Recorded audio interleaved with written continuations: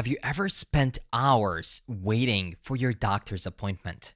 Those days are gone. Because in this course, you'll learn how to build and deploy CarePulse, a healthcare management system with real-time SMS notifications designed to streamline the tedious checkout process. You'll solve a real problem, so don't forget to mention that in a job interview. With authentication, registration for filling out personal information, medical history, and identification, easy appointment scheduling with your preferred doctor, confirmation screen upon successful booking, modal for granting access permissions, and a comprehensive admin panel for scheduling or canceling appointments of any kind with SMS notifications. All of this while learning Next.js with server-side rendering, nested layouts, server actions, and revalidation.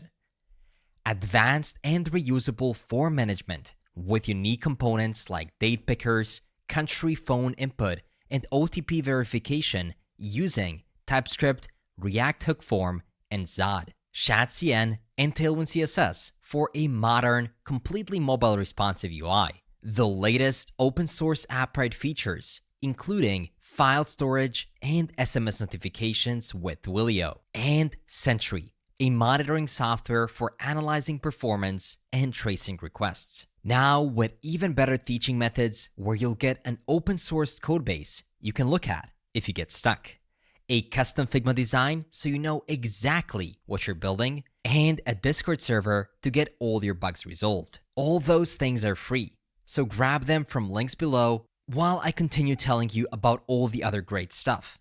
Oh, and all the software we'll use in this course, like Appwrite, ShadCN, and Sentry, is free too, with no credit card required, so that you can follow along with the entire course from anywhere in the world. A basic to medium understanding of React or Next.js is needed. So if you're not there yet, check out our Next.js crash course and come right back. By the end of this course, you'll feel confident enough to build any complex forms.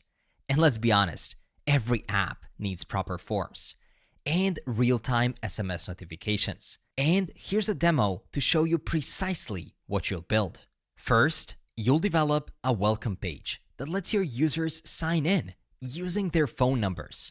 You can choose a country, which automatically fills in its country code, and then type the number. And because this is my first time visiting this page, I'll be redirected to the registration page, where I'll need to register as a patient. There is a ton of info to fill out, including general details like name, email, phone number, date of birth, and more.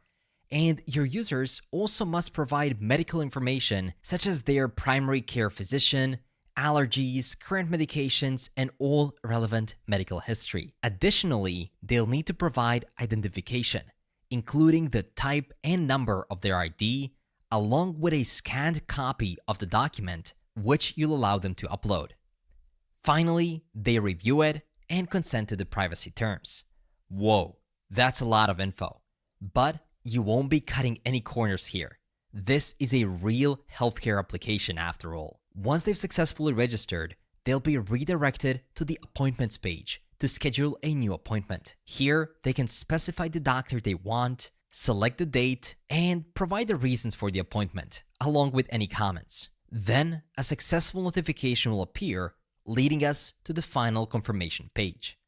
It shows that we've successfully requested an appointment to meet with a doctor, and we'll receive a confirmation SMS from them soon. We can also schedule a new appointment, but let's put that to the side for now and explore the admin side of things. Back on the homepage, you'll notice a small link on the bottom right. Clicking it will open up a modal where you must enter the passkey, 6 once in my case, to access the admin page. And there you have it. We're redirected to the admin page where we find a wealth of health information, including stat cards displaying the total number of scheduled, pending, and canceled appointments. We also have a data table displaying the list of these appointments, information about who's requested them, and 2 actions available for admins to take. If everything checks out with the patient, the admin can schedule or confirm the appointment with the designated doctor, triggering a confirmation SMS to be sent to the patient. Let me schedule it and show you on my phone. There it is, a new SMS confirming that my appointment has been scheduled. Great, I won't have to wait in line anymore. The admin can also cancel the appointment, but they must provide a valid reason. The entire table includes proper pagination and it is fully responsive. In fact, the entire application is designed to work seamlessly on all devices. So, are you excited to build this app? Maybe extend it further and sell it to your local hospitals so you don't have to wait in queues anymore, or just use it as an example of a real-world problem you've experienced and decided to solve with your programming skills. Trust me, recruiters and hiring managers love that. I'm super excited to dive into the code with you. So let's not waste any more time and start coding. To get started developing our great healthcare application, we can create a new empty folder on our desktop and call it CarePulse, which is the code name of our application. Then simply drag and drop it into your Visual Studio Code. And let's get started. First, I will open up the terminal so that we can properly initialize our project. And we'll initialize it using only the latest and greatest technologies. We'll use React for creating web user interfaces. We'll of course use Next.js to power up that React and make it super high quality and efficient. We'll also use TailwindCSS to rapidly style our applications, and ChatCN to get some amazing components right out of the box that allow us to then further style them. We'll also use Appwrite, an open source tool that allows us to add databases, storage, and also SMS messaging to our application. And don't forget that we'll make this app enterprise ready by implementing Sentry, an application monitoring tool considered not bad by 4 million developers. And as I mentioned at the start of this course, you can get a complete Figma design that you can then follow along with. This will give you access to all of the pages, including the onboarding, all the modules like the OTP verification, forms, and everything. So you can use this to build this entire app entirely on your own if you want to, or as additional help to following along with me so you know exactly what you're building and how we can transfer all of the other designs into code. So you can get it now from the link down in the description. But with that said, let's go ahead and initialize our Next.js application by simply copying this command, going back to the code, and running npx create next app latest, and then /, which will create it in its current repository. So let's press enter to initialize it. It's going to ask us a couple of questions. We will use TypeScript, ESLint, TailwindCSS, no source directory, yes to the app writer, no need to customize the import alias. Basically just press enter for all of the options. Let's wait until it gets initialized, and then we can take a look at the starter codebase. There we go. It has been initialized, and what we have here is a typical Next.js application where we have a page, layout, some CSS, and a favicon. So let's immediately clean it up a bit by going to the page and removing this entire main tag and the return statement. What we need instead is just return, and we can return a div that will render an h1 that will say something like home. Great. We don't need anything else. And we can also go into the layout and modify the metadata. We'll call it CarePulse, a healthcare management system. While we're here, we can also go into the globals.css and remove everything besides these 3 Tailwind utilities that allow us to use Tailwind classes.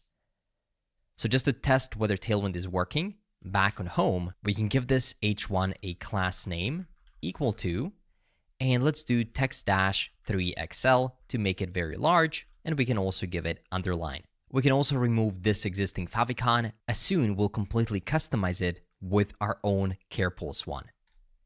Great. So now that we've done a couple of changes, let's go ahead and run npm run dev to check out our app in the browser. Back on localhost, we can see a big underlined home, which means that we are good to start developing it. So let's start with the layout, as that wraps our entire application. We won't be using the inter font, rather we'll use the +_Jakarta_sans coming from Next Fonts Google. So we can just exchange it here and call it font sans.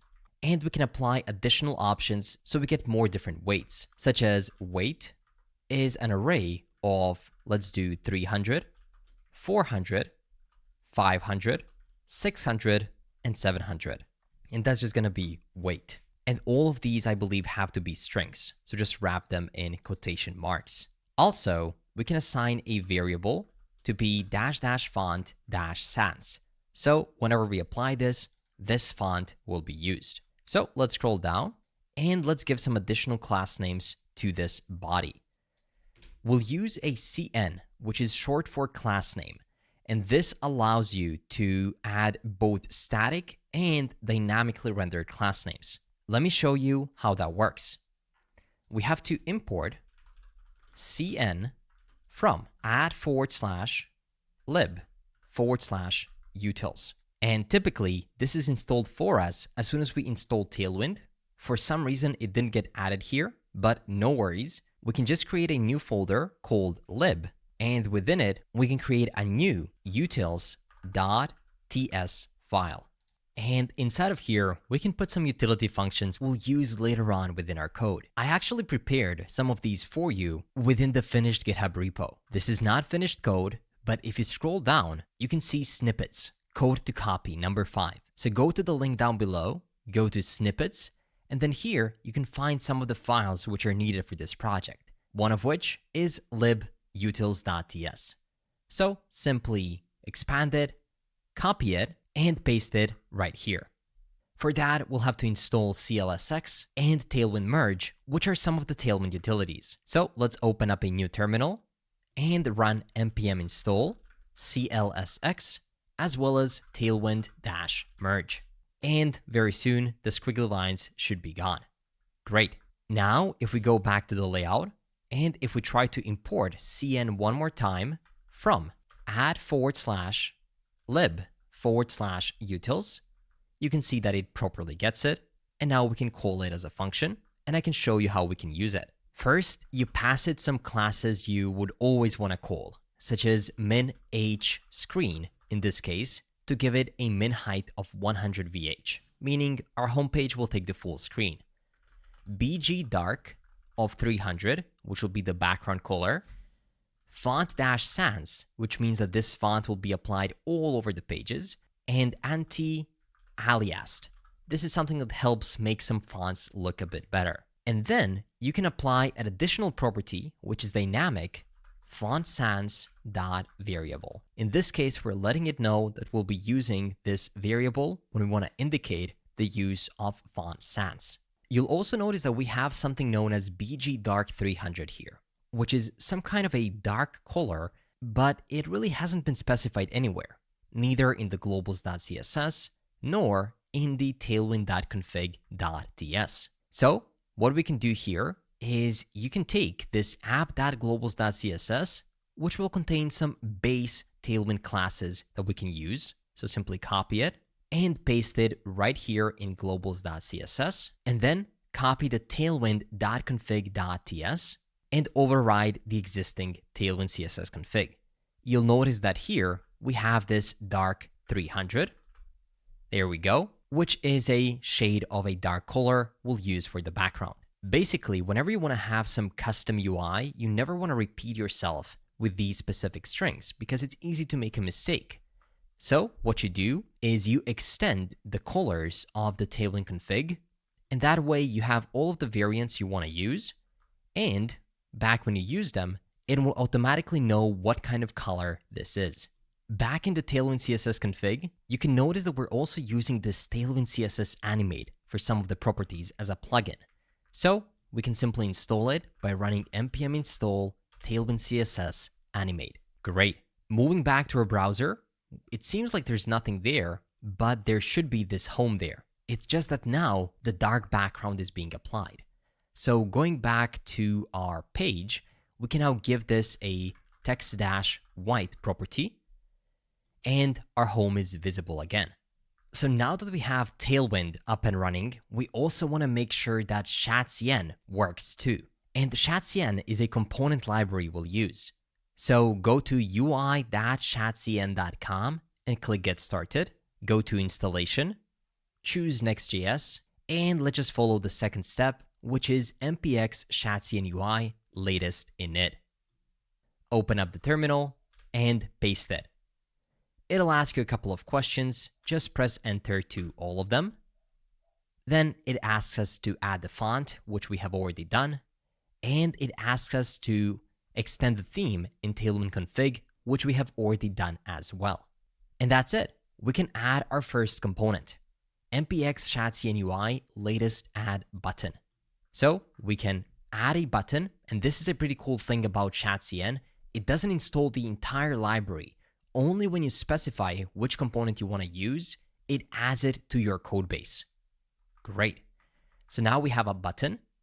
And how do we use it? Well, we just import it and call it. So let's do just that.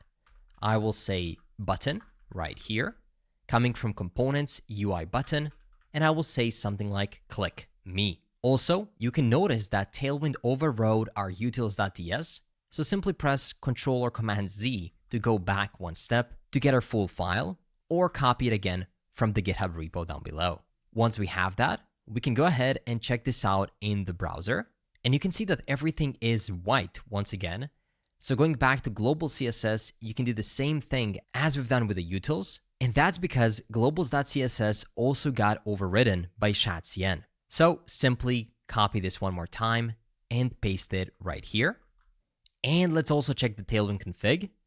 It looks like it overrode these colors as well. So simply press Ctrl Z or Command Z to get one step back and to get all of our great extended colors. And we're back on the homepage. But as you can see now, this click me button is dark and the background is dark as well. We want to find a way to let chatcn know that we want all of the components to be automatically in dark mode because our entire app is in dark mode. So how can we make that happen? Well, if you go to chatcn and click dark mode right here and choose Next.js, it'll tell you to install Next themes. So let's do that. Paste it right here, npm install Next themes, and we can create a new component called theme provider. So let's do that right here. It should be under components, theme-provider.tsx, and paste what you copied. Next, we have to wrap our app in the layout with the theme provider. So let's copy this part right here, go back to the layout, and wrap our children with it. Of course, make sure to import it from components theme provider. And in this case, we'll give it an attribute of class, the default theme of dark, and we don't need anything else. This is it, as we'll only stay on the dark mode. Great.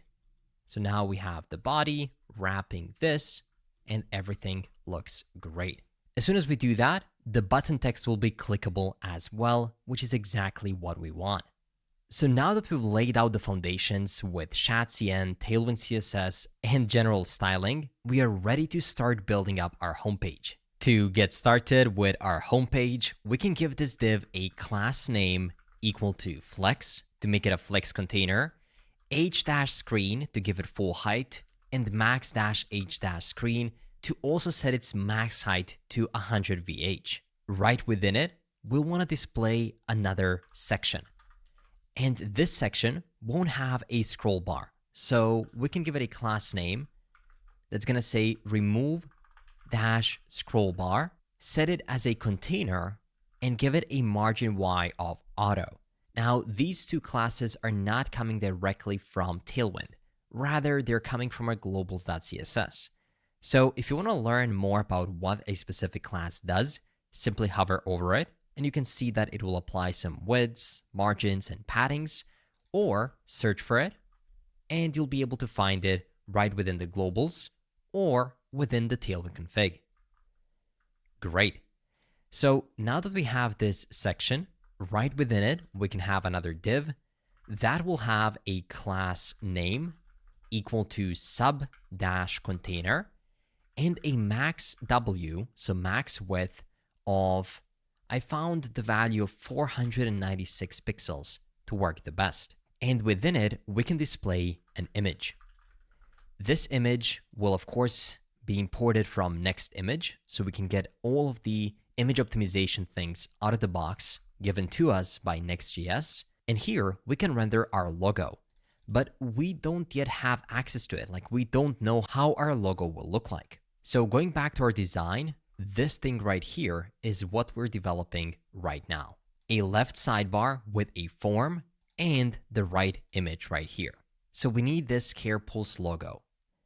How are we going to get it? Well, you can keep selecting it until you get to the logo mark, and then you can just export it right here. And sure, that's simple enough, right? You just download it and that's it. But just so we don't have to download every single image right here, I have already exported all the illustrations, icons, and more from this Figma design, so you can get them all in one package. You can find them within this GitHub README. If you go below the snippets onto the assets, click here, and simply download them from Google Drive. It might tell you that it cannot scan them as there's some viruses, but don't worry about that. I'm not trying to hack you. I just want to give you the actual icons. So once you download them, simply unzip them, remove the existing public folder, and then drag and drop the new public folder right to the root of the directory and say copy folder. And you'll be able to see a public folder with all the assets. Great. If you have that, we can give this image a source equal to /assets/icons/logo-full.svg. We can also give it a height of about 1000, a width of about 1000 as well, and we can give it an alt equal to patient and a class name equal to margin bottom of 12, h of 10, and w-fit. And we can save it. Finally, if you go back to localhost 3000, you should be able to see something that looks like this. Pretty simple so far, I know, but soon we'll add an entire patient form right here. So let's actually go below the image and let's create that component, which will soon become our form. We can go to the components folder, create a new folder called forms, and within it, we can create a new file called patient form.tsx. In there, you can run RAFCE, which will create a basic React arrow function that looks like this, allowing you to simply import it right here by saying patient form, coming from components, forms, patient form. Going back, you can see a simple text that says patient form, which will update soon. For now, we can do the rest of the homepage by creating a new div below the patient form, and this div will have a class name equal to text-14-regular, and for now, we can simply give it a copyright sign. I typically just Google that, so copyright sign copy. That's going to be this symbol right here. Copy it and paste it here. Yep, that's the one. 2024 Care Pulse. And you should be able to see it here. Let's style it better by giving it a margin top of 20. Flex. Justify dash between. And we can actually put this within a p tag. So copy it, paste it within a p tag, and give it a class name equal to justify items end text-dark -600, and on extra large devices, text-left. Below this p tag, we can have a link component, which we can import from next link. It will render a text that says admin, and it will have an href pointing to /admin is equal to true, with a class name of text-green-500 to indicate that it is clickable. And finally, after we exit this entire section, we can render our big image. This will be a self-closing image with a source equal to /assets/onboarding-img.png, and we can give it a height of 1000, width of 1000, an alt tag equal to patient, class name equal to side-img, and a max W of 50%, so it takes 50% of the screen. If you do this, you'll be able to see something that looks like this. We have a great welcoming doctor on the right side, indicating that we can trust them with our information. So what do you say that we focus on creating this patient form next? We can go back to the homepage, and believe it or not, the homepage is completely done. The only thing we'll add later on is the OTP verification. So I can add a comment right here to do, and we'll make it OTP verification, also known as the pass key modal. What I'm referring to is this thing right here, where if we want to join the admin panel, we're going to have this verification. But more on that later. As for now, we'll be focusing on the patient form. So let's navigate over to the patient form. To start working on the patient form, we have to set up our forms in general. So you can think of this lesson as a masterclass in creating complex and reusable forms. We'll be using ShadCN, and they out of the box leverage React Hook Form and Zod. And they say it themselves, forms are tricky. One of the most common things you'll build in a web application, but also one of the most complex, at least if you want to do them well.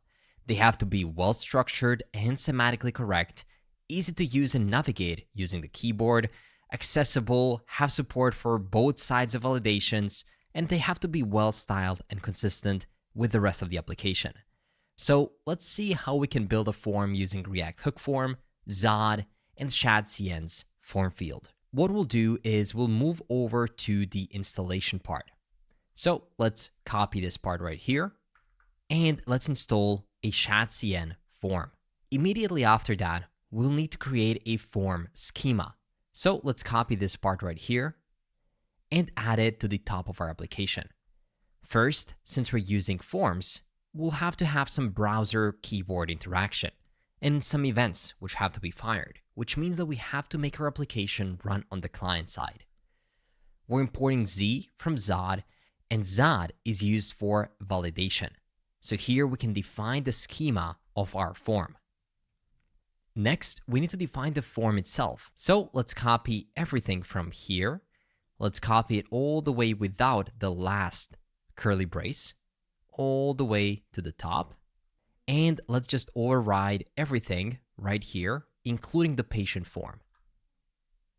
And we'll just have to rename the profile form back to the patient form, and we'll have to properly export it by saying const patient form is equal to an arrow function, and we're exporting it at the bottom. So what we have done now is we have imported the Zod resolvers and use form from React Hook Form, which allows us to define our form. So we're defining our form right here at the top, and we're saying that this form will be of a type form schema, which right now contains only a username of minimum 2 characters. And you can even provide additional messages for validation. Next, we define an onSubmit handler where you render some logic that happens once the user submits the form. And finally, we have the UI. So going back right here, we can actually build our form using the form component. So we have to copy all of the imports and paste them right at the top. We have already installed a ShadCN button and a form, but now we have to also install an input. So we can simply say npx ShadCN UI latest add input. And now that we have the imports, we can also just copy the actual form usage. So let's take it and let's replace this div with the form that we just copied. And of course, we can properly indent it. And that's it. We're done. Our form should look something like this. So let's check it out. Hey, that looks great. We have the username, ShadCN right here. This is your public display name, and we can actually type something, and it looks good. We also have a button to submit it, and the button has complete validation. So it says username must be at least 2 characters, and it won't let us pass if we don't add at least 2. So there you have it. This is your simple form. But now let's extend this even further. Let's first do some basic styling by giving it a space -y of 6 and a flex of 1.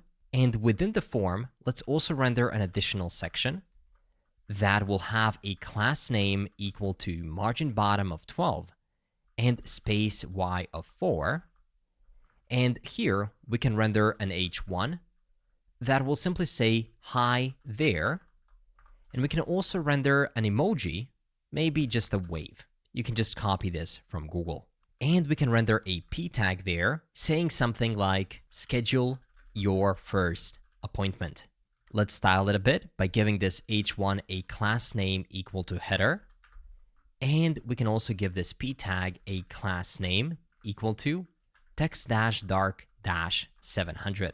Going back, this looks much better. And after that, we immediately have our form field.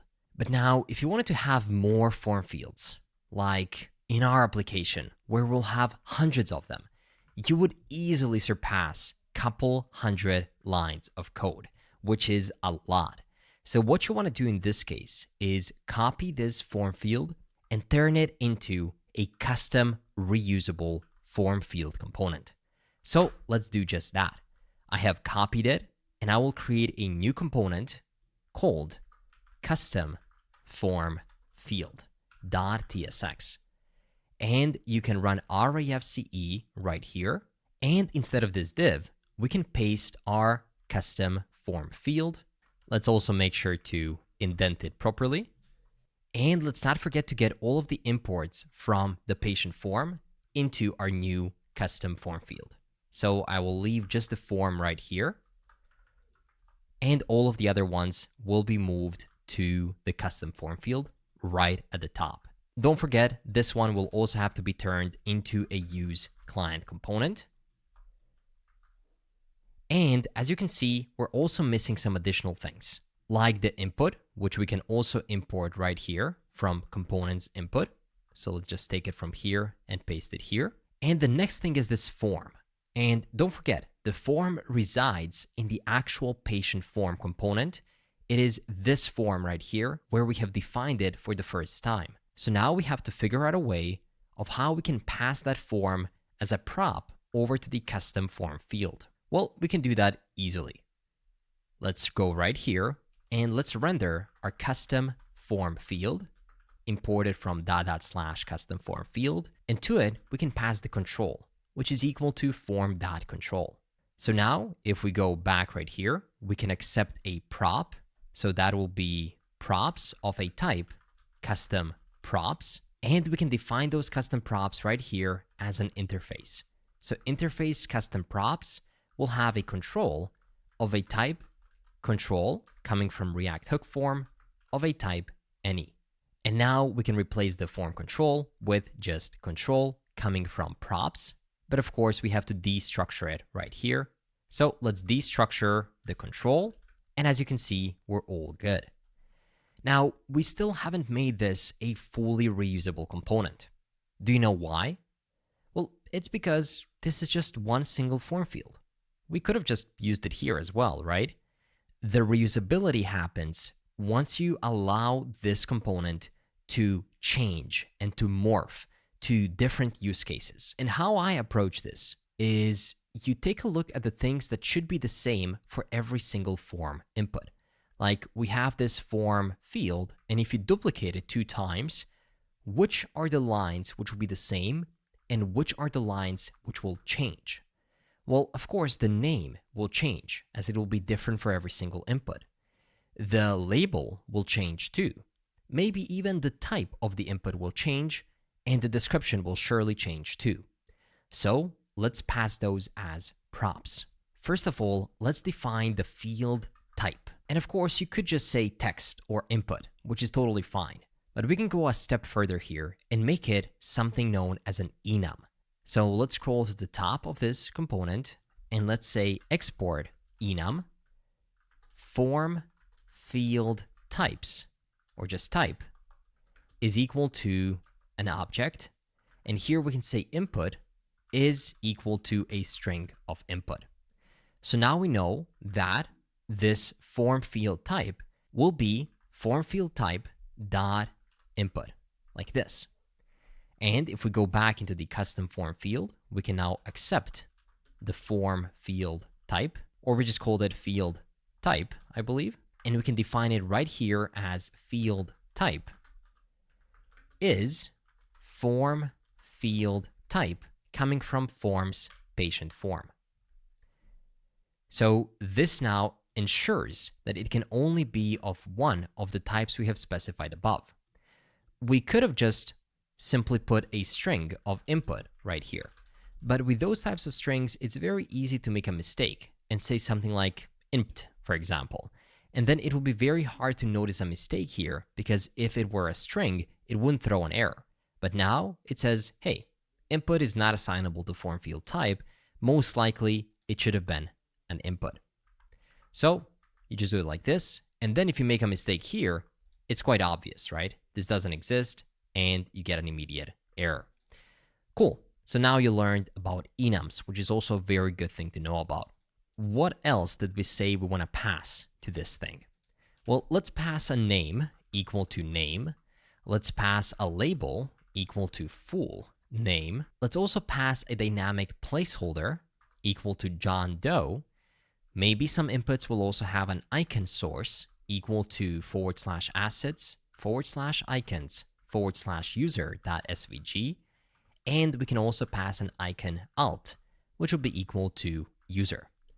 So all of these things will be different for every single input. And now that we're passing them, we can just go into here, we can accept it, and then just use it.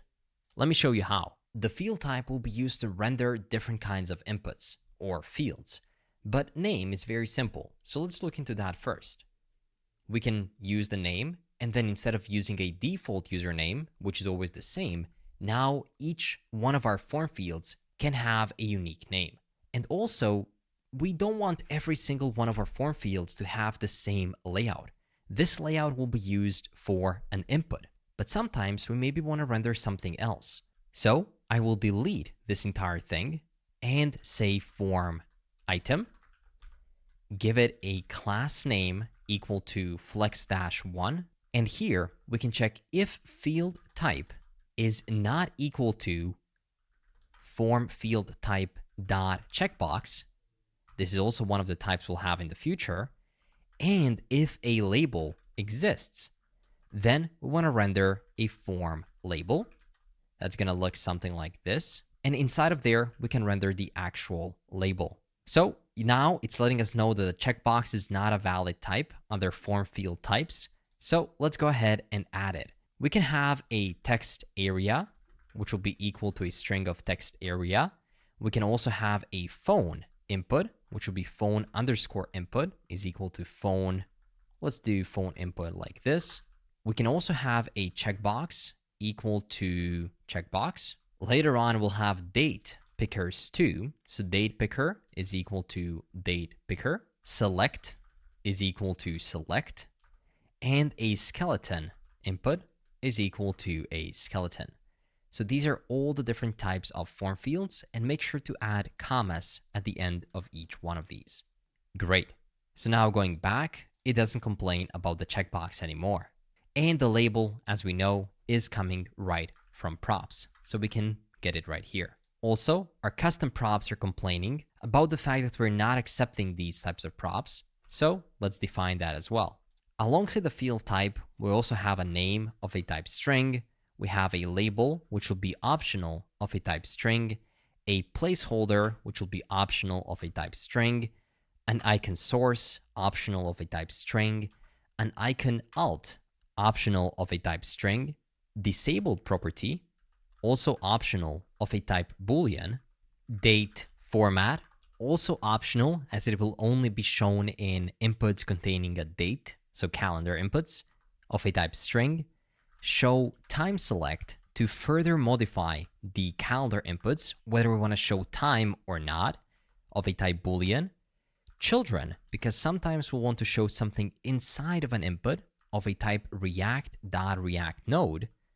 We also have a render skeleton, which will be a function accepting a field and returning a React node. This is typically used when we want to show a loading state for an input. And I think that'll be enough for now.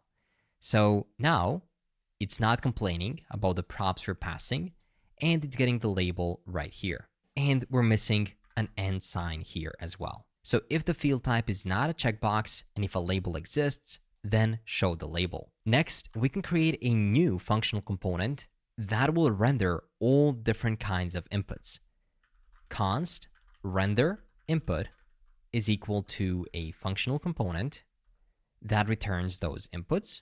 For now, let's make it return a single input like this. We can just pass the type text and the placeholder. That's good enough for now. And we can render this render input right here. To it, we'll pass the field equal to field, so we know what kind of field we want to render. So maybe render field will be a better name. Let's rename it render field, because input is only one type of fields that there are. And we can also pass all the other props we're passing into the custom form field by doing it like this. So this means that we cannot destructure these properties right here at the top. We have to leave the props exposed, but we can destructure them right here. Const, and then get this out of the props. This allows us to destructure them, but also pass the entire props object right here as well. Now we can also let TypeScript know what the render field will be accepting. It'll be getting a field as well as props, and this will be of a type. Field is of a type any, and props is of a type custom props. There we go. And then just at the bottom, we can render a form message, to which we can just pass a class name equal to shad-error. So you can see how we're making this component much more reusable. It changes the name, it changes whether it shows the label or not, the form message, and also we can render different kinds of fields depending on the form field type. So going back to the code, you can see that we now have a full name and we still have an input. So let's collapse this custom form field and let's actually focus on this render field, because this is where we can customize this form field further. Let me show you how. Instead of always rendering an input, we will just return a switch case. So we can say switch, and switch typically takes a key. It will be of a props.field type and a value, which can be form field type dot input, like this. So only if the form field type is an input, then we can return something. Let me show you what. We can return a div that will have a class name equal to flex, rounded-md, border, border-dark-500, and bg-dark 400. So now we're creating the layout around the actual input. You can see how that will look like. Next, only if props.iconSource exists, then we want to render the actual icon. So we can render an image. Of course, this would be a Next.js image. We can give it a source equal to props.iconSource. And just so we don't have to say props this and props that, we can destructure the props further right here by saying const, and then destructure the field type from props.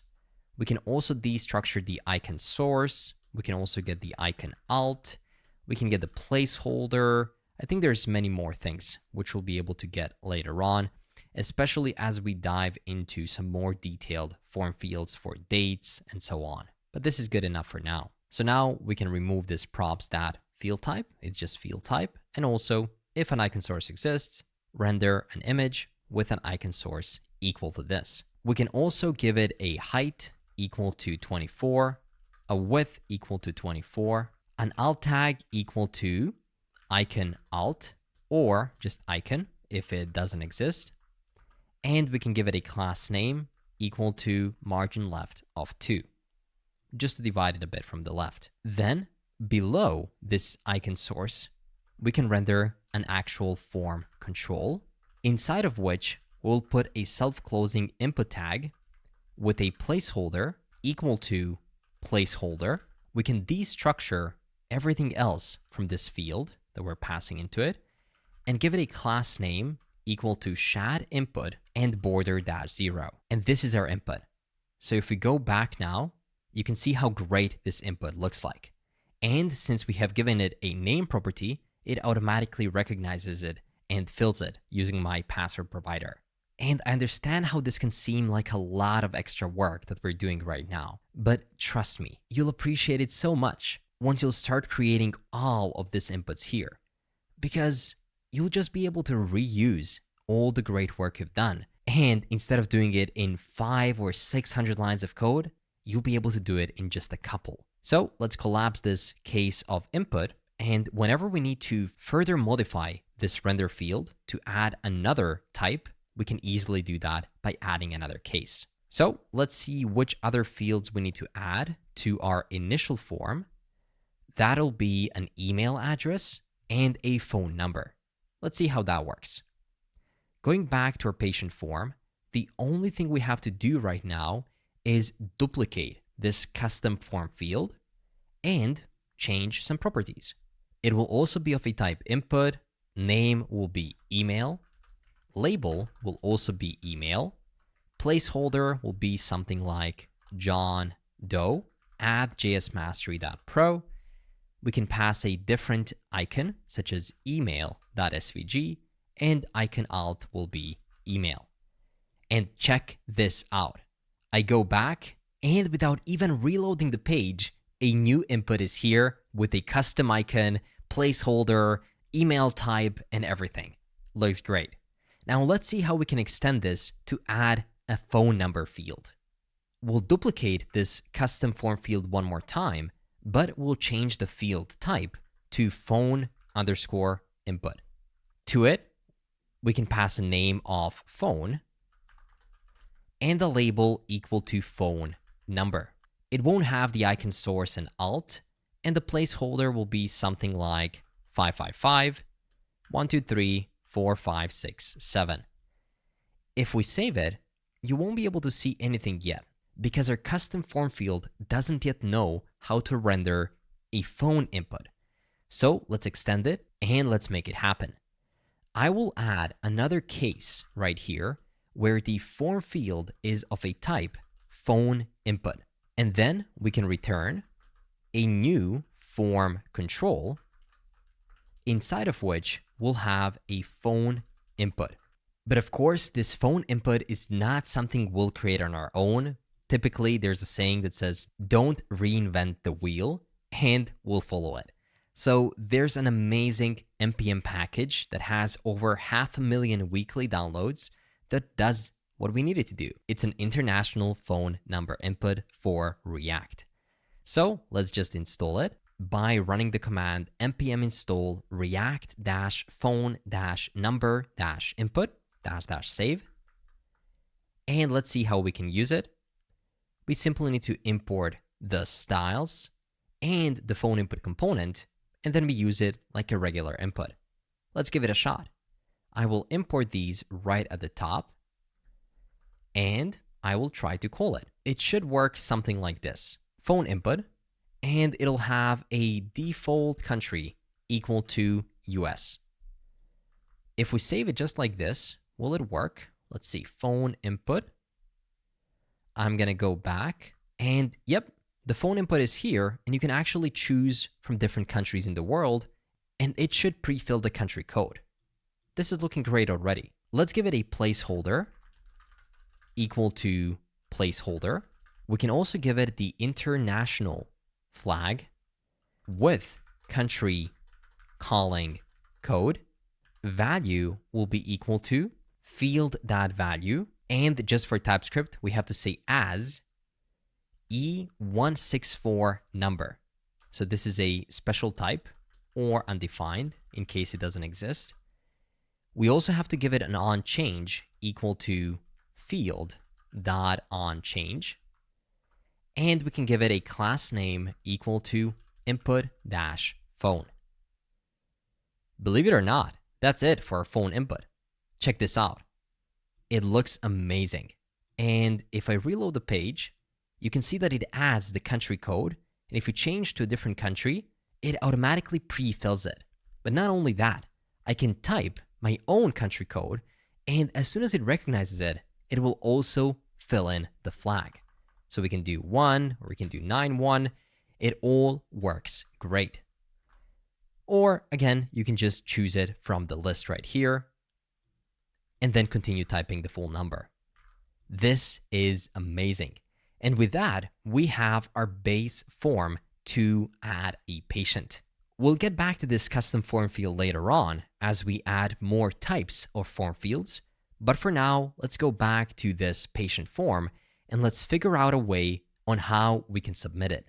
Instead of having a regular submit button, we'll create a new custom component. Let's call it submit button.tsx and run RAFCE. Immediately after, we can just call it right here, self-closing submit button, coming from /submit button. And to it, we can pass the isLoading property, just so we know when to stop a button from submitting if it's already loading. And we can dive into it and start implementing it. Through the props, we can accept isLoading, class name if we're passing some different class names, and children if we want to expand its looks. And we can define that as button props. We can define the types right here by declaring an interface of button props. It'll have the isLoading property of Boolean, class name, which will be optional, of a type string, and children of a type React node. And the only thing we have to do here is render an actual button. So let's render a button coming from /UI button. Let's give it a type equal to submit. It will be disabled if it's currently loading. So if is loading disabled. And we can give it a class name, which will look like this. If we're passing some custom class names, then render that, else render a shad-primary-btn and give it a W of full. Next, if is loading, in that case, we want to show a div, which will show the loading state. Else, we can simply return the children, meaning the button itself. This div that will render the loading can have the class name equal to flex, items-center, and the gap of 4. And within it, we'll render a Next.js image that will have the source equal to /assets, /icons, /loader.svg with an alt tag of loader, a width of about 24, a height of about 24.2, and a class name equal to animate-spin. And below it, we can simply say loading ... Now, let's see why this button is complaining. It says button is not defined, so we have to import it from UI button. I think we are good now. So if we go to the patient form, let's see if we're properly calling it. Oh, it's expecting children. So it's not self-closing. Rather, we need to pass the text inside of it. So we can say get started. Also, don't forget that this isLoading is not defined. So right at the top of our form, we can define a new use state called isLoading, set isLoading, and at the start, it'll be set to false. Don't forget to import use state from React. If we do this and go back, you can now see this beautiful get started button. And with that, the UI for our auth form is done. There is one thing that we have to fix though, and that is validation. Right now, if you click get started, it won't really try to validate things. And even if it did, it would only try to validate the username, which we don't technically have as our field. So we have to make it have different values here in the default, such as name at the start empty string, email at the start empty string, and phone at the start equal to an empty string as well. But you can see that it's complaining, saying that these don't adhere to our form schema. And typically, it's a good idea to extract this form schema into a new file to keep it all tidy. So let's copy this, take it away from here, and go to our lib, within which we can create a new file called validation.ts. There, you can paste this, and don't forget to import z from Zod, as that's what we use for validation. Next, we can rename it as user form validation. Name will be a string with a minimum of 2 characters, and we can further extend this if you want to. So minimum of 2. If it's not 2, then we can provide a message saying something like must be at least 2 characters. We can then duplicate this. We can do something like a max of 50. That's going to look like this. And we can say name must be at most 50 characters. Next, we can also add a validation for email, z.string.email, invalid email address, and also for phone. So phone will look like this, z.string.refine, and then here we can define how a phone input should look like. And here we can create a regular expression that matches phone numbers. So we can open up the regular expression, and you can see that my GitHub Copilot automatically fills this out. Pretty cool. And if it doesn't autofill it for you, that's totally okay. You can just pause this video and copy it out. But most likely you're going to make some mistakes while copying it. So I would highly recommend just going to the GitHub README and copying this regular expression from there. It should look something like this. And finally, we can provide a message that's going to say something like invalid phone number. Now that we have our validation, we can also export it by saying export const user form validation. And instead of form schema, we can now exchange these 3 occurrences with user form validation, which we can import from lib validation. And why is it complaining about a name? It says that the name does not exist here. Oh, I called it username. It should have been name. And now you can see it's good. So now that we know that we are properly tracking everything, we have to focus on submitting this form. So are we actually getting those values in there? And once we are getting them, what are we going to do with them? We want to create a new patient. So at the start of the submit, we can set is loading to be true because we're performing some kind of an asynchronous action. So we also want to make this an async function. Next, we're going to open up a try and catch block. In the catch, we can simply console log the error if something goes wrong. And in the try, we can form the user object. We can destructure the values from the form. That'll be name, email, and phone from the values right here. So name, email, and phone. And we can simply say name, email, and phone are the only things that this user will have coming from our form. And this technically is not a real user because we haven't yet created it or passed this anywhere. This is currently the data for the user. So let me call it user data. We have to take this user data and pass it somewhere to create this user in the database. In this case, we'll be using Appwrite, which means we'll have to call some kind of a function that looks like this: await create user to which we pass the user data. And then that spits out a new user, which we can define into a user variable. And finally, if we have that new user, we can use the router to push to the registration form. So let's define that router above by saying const router is equal to use router coming from next navigation, not next router. Make sure that it's coming from next navigation. And if everything goes according to the plan, we can say router.push /patients /user.$ID /register. And of course, this has to be a template string because this user ID will dynamically be coming from Appwrite's database. So for now, let's comment this part out because we haven't yet created the create user function. But it's so good to know that the entire front-end part of our form is completely done and it's waiting for us to connect it to the backend. So let's do that next. For the authentication, databases, storage, and even messaging in our case, we'll use Appwrite. It's an open source backend as a service tool that just makes your life so much easier. So to follow along with me and see exactly what I'm seeing on the screen, click the link below this lesson to come to this page and then click Get Started. Next, you can sign in. I'll use GitHub. And as you can see, I'm using Appwrite for a couple of other applications as well. In this case, let's go ahead and create a new project. Start with JSM underscore and then give it a name. I'll call it CarePulse. You'll have to do something else, of course. And click Next. You can choose a deployment region and click Create. And there you have it. The project has been created, so we can start initializing our Appwrite project. First, we can copy this ID at the top of your project and create a new file right here in the root of our directory called thatenv.local.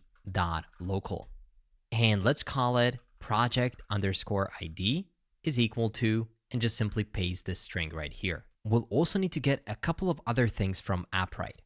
So let's head over to integrate with your server and click API key. Let's choose an API key name. I'll do something like JSM_CarePulse and click Next. And I will give it permissions to all the scopes and click Create. Now we have this API key secret, which you can copy once again, and we can add it right here. API_key will be equal to this key that we just copied. Next, let's go to databases and let's create a new database. We can give it a name of something like CarePulse_DB, leave the ID empty and click Create. It will also give you an ID of that database. So copy it and add it right here as database_ID. Next, we need to create different collections within this database. So click Create Collection, and let's call the first one Patient. This will be our patient collection, and click Create. Immediately, you'll be given an ID of that collection. So copy it and paste it right here as patient_collection_ID is equal to the ID that you just copied. We can go back for a second and create a second collection. It'll be called a doctor collection. So we can just call it doctor. And we can also copy its ID, and that'll be called doctor_collection_ID. Make sure to replace the actual ID. And finally, we'll need a collection in the database for appointments.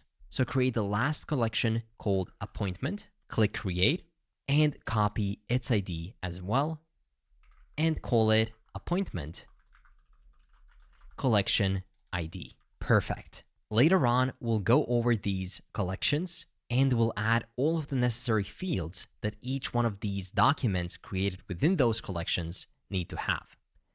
We'll also use storage to upload identification documents from people. So we need to create a new storage bucket. Let's call it something like CarePulse_storage. Click Create and also copy its ID. And we can call it next_public_bucket_ID. We're prepending it with next public as we'll have to use it on the client side as well. And this will be equal to the ID that we just copied. So now that we have done all this great work of collecting all of our keys, let's put them to use. I will head over to our lib folder and create a new file called appwrite.config.ts. And here we can destructure all of those environment variables by saying const, open up a new object sign, and say is equal to process.env. That means that we're destructuring all of them from here. We can destructure things like the project ID. We can also destructure the API_key, the database ID, as well as all the collections like patient collection ID, doctor collection ID, and the appointment collection ID. We can also destructure the next_public_bucket_ID and maybe just rename it to bucket_ID so it's easier to get it. And I think there's one more which we'll need to get, which is the actual endpoint. So we can say next_public_endpoint, and we can just rename that to endpoint as it's going to be a bit easier. So let's just make sure to go to our envs and add that endpoint. I'll add it at the bottom, next_public_endpoint. endpoint. And for now, I will set it to localhost 3000. Later on, we can change this for the deploy domain of our application. Cool. Going back, let's put those envs to use. I will open up my terminal and install by running npm install node-appwrite and press enter. This is Appwrite's node setup, node client. So let's set it up by saying const client is equal to new SDK dot client. And of course, we have to import this SDK from Appwrite by saying import everything as SDK from node Appwrite. And now we have this access to this node Appwrite SDK or client, and we can set different things on this client, such as client dot set endpoint will be equal to the endpoint, which is coming from our environment variables. We can also add an exclamation mark at the end, just so we let them know that, hey, it actually exists. We know that it is there. Next, we can set the project of our Appwrite config by saying set project and pass it the project ID. And finally, we can set the API key. Once we have all of that, we can expose or export different functionalities coming from that Appwrite client, such as export const databases is equal to new SDK dot databases, to which we pass the client which we just created. And we can repeat this for all the other SDKs by passing this new client we have created, such as storage SDK, to which we pass the client. Next, we have, well, we don't need the functions SDK, but if you wanted to use it, you would just do this. After functions, we also have the users SDK, implementing authentication. And finally, we have messaging. So instead of functions, let's just define it as messaging, and also messaging right here.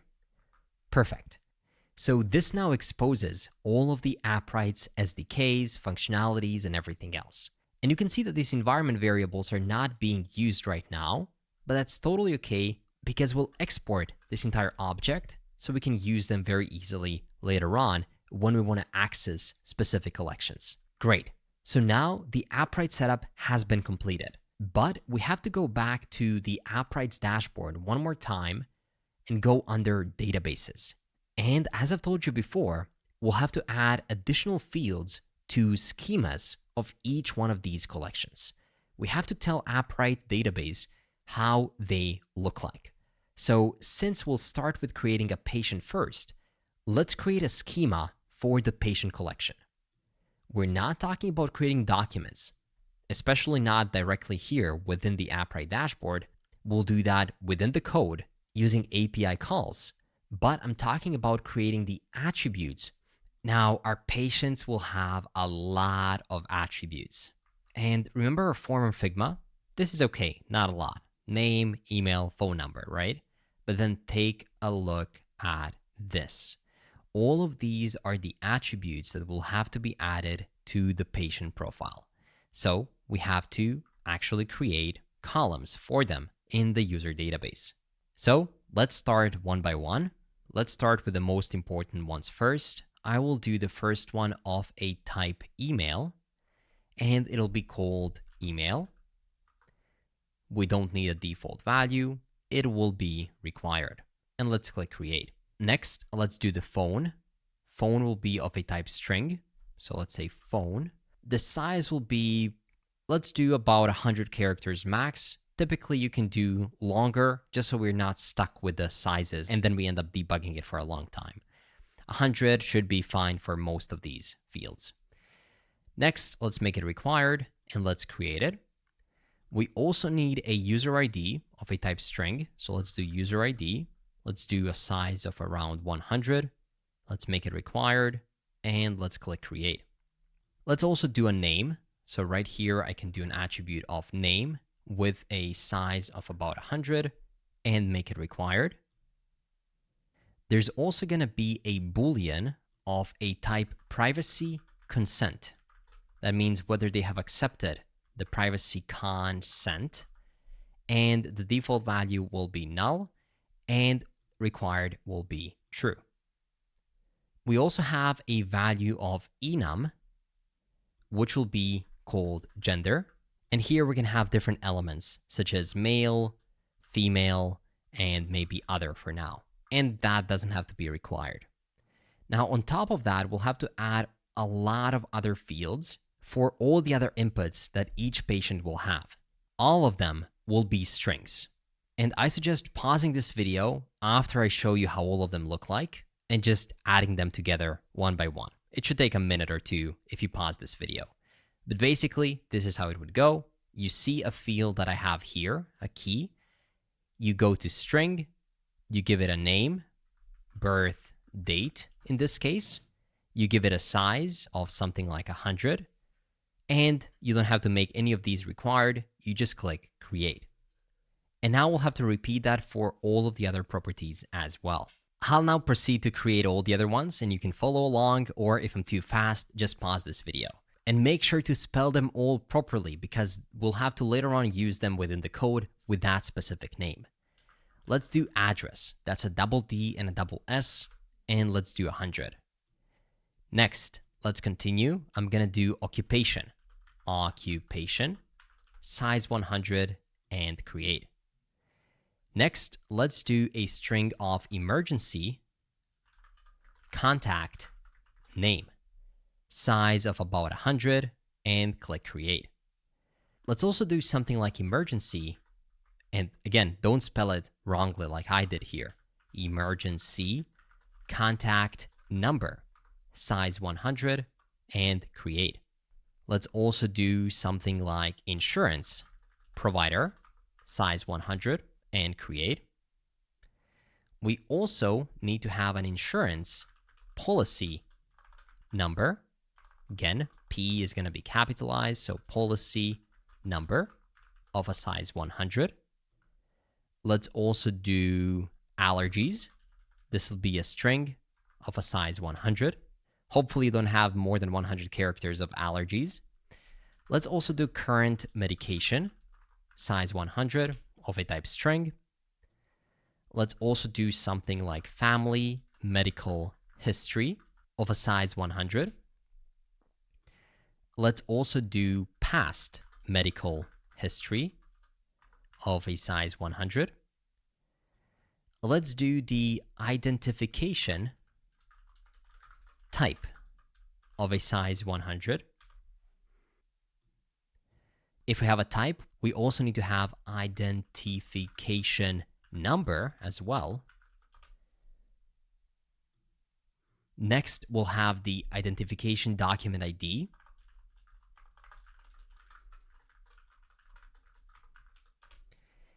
And we'll have the identification document URL. Okay, because this will be an actual document or a photo or a scan of a document that we'll have to upload somewhere. And we'll have an ID of primary physician of a size 100. I believe that's it. In total, we should have about 22. So feel free to pause this video and create some if you're missing, and make sure to check out that the names are good. It should be exactly the same as what I have here, so that way we're not facing any problems in the code. Also, an important thing is you have to go to the patient collection settings, and we have to allow for all roles. So just give it permissions and say any, and then add all permissions right here and click update. And repeat the same for appointment, permissions, any, create, read, update, and delete. And do the same thing for the doctor. Settings, permissions, and let's also do any, and we can do create, read, update, and delete. That's it for now. We can focus on the doctor and the appointment later on. What we care the most about right now is creating those patients. So with that in mind, Appwrite has been set up and configured, which means that we can create a new folder within the lib folder called actions. And within actions, we can create a new patient.actions.ts file within which we can create and export a new function, create user, which is an async function that accepts a user of a type create user params.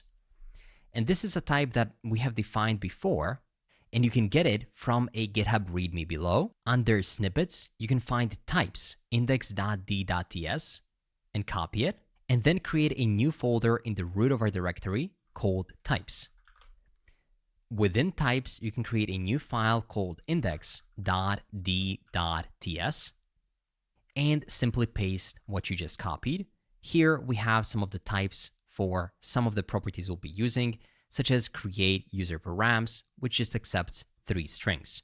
So now it will automatically recognize it right here and know that the user is of a type, name, email, and phone. Alongside these types, we can also get the types for some Appwrite models, which will allow us to much more easily understand what is under each one of these models. And this will contain all of the columns which we have just added to Appwrite dashboard. So copy this as well and create a new types file under the types folder called appwrite.types.ts and paste them right here. This way, whenever you're using a patient, you'll know exactly which properties does it have. Great. And make sure that the U in create user is capitalized. Now, remember, we were back in the patient form, if I'm not mistaken, and we had these 3 lines commented out. So now we can uncomment them, and we can import create user from lib actions patient actions. This is the function we want to work on. Remember where we were? We're accepting name, email, and phone from this great looking form right here. And now we're passing it into the create user function, inside of which we can create the logic for creating a new authentication Appwrite user. So let's do that next. To create an Appwrite user, we'll refer to Appwrite documentation. Here, we can see how easy it is to create a new user. Essentially, we're just authenticating them, adding them to the user's database. And to do that, we have to set up the SDK, set up the client, set up the user's SDK, as we have done already. And then the only thing we have to do is call users.create and pass the user ID and add other optional parameters. So let's do just that. Going back here, I can open up a new try and catch block. In the catch, we can say if there is an error and if error ? Code is equal to 409, then that must mean that a user already exists. So we can say const existing user is equal to await users coming from Appwrite config dot list, and we want to list the user where query dot equal of email is equal to user dot email. And of course, we're getting the query from node Appwrite. So we're just filtering the database and finding the existing user. And if they exist, we're returning the existing user dot users 0. Great. So this is actually returning documents, not existing users. So we can say documents dot users 0. And for TypeScript, we can set the error as any. And we can now focus on the try part of the block, where we can create a new user, and it'll be equal to await users.create. And to it, we need to pass a new unique ID, which is equal to ID coming from node Appwrite dot unique. And we also need to pass the user email, so user.email. We can pass the user.phone. Next. Then we can skip the password and pass undefined as we don't have it. And finally, we can pass a user.name. And how do I know that we have to pass these parameters? Well, we have seen it in the documentation as well. First is the ID, then the phone, then we have the password and the name. We're passing all the right props and we're calling the right method. But taking a quick look at the create user right here, I noticed that I set the endpoint wrongly. The endpoint should actually be pointing to Appwrite's endpoint and not our localhost 3000.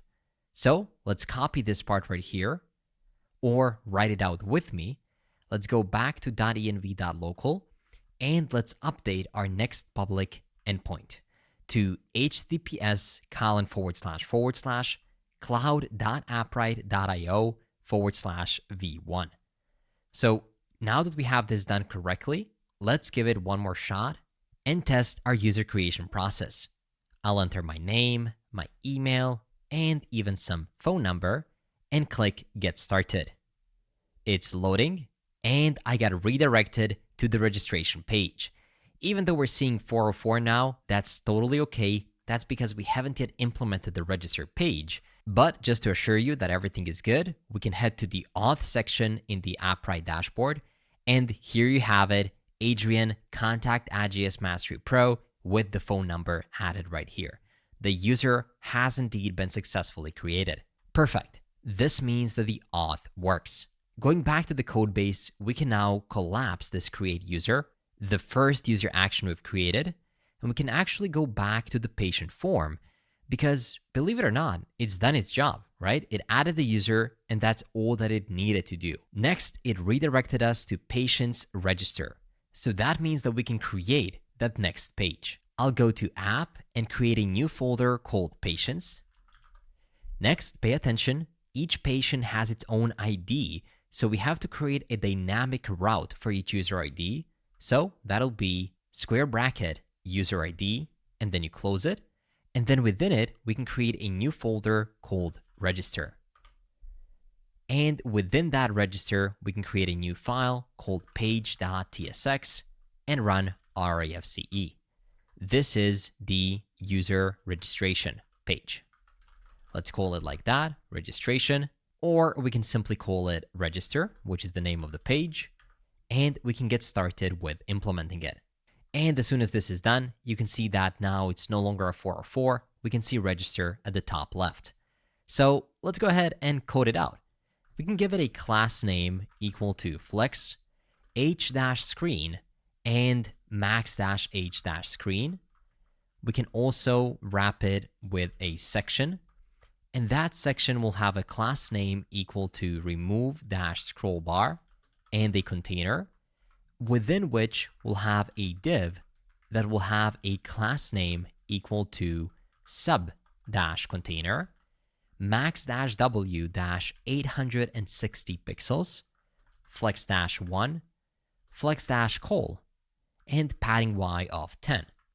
And within it, we can render an image. Of course, this is a next image, and it'll have a source equal to /assets /icons /logo.svg with a height of around 8,000, a width of around 1,000 as well, an alt tag of carpools, and a class name equal to margin bottom of 12, h of 10, and a w of fit. If we save it and go back, we should be able to see a carpools logo, but I think it should be logo-full. And there we have it, looking good. Now, this page shares some similarities to the original page that we had. Of course, I'm talking about the homepage here, right? We have the section, the div, the image, then the patient form, and then all the other stuff right here at the bottom. So actually what we can do is we can just copy this entire homepage, okay? Bear with me. Copy this entire homepage all the way until the bottom and replicate what we have done so far within the registration page, because all of it is almost exactly the same. Okay, I'll explain how, but comment out the patient form and make sure to import the link from Next.link. And then instead of onboarding image, change it to register-img. And instead of giving it a 50% width, let's give it a 390 pixels width. So this is just a bit less than before, and save it. And if you go back, you'll see a similar page that we had before with a new image on the right, but our thing on the left is completely blank. So what we have to do is, instead of rendering the patient form, instead we need to render a register form. So let's create a new form in the forms folder and call it register form.tsx. For now, we can basically just copy the entire patient form and paste it into the register form, because we'll just expand on what we have there and just call it here, register form, just like so. And it won't allow us to automatically import it. That's because we have to change the name right here, register form at the bottom, as well as register form right here at the top. So now if we go back and import it and go back, you can see it nicely right here. It seems like homepage, but this is actually register, because we'll completely change the inputs that we show right here. But there's one difference here. Now we already have the information about the user that is being registered. The user is already authenticated, but we need to register them. So for that reason, we can create a new patient action, export const get user, and it'll be equal to an async function where we take in a user ID of a type string and open up a try and catch block. In the catch, we console.error, the actual error, and in the try, we simply get a user by saying const user is equal to await user.get, and we pass the user ID to it, and then return parse stringify the user. So now if we go back, we can just say const user is equal to await, of course make sure to make this component async before, and say get user coming from lib actions patient actions. To it, we need to pass the user ID. And how do we get the user ID? Well, we get it from params, because it is stored right here in this dynamic URL property. So we can destructure the params and then destructure the user ID from it. And we can give this a type of search param props. Great. Now on this page, we won't have any OTP verification, so we can remove this. And now that we have the user, we can pass it over by saying user is equal to user to the register form. We can move over to it and we can accept that prop. So we can say user is of a type user, like this. And we can clean this form up a bit, because we won't be needing any form field types that was used before. So instead, we can simply import them from where we used them before in the patient form. And also we can just keep a single input just for reference, but we'll be adding a completely new set of inputs all across this component. So for now, let's just keep one. Okay, this is where we're at right now. And this is what we had before, but this is what we want to achieve. I mean, take a look at this beefy form. There's 2 columns of actual inputs, and there's many different categories of data, such as the personal info, medical info, identification verification, even with personal identification image uploads, and even some checkboxes for consenting to different privacy terms. So this is a proper form. So let's turn this into this by putting our code and the browser side by side, just so we can more easily ensure that we cover all of the fields that we can see here in the design. So we'll keep comparing this to the final version to make sure that we didn't miss any fields. Let's start with the space above the form first. Instead of space y6, we can give it a bit more space of 12 right here. And then with the section between, we can also give it a space y of 4. Inside of it, instead of saying hi there, we can now say welcome, as they are authorized. And we can say, let us know more about yourself. Something like that should be good. We can also create another section by duplicating this one, and this one will only have a p tag. It'll be space y6, and it can say something like personal information. And this will be an h2 that will have a class name equal to sub-header. So let's properly close it. And let's also put it within an additional div, just for positioning reasons, that will have a class name equal to margin bottom of 9 and space dash y of 1. And now we can put this h2 right within it. So if we save this and go to our current application, you'll see something that looks like this. Oh, only after we fix the error, of course. There we go. One reload did it. So now we have welcome, and then we have personal information. Now we can start creating all of those fields. First, we'll have a name. So basically this can remain as it is. We just don't need the label in this case. Next, we'll have email and phone. So these are the same pieces of information to be collected on the homepage, but we can also include them here just to have a complete form. So I'm going to go to the patient form, and I'll just take those two inputs that I deleted before. There we go. Copy them, and instead of pasting them immediately, I'll put them within a div. So this div will have a class name equal to flex, flex-call, gap of 6, and extra large devices, it'll be flex-row. So they will appear one next to another. And here I can paste those two custom form fields, both of type input, first one email, and second one phone number. That's going to look something like this. Let's compare it with the design, and you'll see that this is how it's supposed to look like on desktop. So if I zoom this out a bit, we can see, well, we maybe could see what's happening on desktop, but now this image is taking way too large portion of the screen. Let's see if I made a mistake here when rendering that image. Oh yeah, definitely. I have an extra square bracket at the end. If I save it, now you can see that this makes much more sense.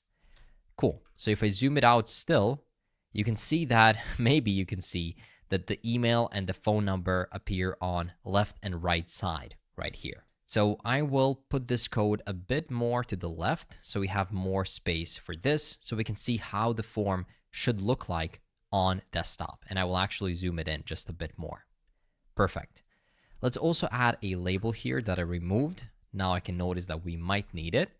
There we go. So this is good. And now I'll keep this side by side so we can keep comparing the two. We have the design, and then we have the actual code. Keep in mind, I'm zoomed out a lot, so it actually mimics the desktop mode. But if you zoom it in, of course, all of the fields will show one below another. Perfect. Now let's see what other fields do we need. I think there's a mistake in the design here. This should be date of birth, and then we have the gender. So let's add those next by scrolling down. We'll put them in another div. So div with a class name equal to flex, flex-call, a gap of 6, and on extra large devices, flex of row. Same as before. As a matter of fact, we'll have this div many, many times in the future as well, because most of these will appear in a series of 2, right? Because we have a 2-column grid. So I can actually duplicate this div a few more times below, as we'll have many more inputs together like that. Okay, cool. Now let's put something within this div. As I said, it's going to be a custom form field. So we might as well duplicate these two custom form fields and just change the properties. That's the beauty of creating custom form fields that are reusable components. But this one will be of a type date_picker. The name will be birth date, and the label will be date of birth. So let's do it like that, date of birth. Perfect. Of course, if we save it now, it won't appear here because we haven't yet created a date picker component. And then the one after that will be of a type skeleton. So let's create a skeleton type right here. It will have a name of gender. That'll basically be a select component. And we'll also have a label of gender. The reason why we're calling it a skeleton is because we can pass a custom render skeleton property that gets access to the field, and then you can render whatever you want right here. So we will immediately render a form control, which we have to import from UI form right here and save it. So now you can see the gender on the right side as well. Within that form control, we'll render a radio group. And this radio group is something we have to install. So let's do that right away. I'm going to go here, run npx chassis and UI latest, add radio dash group. Installing radio group, that's good. And we can also install a select component because we'll be using it later on. Installing select, that's good.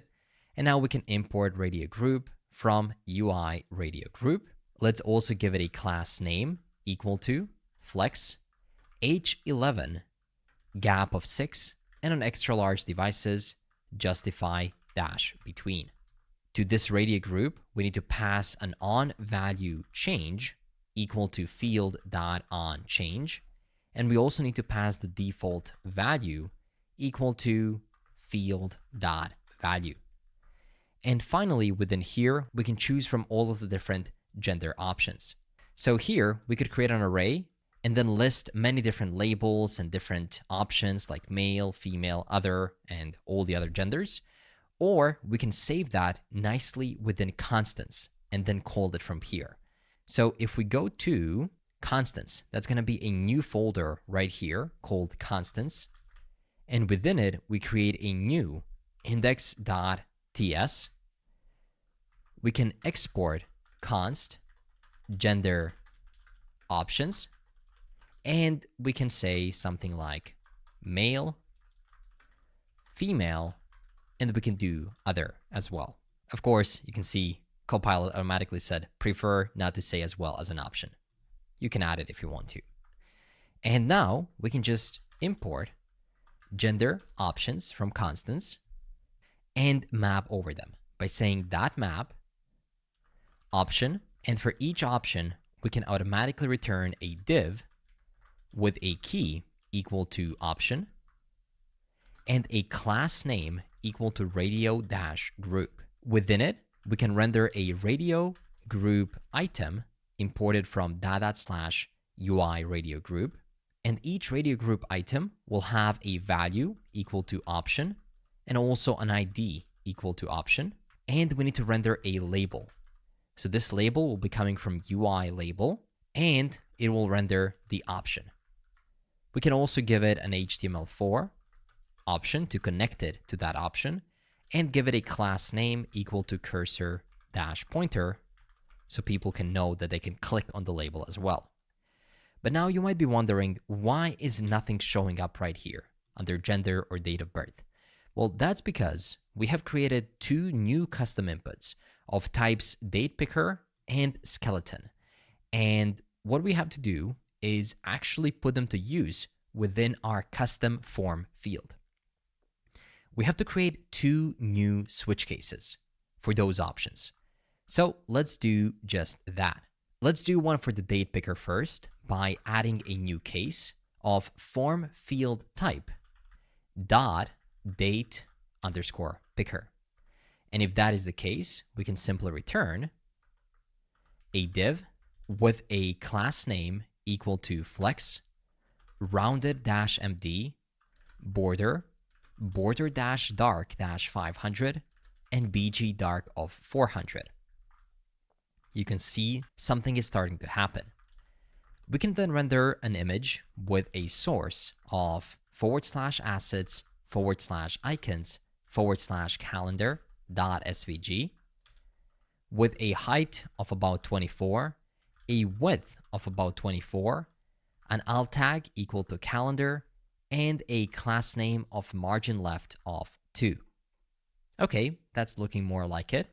Now let's render the actual form control. Okay, and within it, we can render the React date picker.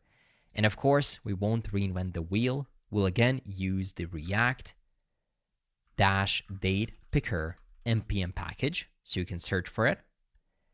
It's going to look something like this, but of course, we'll further style it. But you can install it by running npm install react-date picker --save. And then here is how we can use it. You just import it alongside its CSS So let's copy that and paste it right here at the top. And then you just use it. So let's copy the usage from here and just paste it right here. There we go. Date picker with the selected property and an onChange property as well. So if we go back, of course, these fields will be undefined for now. So instead of saying selected is start date, we'll say it's field.value because that holds the actual value of the field. And then onChange won't look like this. It will rather be a function that sets the field.onChange, and then we pass the date to it. Okay, let's save it. Perfect. Now we have something that resembles a good looking calendar picker. You can see how simple it is. I mean, I know people who would have maybe started to create this picker by using the default HTML picker component. It's going to be tough, right? Like right out of the box, you're getting a phenomenal picker here with date selection, colors, CSS, all that good stuff. And we can even extend it to add time later on. So always make use of great packages when you can. Now let's extend it further by giving it a show time select as well, which will be equal to, and again, we can get this from props right here. I'll call it show time select as well as the date format. Okay, so these are the two props that we're passing, and based on these, we can modify not only the type of the form field we're deciding to show, but also how that specific form field behaves. So we'll say if date format exists, question mark, then we will format the date like so. which stands for month, /DD, YYYY. And this was supposed to be date format right here. We can do a similar thing for the show time select, where I'll check if show time select is selected, then we'll do that, else we'll return false. So now you can see there's no time because we didn't pass that prop into this specific date picker, but later on we'll pass it into the appointments picker. We can also pass the time input label as equal to time, like this. And I'll give it a wrapper class name equal to date-picker. This will just give it some additional spacing, so it looks great. Wonderful, looking good to me. So the date picker is done, but now let's work on this select or skeleton field. I will collapse this one just so it's easier to see, and I will create a new or another case equal to form field.skeleton, where I'll return a new thing. And that thing will simply say render skeleton. If it exists, then we will call the render skeleton with the field that we're trying to render, else we'll render a null. Okay, as simple as that. It's gonna look something like this. And this render skeleton is coming from props. So we can say props right here. Or rather, I should try to destructure the render skeleton from the props. Okay, so if we save it, you can see the skeleton for these different types of fields, and they're coming from the register form because we have specified what are we showing right here. Let's just make sure that all the props are looking good. So it's going to be a radio group with a flex property, H11, gap of 6, and then an extra large devices justify between with a radio group and a label. Yep, that's looking good to me. So if we go back, the skeleton is looking good as well here. And we can actually select different options. It seems like the cursor pointer is not being applied on the label. So let's go back here and see cursor pointer. Yeah, it was supposed to be pointer. Okay. Yep, and now it is better. But you can see the circle doesn't really fill the entire space. Oh, that's most likely because of my zooms. Yeah, so on 100% zoom, it should work perfectly. Yeah, that's good. I'm going to zoom out again, just so we can see how it looks like on desktop devices. There we go. And as you can see, everything is completely mobile responsive. Now, we can collapse this custom form field, and we can continue adding more. Let's compare that with the design. Now we're ready to move over to medical information. So let's do that next. We'll most likely need to add another subheader. So I'll copy this section with a heading and paste it right below this div containing this skeleton for gender. So now we can say medical information. Okay, that's good. Oh, but I noticed there's a slight mismatch in the design and how it should actually look like. So I'll most likely fix this design by the time you're watching this, but for now, you can just follow my lead. We won't yet display this medical information. It will go a bit later because there's still some information we need to collect about users' personal info. So let's just proceed with the next div right here. And we'll try to get the address, okay? So let's just copy the first two inputs, the regular ones, which are just of a type input. That's gonna be this one for the email. And we can just duplicate it 2 times right here. And now we can exchange them for whatever we need in this case. Let's make that name of address. Label will be address. Placeholder will be something like, let's do 14th Street, New York, and we don't need any icons. For the next one, we'll do occupation.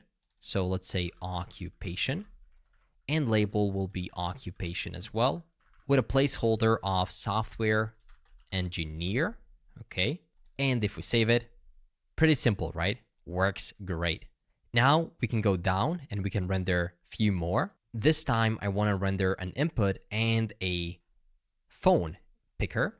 So I'll copy these two that I have, phone input and the input, and I will just paste them within this next div right here. So that's going to be input, and it's going to be emergency contact name with a label of emergency contact name, and the placeholder will be something like guardian's name.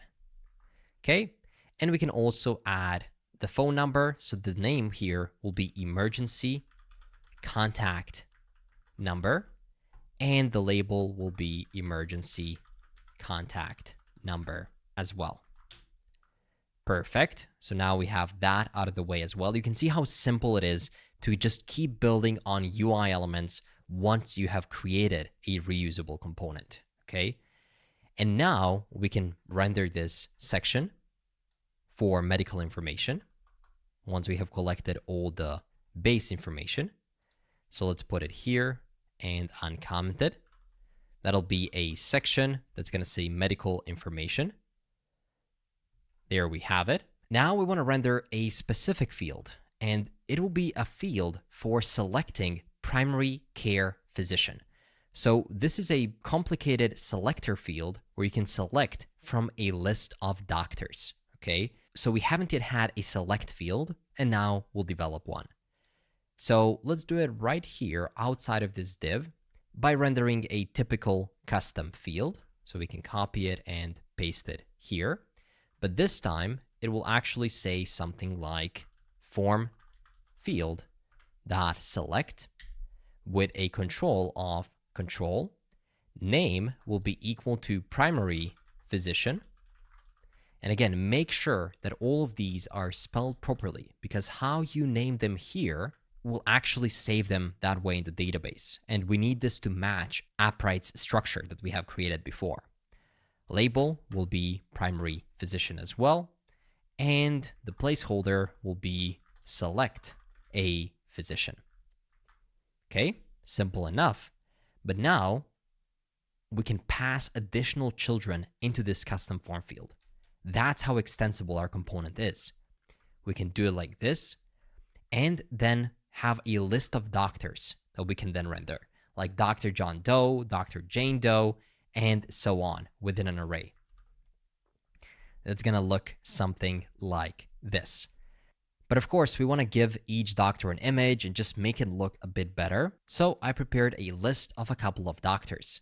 You can just open up the GitHub repo and then go to constants index.ts and copy the full constants file. Then navigate over to constants in the code and simply override everything we have right here. You can see the doctors there. It's basically a list of images and names. This would be a great thing for you to expand on later on once we finish the development of this application. So you can actually allow the admin of this healthcare management platform to add new dynamic doctors to the list. With that said, instead of mapping through these fake doctors, we can get access to the doctors from the constants by saying doctors coming from constants dot map, and we get each individual doctor. And for each doctor, we can render a select item coming from UI select. Each one has to have a key, and it'll be equal to a doctor.name, since each doctor has a different name, and the value when clicked will be doctor.name as well. We can also render a div within each one of these, and that div will have a class name equal to flex cursor dash pointer items dash center and a gap of 2.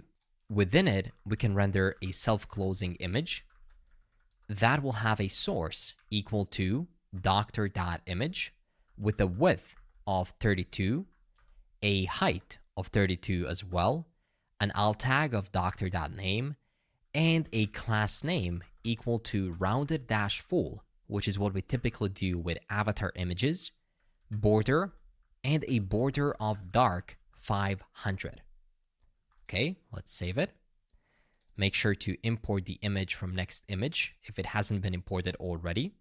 And below that image, we can render a p tag that will render the doctor.name. Let's save it. And right now, under this medical information and primary physician, there's nothing there because we haven't yet implemented the select functionality. So let's go to the custom form field and create a new case right here below the date picker for the select by saying case form field type dot select, and we can return something. By something, I mean a form control that'll render a select coming from UI select with an on value change equal to field dot change and a default value equal to field dot value. We can also render the form control within this select and give it a class name equal to shat-select-trigger. And within it, we can render a select value with a placeholder equal to placeholder. Okay? And make sure to import select value from UI select. So if we save this and properly close this select value, you can see select a physician label. So this will allow us to actually select a physician. We can exit this form control and create a select content, okay, coming from UI select that'll have a class name equal to shat-select-content, and here we'll render the props.children. So whatever we have created in the register form here, we now want to show within select content as children. So let's save it, reload the page, and let's check it out. Right now, if I click primary physician or select a physician, nothing really happens.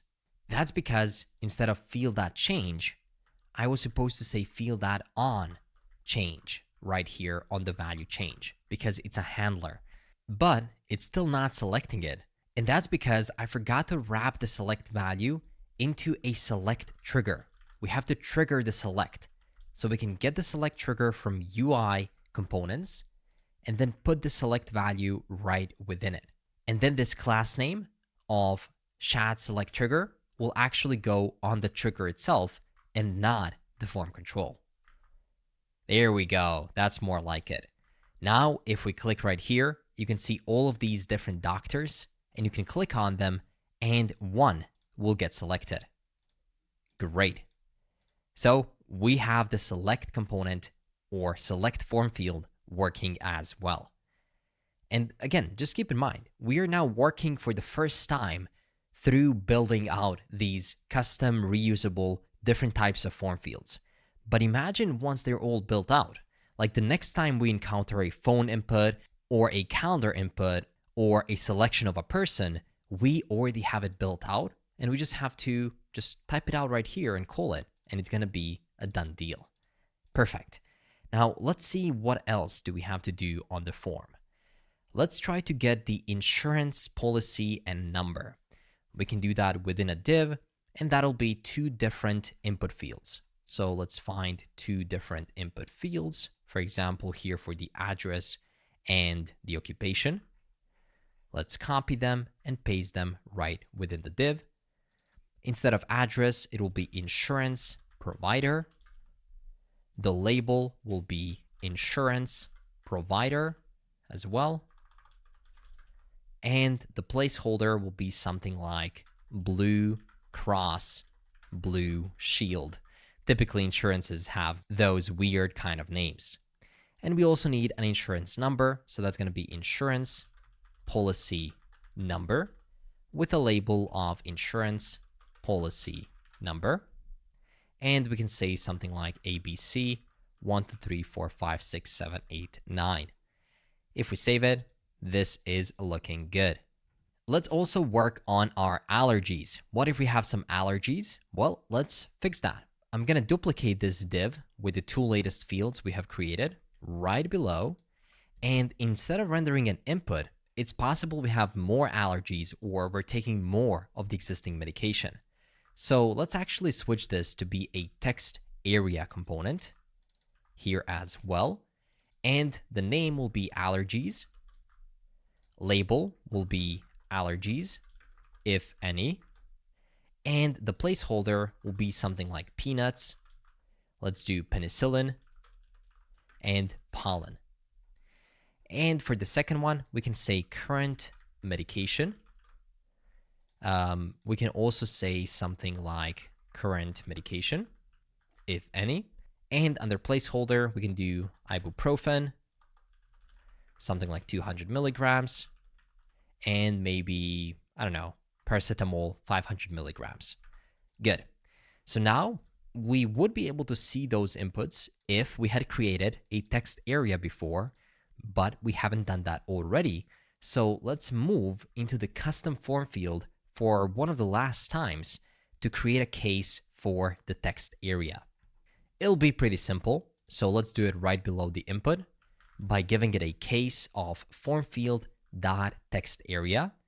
And we can simply return a form control that will render a text area component. And I do believe that we have to install it as well from chatcn. So let's run npx chatcn UI latest add text area like this. And then we'll be able to simply use it by saying text area coming from UI text area. We can pass a placeholder to it equal to placeholder.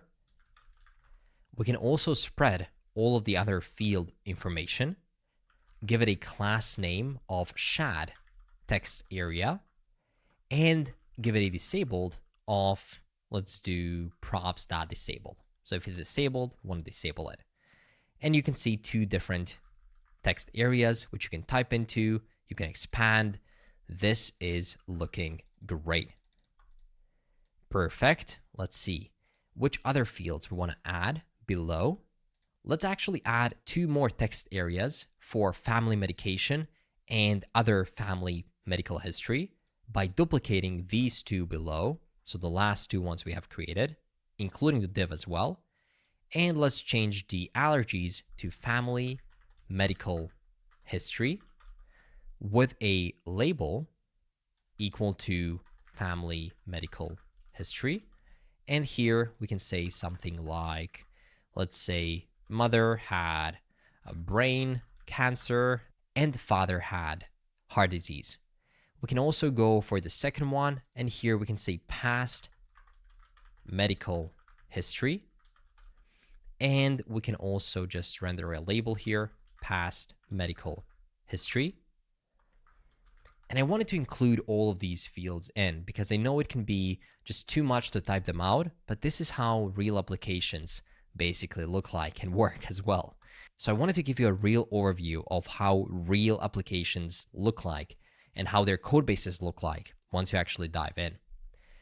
Here we can say something like appendectomy and tonsillectomy. Good. And finally, we can also copy this section to create one last section below these two. And we'll call it identification and verification. Okay, and save it. That's good. So what we want to do here is actually allow people to type out the type of their identification document, its number, and then provide a scanned copy of that document so we can verify it. So let's do that next. Right below this section, I'll duplicate one of the previous select fields we had, as this one will also be a select field. So let's find a select. There we go. It is right here. It was select a primary care physician. So let's copy it and let's paste it right here. But we'll change a couple of things. The name will be identification type, and the label will say identification type. Placeholder will say something like select identification type. Okay, pretty simple, right? That's gonna look something like this, but hey, we're still seeing doctors. So instead of mapping over doctors, we now wanna map over identification types coming from constants. I'm gonna say type right here, and it's gonna be even simpler. We don't have to show all of these things. We can simply show a select item. Okay, so let's remove everything besides a select item. It will render a type, and it will have a key equal to type and the value equal to type as well. So if we save it, select an identification type, and you can see all different kinds of types we can select that are coming from our constants. If you're not supporting some, you can just remove them, but I think this is good. We're giving people a lot of options. And after that, we can have one more input and one more skeleton. So let's find where we have that right here. Let's just take the input first and paste it just below. We're gonna modify it a bit to say identification number, with the label being identification number. And we can do 1, 2, 3, 4, 5, 6, 7, 8, 9 for the placeholder. Let's also indent it properly. That's good. And finally, we want to deal with a file upload so they can scan their document. And for that, we'll use a skeleton type because it allows us to pass anything we want. So let's actually copy this skeleton type so I can show you how versatile it is. Before, we used it for the radio buttons right here. But this time, we'll do something entirely different. So keep everything in this custom field besides everything that is inside of the render skeleton, okay? So you can remove everything inside of there, and then we can completely change the way it looks. Like for this one, the only thing we need to do is render a form control, and within it, we'll later on add a file upload. But of course, don't forget to change the name to identification document, and also here say scanned copy of identification document. So now if we scroll down, you can see scanned copy of identification document. And for this one, we'll also use a third-party package, but we'll just tweak it a bit before using it. So we're gonna create a new component called file uploader.tsx. We can run RAFCE inside of there. And that means that we can call the file uploader right here. File uploader coming from /file uploader. And for this one, we'll use a package called React-Dropzone. It's a great package that allows you to very simply implement drag and drop image functionalities. So let's just install it by running npm install --save React drop zone. And here we have the entire usage. We can basically just copy this hook usage. So copy it and paste it right here. Couple of things we'll have to change is that we are working with Next.js, so we have to add a use client directive at the top. And of course, we'll turn it into a regular export const file uploader. That's going to be an arrow function. So that's going to look something like this. And we'll make it accept files and on change that will pass into it of a type file uploader props, which we can define right here at the top. So that's going to be type file uploader props is equal to files is an array of files, and onChange is a function that accepts files. That's basically it. And maybe sometimes at the start, the file will be undefined, so we can define it just like so. Perfect. So we're accepting that. And now we want to do something once we drop the files. And the only thing we'll do is we'll say onChange, and we'll pass the accepted files onto the onChange, which means that we'll just pass them along and just make them come to where they need to be. Also, accepted files is of a type file array, just so it doesn't complain. Okay, good. Now let's modify the UI a bit to make it look better, because if I go back here right now, let's see where we are. Oh yeah, something is definitely breaking. Let's open up the inspect element and check out the console. It seems like we're not importing the component properly because this is just a named import now, but hey, we can switch that. Let's make it a default import by just adding export default file uploader to the bottom. If we do that and reload, we can see our uploader, and this is how it looks like. Drag and drop some files here, or click to select files. Let's make it look just a tiny bit better. We'll give this div a class name equal to file-upload. And that already looks so much better. Again, if you're wondering what this style is or where it is coming from, just go to search, type it out, and check it out here. We're just applying some border dashed, border colors, and just centering everything using flex. Let's also show some images if we do upload them. So I'm going to say if files exist and if files $.length is greater than 0, that means that some files exist. So we'll try to render an image, of course, coming from next image, with a source, convert file to URL coming from libutils, to which will pass files and then 0. We can also give it a width of about 1,000, a height of around 1,000, and give it an alt tag of uploaded image and a class name of max-h-400 pixels, overflow-hidden, and object-cover. So if we do upload an image, it'll show here. Else, if we don't have any images, we can render an empty React fragment. That'll render another image.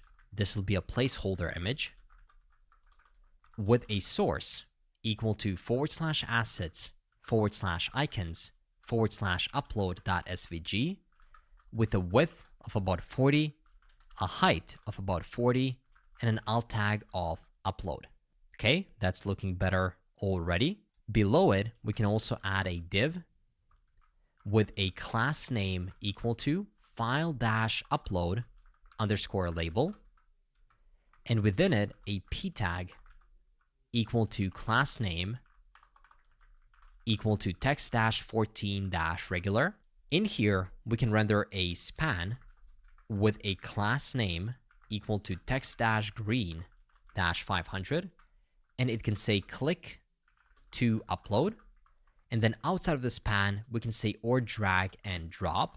And below that p tag, we can render another p tag that's going to say something like different types of files that we can add, like SVG, PNG, JPEG, or GIF.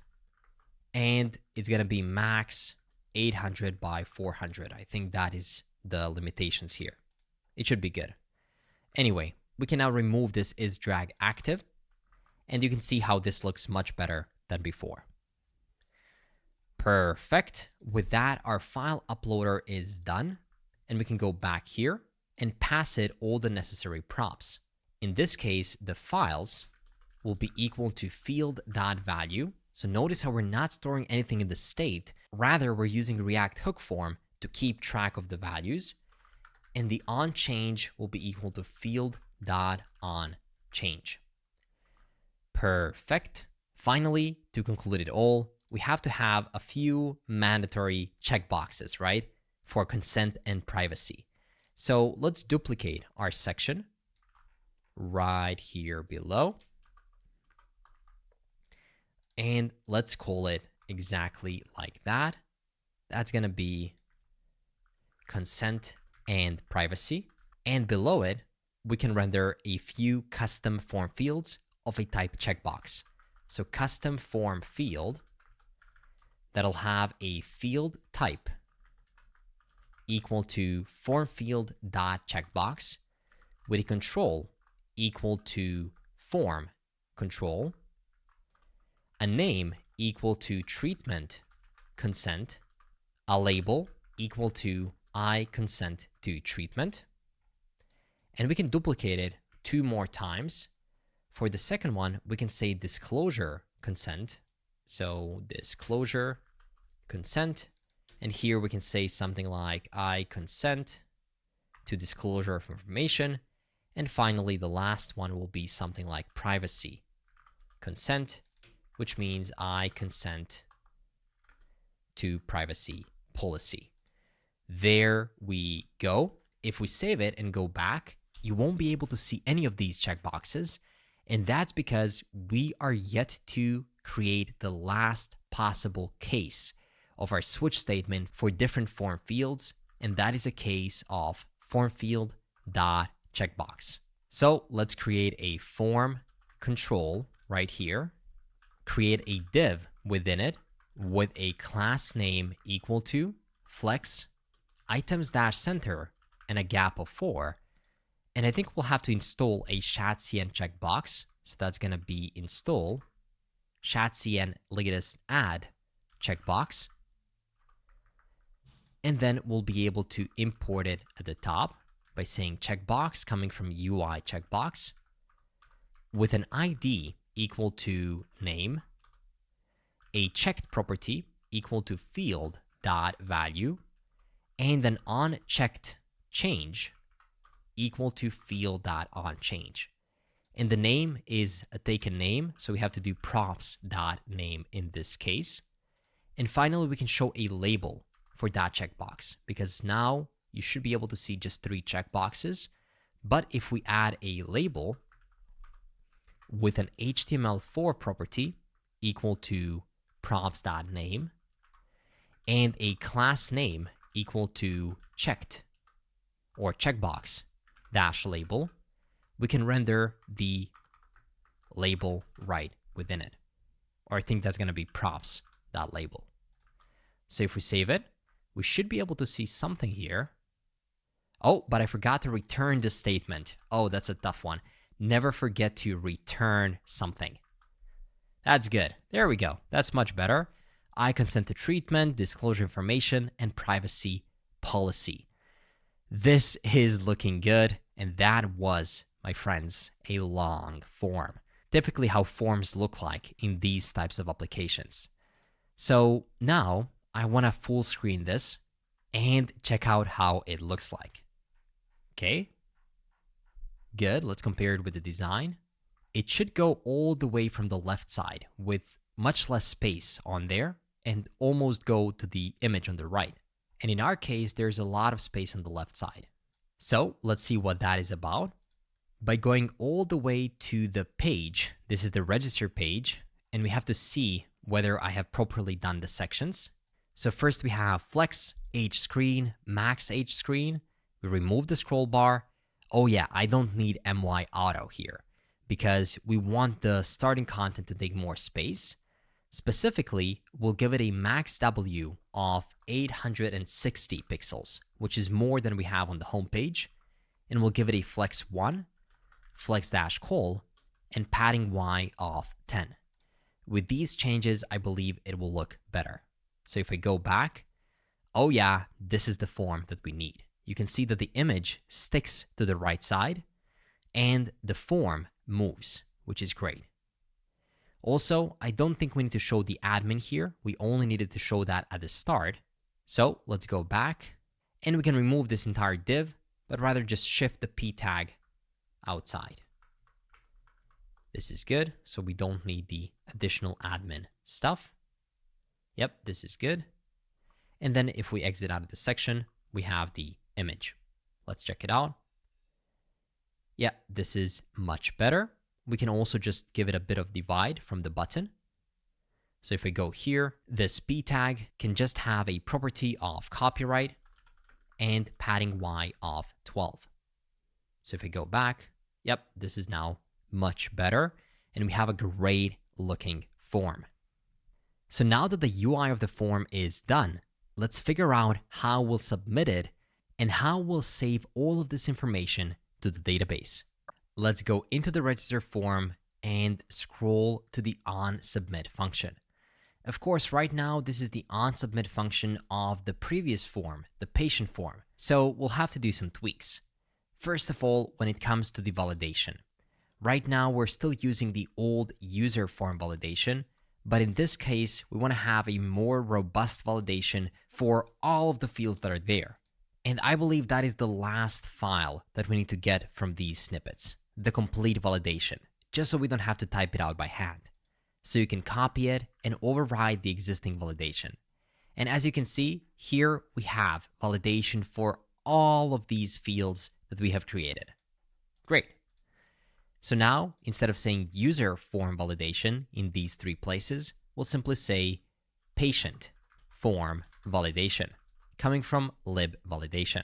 When it comes to the values, we can keep these three, but then spread all of the patient form default values. And I do believe that we have those in our constants.ts. If you scroll all the way up, you have patient form default values. So we just have to import them. Let's do that right now. All the way from constants, we can import patient form default values. There we go. And now our form fields are looking good. It's only the onSubmit that we have to modify, because no longer are we creating a user. Now we're appending additional data to that user. So let's modify the onSubmit form. We have to collect all of the data, store it in a way that makes sense, and then send it over. So let's create a new object called form data that we'll use for storing all of those values. No longer do we have just name, email, and phone. Now we'll just call it values. We're going to do a simple check and see if values.identification_document exists. And if values.identification_document.length is greater than 0, in that case, it means that we have an actual file, okay? So this is now regarding the file upload, because before we can append all of these values together, we have to extract the file. So let's do that first. To do that, there's something known as a blob, and blob is a special version of the file which a browser can read. So let's say blob file is equal to new blob, to which we can pass values.identification_document0, and then we can also define the options, which in this case will be type of values.identification_document.type. Once we have that, we can say form data is equal to new form data, and we can append that blob by saying form data.append blob file, and we can then add a blob file, and we can also append the file name by saying form data.append file name, and then we can add values.identification_document0.name, and let's spell append properly. Great. So this will actually ensure that we have the file saved. Once we know that we have the file, we can then open up a new try and catch block. And we need to form all of this data in a way that makes sense for Appwrite to receive it. So const patient data is equal to an object.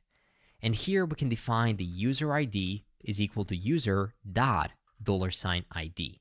Then we have all of the other fields like name, which should be the values.name, and so on. I don't want to type out each and every single property like this. Email is values.email, and so on.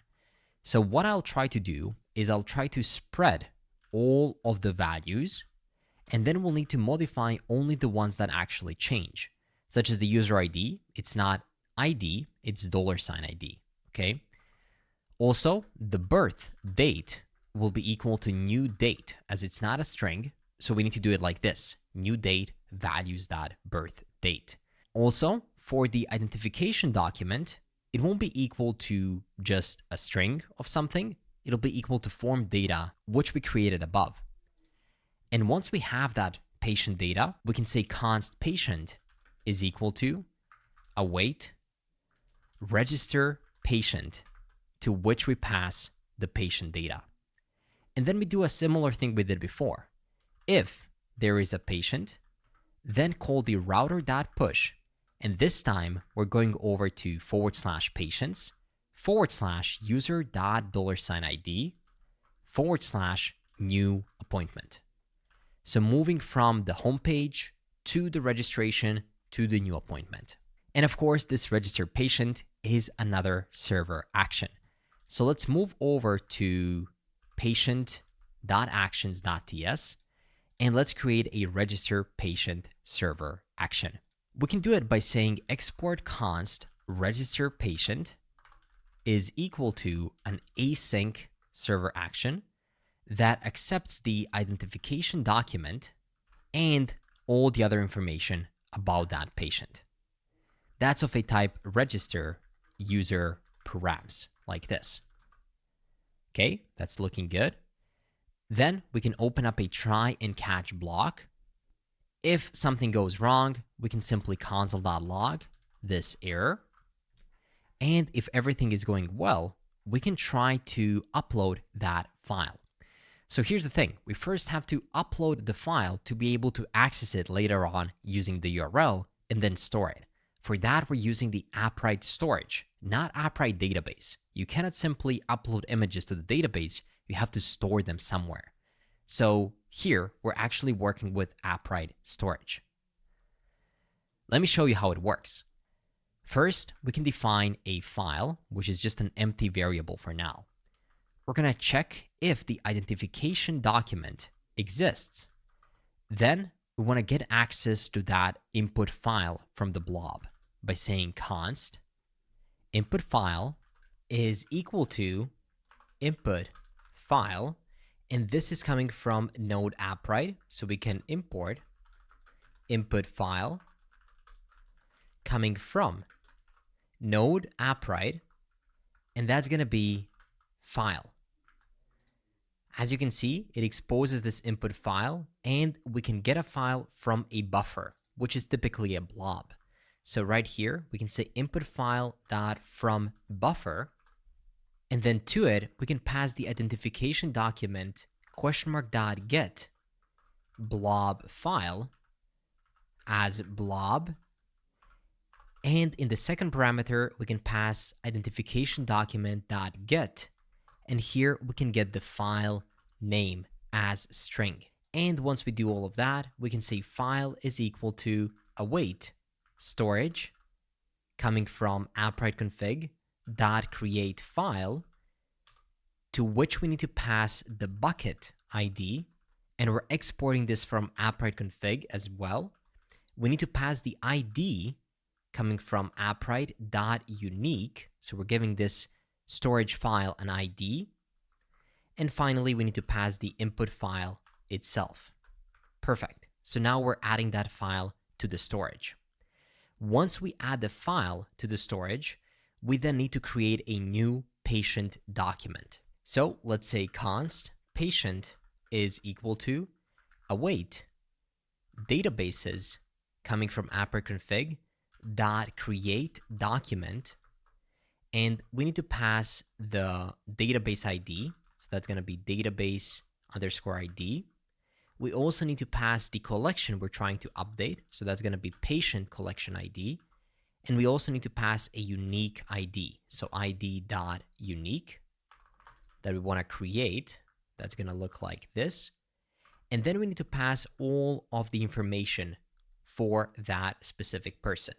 So of course, we'll pass the identification document ID, which will be equal to file $$ID or null, and we'll pass the identification document URL equal to, now bear with me, it'll be a string where we get to the endpoint.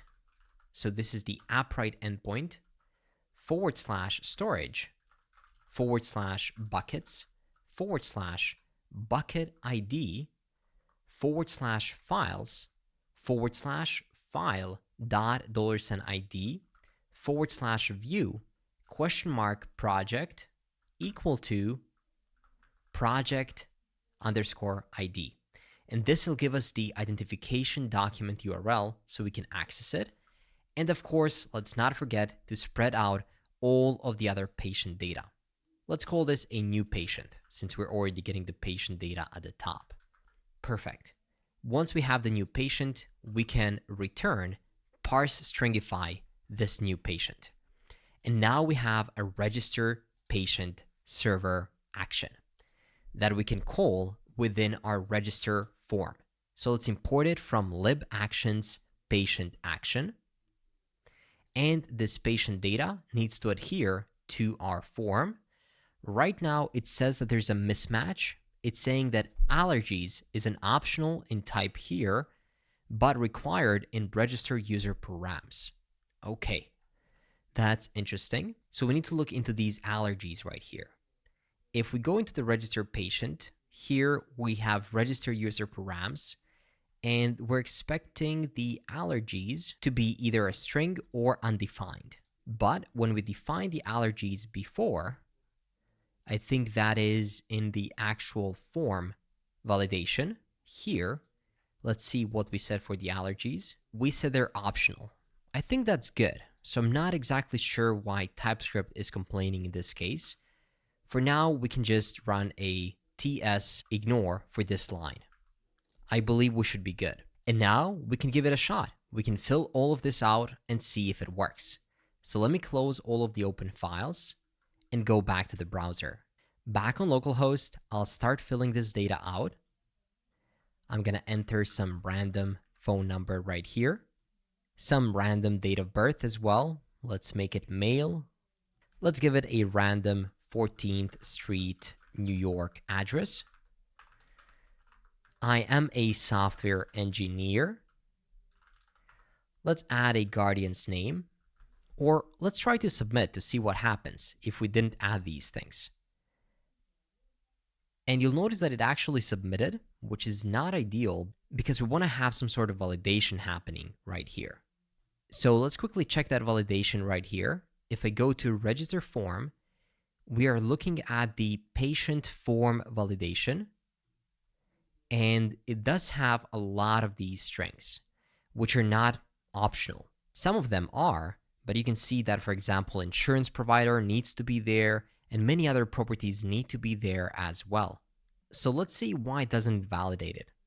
If I press submit one more time or get started, oh, there we go. The validation actually happens. That's good. So now we can see which fields are mandatory. Let's actually fill it out one more time by entering all of my properties. Okay, date of birth, street, software engineer. Let's enter a test name right here. I guess we can repeat the phone number right here. That's another interesting check to make. If you wanted to make sure that these are not the same, you can do that. Primary physician, and we can just enter some random test values for these. Allergies, let's do peanuts.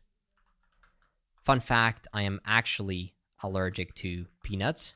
We can enter some current medication. We can maybe say none, and we can try to upload a file.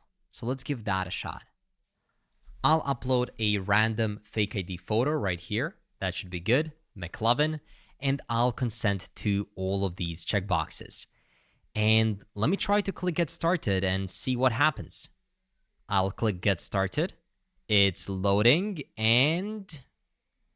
oh, it seems like nothing has happened. Let's see what that is about. Back in the terminal, I got an invalid document structure. Attribute identification document has invalid type. Must be a string and no longer than 100 characters.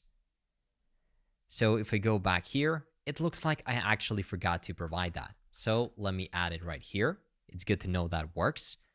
And let me click Get Started. It's loading, but still nothing. Let's see if we get something else right now. This time we get an identification document URL, which is empty. So it looks like the upload didn't properly happen. Because if you remember, the identification URL is coming right from here when we upload it. So let's see how we're passing it in the register patient.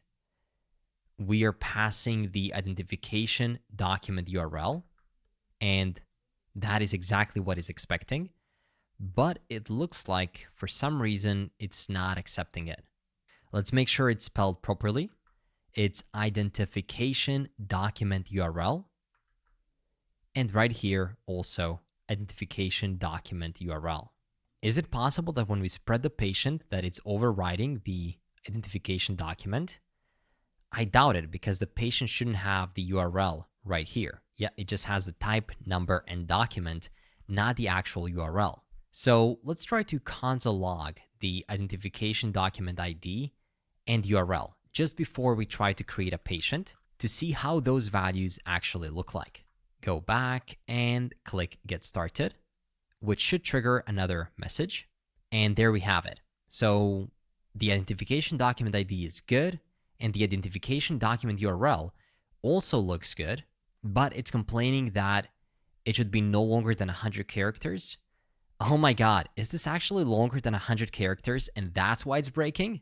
We might need to go back to Appwrite, back to databases, the patient collection, attributes, and we might need to make our identification document URL longer than 100 characters. And to do that, I think that we need to delete it and create it from scratch. So let me do it by going here and deleting it and creating it one more time as a string, identification document URL with a size of 1000 this time. I think that should be enough. Perfect. Going back, I'll try to just submit the form one more time.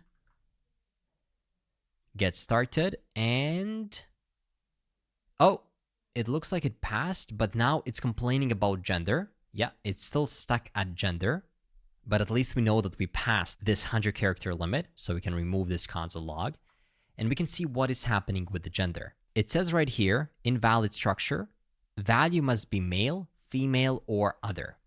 Okay, let's see what we have in our select field for the gender. So if I go to gender and I go to gender options, oh, it has a capital M, F, and other. So I'm just gonna fix this to be male, female, and other with a lowercase letter. Yep, sometimes you have to be that careful. So that's why I've been telling you that you have to have all of these names properly spelled out. Okay, let's click Get Started, and we seem to have another issue, this time still with the gender. It looks like the value is not coming along properly. So before we create a patient, let's also console log the gender by saying console.log gender is, let's do patient.gender to see what it is. So if I go back and click Get Started, I should be able to see this value of gender somewhere at the top. Oh, it's still a capital M. Okay, this is good to know. So you have seen me make a change to the gender options to lowercase, right? But this change is on the front-end side. And if you make a change on the front-end side, you have to reload your browser, okay? When you make it on the backend, you can just re-trigger another request. But when you make it on the front end, you have to reload your browser.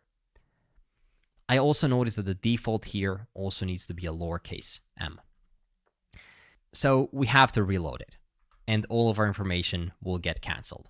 So I'll speed this process up for you, type some values in, and then we'll try once more. Okay, here I am, consenting to the last checkboxes and pressing Get Started. Oh, it looks like I missed the field for the phone number, so I will add it right here. And it looks like now my validation is properly working, so I have to go to my validations and change the validation for the gender right here to be all of these with a lowercase letter. Okay, so male, female, and other. And now that I think about it, might have been better to just rename it to the uppercase letter back in the Appwrite dashboard. But now since we changed it, that's fine. Let's go ahead and change this. Okay, we should be good now. And let's click Get Started. Loading, and we have one more error, I guess. Going back here, it says unknown attribute primary physician. Let's see why that is happening. Primary physician. It seems to be spelled properly, but did we spell it properly here? Primary, oh, there we go. This is what I've been telling you. If there's a mistake here, right, it's not gonna work. So we have to delete this property and recreate it once again in the dashboard. Hopefully you spelled it right. So primary physician with a size of 100 and create. So going back, we can try to now re-trigger it. It's loading. Let's see what happened now. Treatment consent is another invalid attribute. Let's see how we have spelled it here. Yep, definitely not treatment consent. Let's see, consent, privacy consent. Yeah, there really isn't a treatment consent here. So we have to add an additional attribute of treatment consent with a size of 100, and it won't be a string, rather it will be a Boolean. So let's add a new Boolean of treatment consent and click create.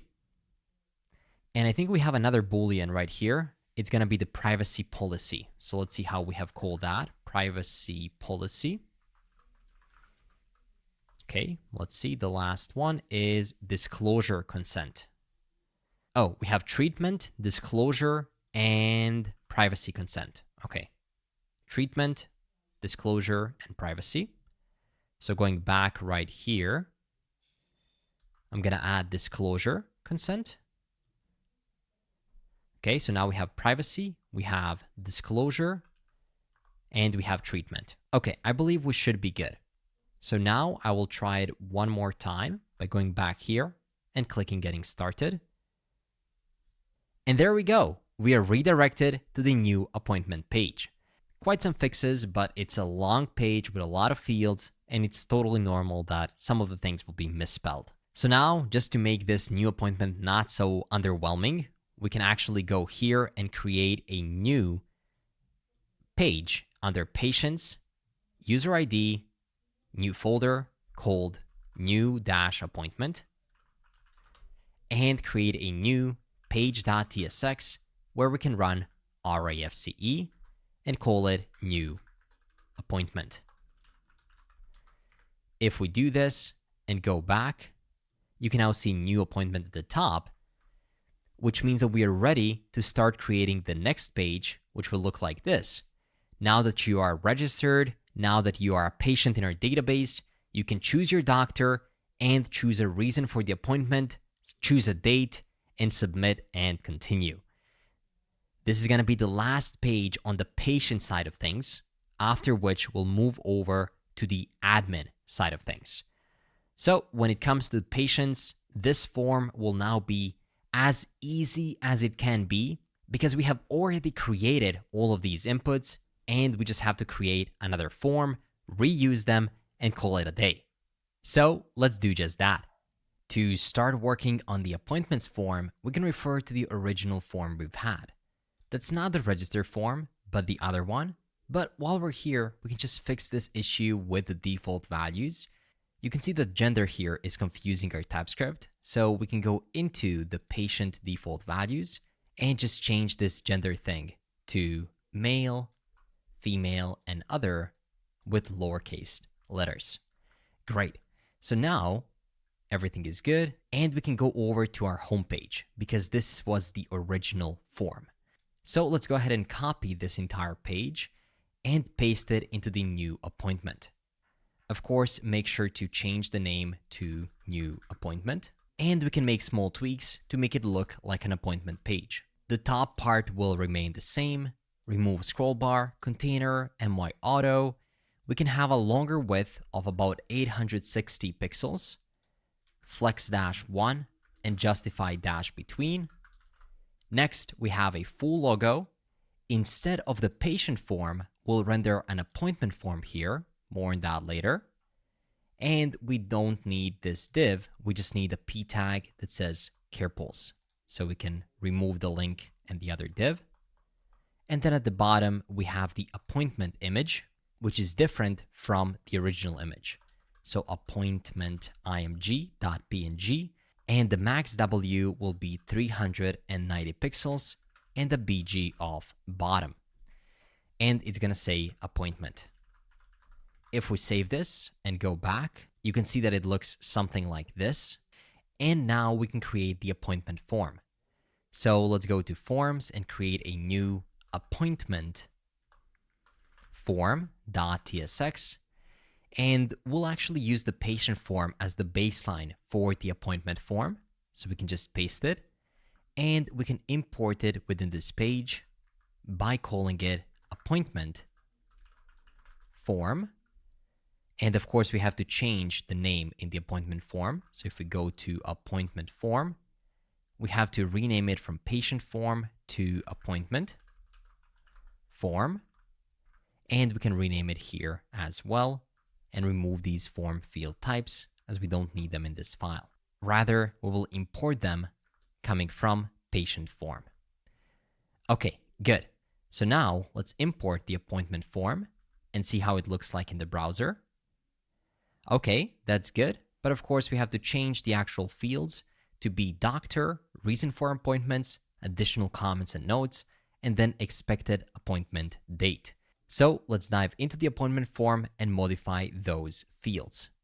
Everything should be pretty simple right now as we know exactly what kind of fields do we need, and we have already developed all of them. So right at the top, we can say something like new appointment, and we can say something like request a new appointment in 10 seconds. And here we can render our first custom form field. To this appointment form, we'll pass different kinds of props. And one of the props is the type, whether we want to create an appointment or cancel an appointment. We also want to pass a user ID, which we can get from params right here by destructuring the params and then destructuring the user ID as well. And that'll be of a type search param props. So now we can also pass the user ID is equal to user ID. And we also need to get access to the patient. So we need to say const patient is equal to await get patient based on the user ID. Okay, so first we have to make this function async, and now we have to create this server action called get patient that will return as the patient based on its user ID. So we can do that similarly to getting the user by simply duplicating it, renaming it to get patient. We're accepting the user ID. And instead of saying user, users.get, we'll say const patients is equal to databases dot list documents. And here we have to provide a couple of props, such as the database ID from which we're trying to fetch the documents from, then the ID of the collection we're trying to fetch from, and finally the query, where the user ID is equal to the user ID we're trying to target. So that's going to look something like this. This will return a list of patients that match the query, and then we can just return patients dot documents 0. And that's going to be our patient. So now that we have that, we can import it from libutils, get patient. And we can also pass the patient ID to the appointment form, so we know which user is booking the appointment. Let's get into the appointment form and let's accept all of these props, such as the user ID, the patient ID, the type, and I think that's it for now. And those will be of a type, we can define it here.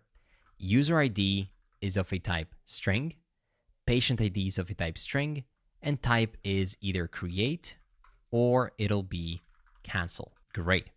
So now going back down, we can modify our custom fields. First, we want to open up a new ternary operator and check if type is not equal to cancel. That means that we want to create it.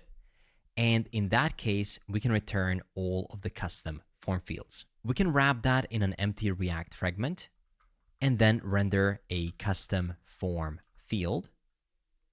And we'll write it together from scratch.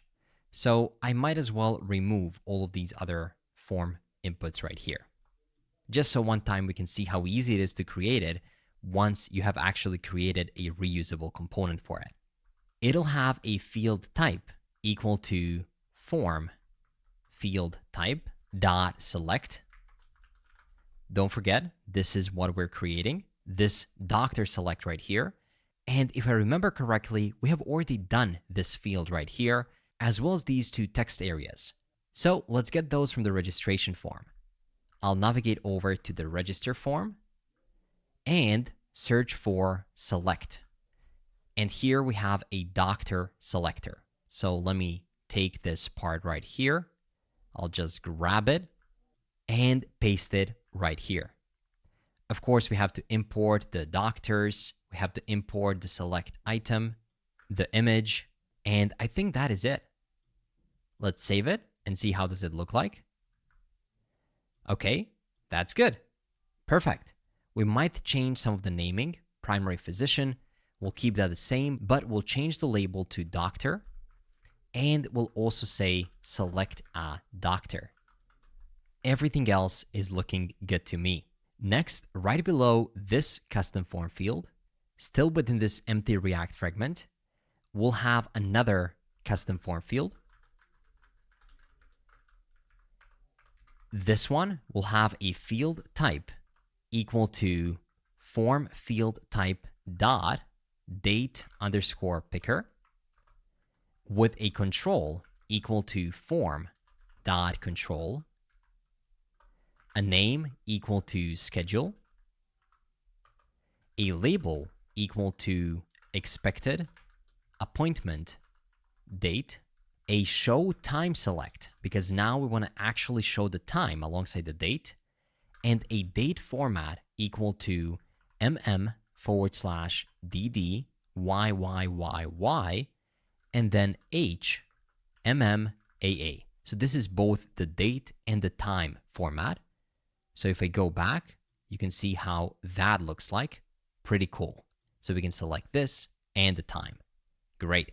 Let's also create another div right here and give it a class name equal to flex dash col gap of 6. And within it, we can render 2 text area fields. So I'm going to say custom form field of a field type text area. Here, we want to choose a reason as the name and the label reason for appointment, and then add a placeholder, enter appointment reason, and then the next one can be for the notes. Now we can exit this dynamic block of code and just do a check if the cancel is true. In that case, we want to show another text area, which will look like this, but it will simply say cancellation reason, reason for cancellation, and let's say placeholder, enter reason for cancellation. Perfect. We can also modify the submit button by giving it the isLoading property and also giving it a class name depending on the state. So if the type is triple equal to cancel, in that case, we can show a shad-danger-btn, else we can show a shad-primary-btn. And always we can give it a W of full. And instead of rendering just get started, it will render a custom label. So let's create that custom label right here by saying let button label.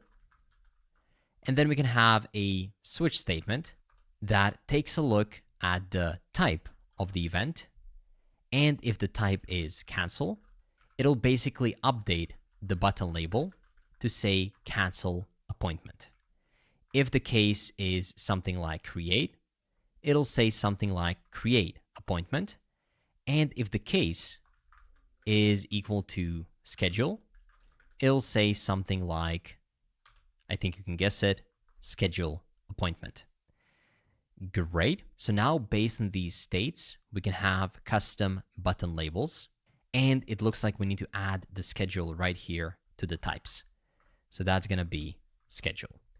Perfect. And now we can modify this button at the end of the screen by simply rendering the button label. Great. Let's save it. Check this out. It looks great, but I think we need to add an additional property, and that is right here under this div. Maybe on extra large devices, we make it flex-row. So that way they're going to appear one next to another. That's great.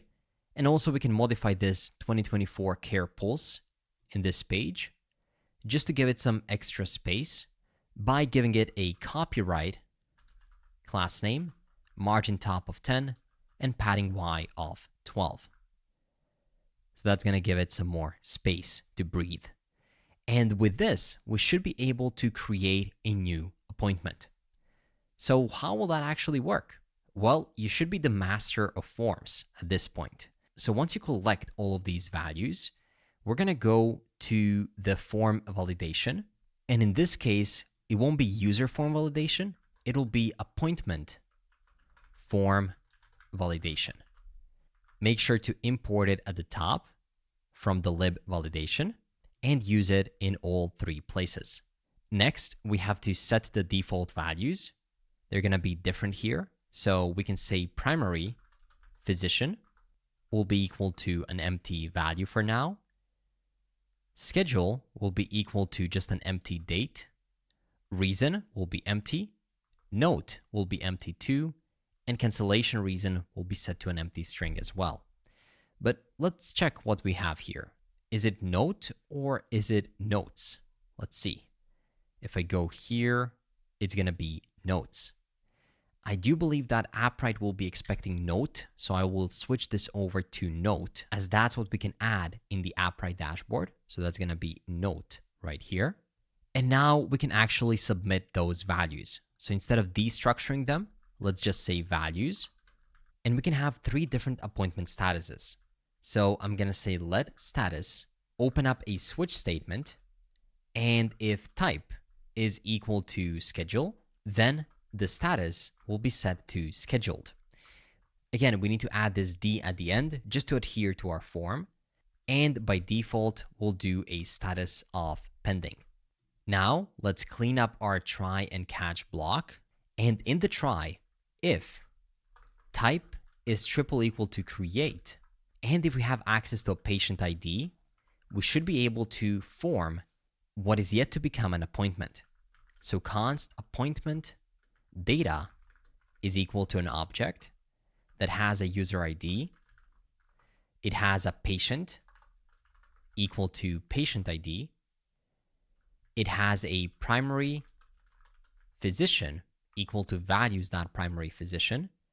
It has a schedule equal to values.schedule, but we have to wrap it in a new date object. We also have a reason equal to values.reason, a note equal to values.note, and a status, which can be equal to status as status. This will simply be for TypeScript. And we have to fix the patient ID typo at the top. Perfect. So now that we have this, we are ready to send it over to our backend by saying const appointment is equal to await create appointment. And to it, we pass the appointment data. That's not going to be create appointment schema. I'm going to fix that. So it's just create appointment, a server action, which we have to create right now. And it'll be similar to register user. So I can quickly go to patient actions and check out our register patient and copy the part where we're just creating this new patient and returning it. That's what we need. But it won't be within the patient actions. Rather, it will be within appointment actions. So I can create a new appointment.actions.ts. Within it, we can export const a new create appointment action equal to an async function, and we can open up a new try and catch block there. In the catch, we can console.log the error, and in the try, we can paste what we just copied. So let's import all of these things here. Databases, database ID. It won't be patient collection ID, rather it will be an appointment collection ID. So we can import that. Import ID from node Appwrite. Import endpoint. And we won't need to import these because these are file related. So we can remove those parts from here and import parse stringify. Great. Now, instead of getting access to the patient data, we'll be getting access to the appointment data. So we can say appointment of a type create appointment params. We'll call it new appointment. And as the data, we'll pass all of the appointment information coming from the front end. Finally, we can return parse stringify new appointment. Going back to our appointment form, we can now bring this line back and import create appointment from lib actions, appointment actions, to which we pass the appointment data. Let's make sure to properly spell it, appointment data, and pass it over right here. And of course, we have to make sure that we call it within the scope. So it needs to be within this if statement right here. And as before, if this appointment exists, we'll reset the form by calling form.reset. And then we'll do a router.push. And we'll push to /patients/ user ID / new dash appointment. So same URL we're on right now, but this time / success. And to it, we can say question mark appointment ID. Appointment ID is equal to the existing appointment ID. Great. Now we're so close to creating this appointment, but let's quickly check this validation. It seems like we cannot get it from lib validation, and that's because this schema is going to depend on whether we're trying to create, cancel, or schedule this. So we can call the get appointment schema right here at the top, const appointment form validation is equal to get appointment to which we pass the type. Okay, so now this is good. And it is complaining a bit about the appointment data. Let's see why. It says that the property reason is incompatible. So we can add the exclamation mark at the end because we know that it'll be there. And now we're good. And we're so close to finally creating an appointment, but we cannot do it just yet. And that's because if we go back to Appwrite, we have added all of these properties for the patient, but we haven't yet added them for the appointment. So we have to create all of these attributes needed to make this work. In this case, we'll need to create an attribute of relationship. And this will be a one-way relationship with a patient. We'll call it patient, and it'll be a many-to-one relationship where appointment can contain one patient and patient can belong to many appointments. And when deleting a document, we can set to null. So let's click create. Let's also create a few other properties. We'll use a date time property, quite an exciting one, for the schedule. Let's make it required. Let's also add a reason of a type string. Let's do 1000 characters and required. We can also add a note. Let's do 1000 characters required. Or no, note might not be required, so let's leave it empty or not required. We need to have a primary physician, so primary physician. Later on, you can make this a connection to the doctor's database. That'll be of a type string, 100 and required. Let's also add an enum of status. So that's going to be a status. And different elements will be scheduled, pending, and canceled. Let's also make it required. We'll also need a user ID. Let's make this 1000 characters and required. And we'll also need a cancellation reason. So cancellation reason. That's going to be 1000 and not required. Great. I think we now have everything we need to create an appointment. So let's go to our app, choose a doctor, choose a time, add a reason. Let's say my head hurts. I might have a migraine. And let's click create appointment. The button doesn't want to actually click. So let's see why that is. If I go here to the form, it's actually calling the onSubmit. And the button should be of a type submit. Yeah, it's a submit button. So it must mean that we have gotten into the onSubmit, passed the status, and we're looking if the type is create, which in this case should be, and we're looking if the patient ID exists, which it should. So I think we do get into this if statement right here, but we can do a console log to verify here. And we can also open up the console to see if anything is happening here. No, not really. Okay, next, let's see if we have successfully created an appointment by doing another console log and console logging the actual created appointment. So back in here, I will click create appointment, and it seems like nothing is happening in this appointment form. Interesting. It's like it doesn't get this type of create. What about the page on the appointment? Are we passing the type of create? Yep, we are, and we're also passing the patient ID. So let's do one console log before we go into the if statement.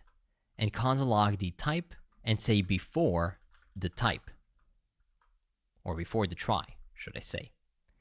So if I go back, click it once again, and check the console in the browser, because that's where we'll see those actual events, you can see that the Appwrite exception error, we're missing a required parameter of database ID.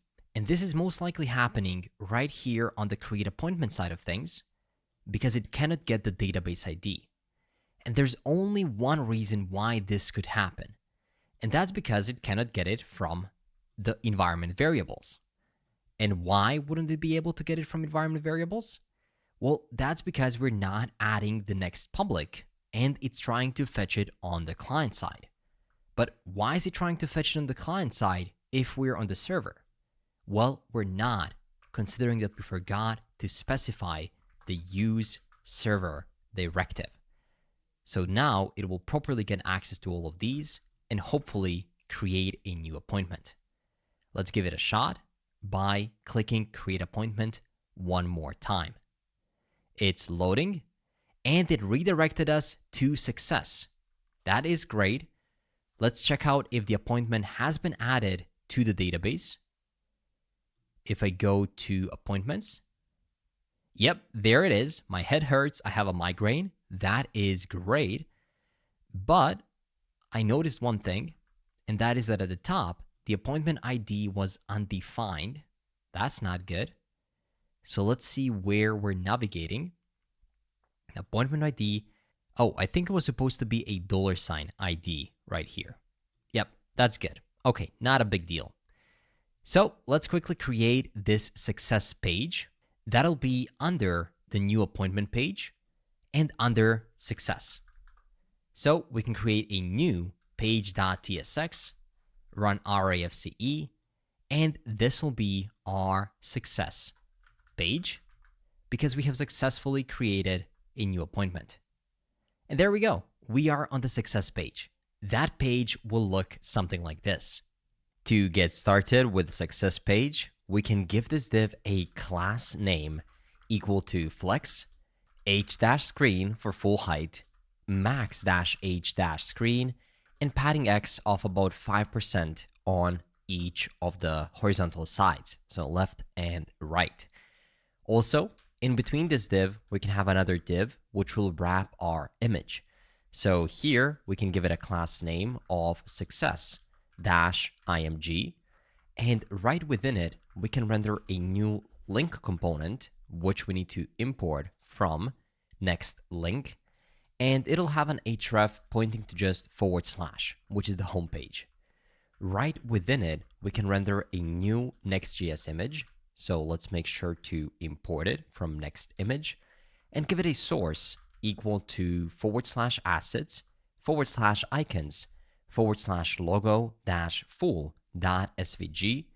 Let's give it a height of 1000, a width of 1000, an alt tag of logo, and a class name equal to h-10 w-fit.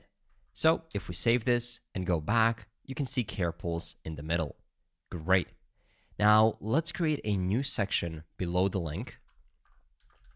And to this section, we can give a class name of header, margin bottom of 6, max-w-600 pixels, and a text center, since everything on this screen will be centered. And actually, this will be an H2 instead of a section, because this will be a text, which will later on wrap into a section.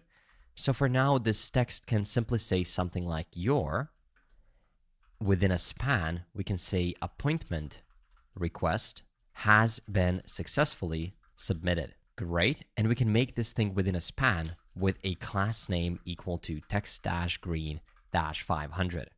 So if we go back now, you can see a great looking H1 that says this.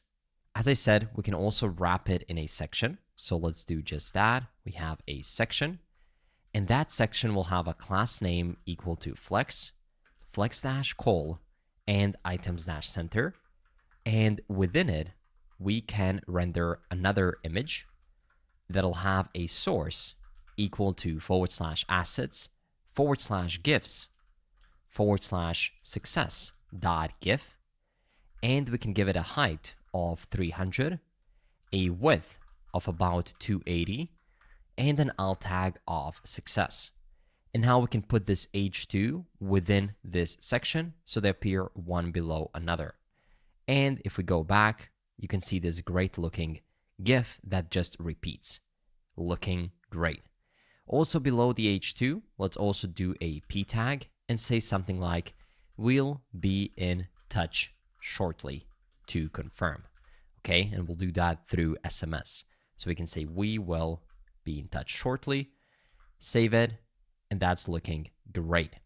Now let's go below this section and create another section inside of which we'll cover the details of your specific appointment. So we can give it a class name equal to request-details, and we can render a P tag that's gonna say requested appointment details. Okay, simple enough. Next, we can have a div with a class name equal to flex, items-center, and a gap of 3. And within it, we can render an image of your doctor. Okay, but where are we gonna get the doctor from? That's the question. We somehow have to fetch the information of your appointment. Okay, so for now, let me comment out this image. Everything still works. And now we need to fetch the details of the appointment to be able to show them. And for that, we'll dive into the appointment actions. I hope you can start seeing the pattern here. We have all of these pages, and then we have actions whenever we want to do something with the databases. Okay, So this action will be pretty straightforward. Export const get appointment, and it's going to be an async function where we need to pass in the appointment ID as a string, and we're going to open up a try and catch block.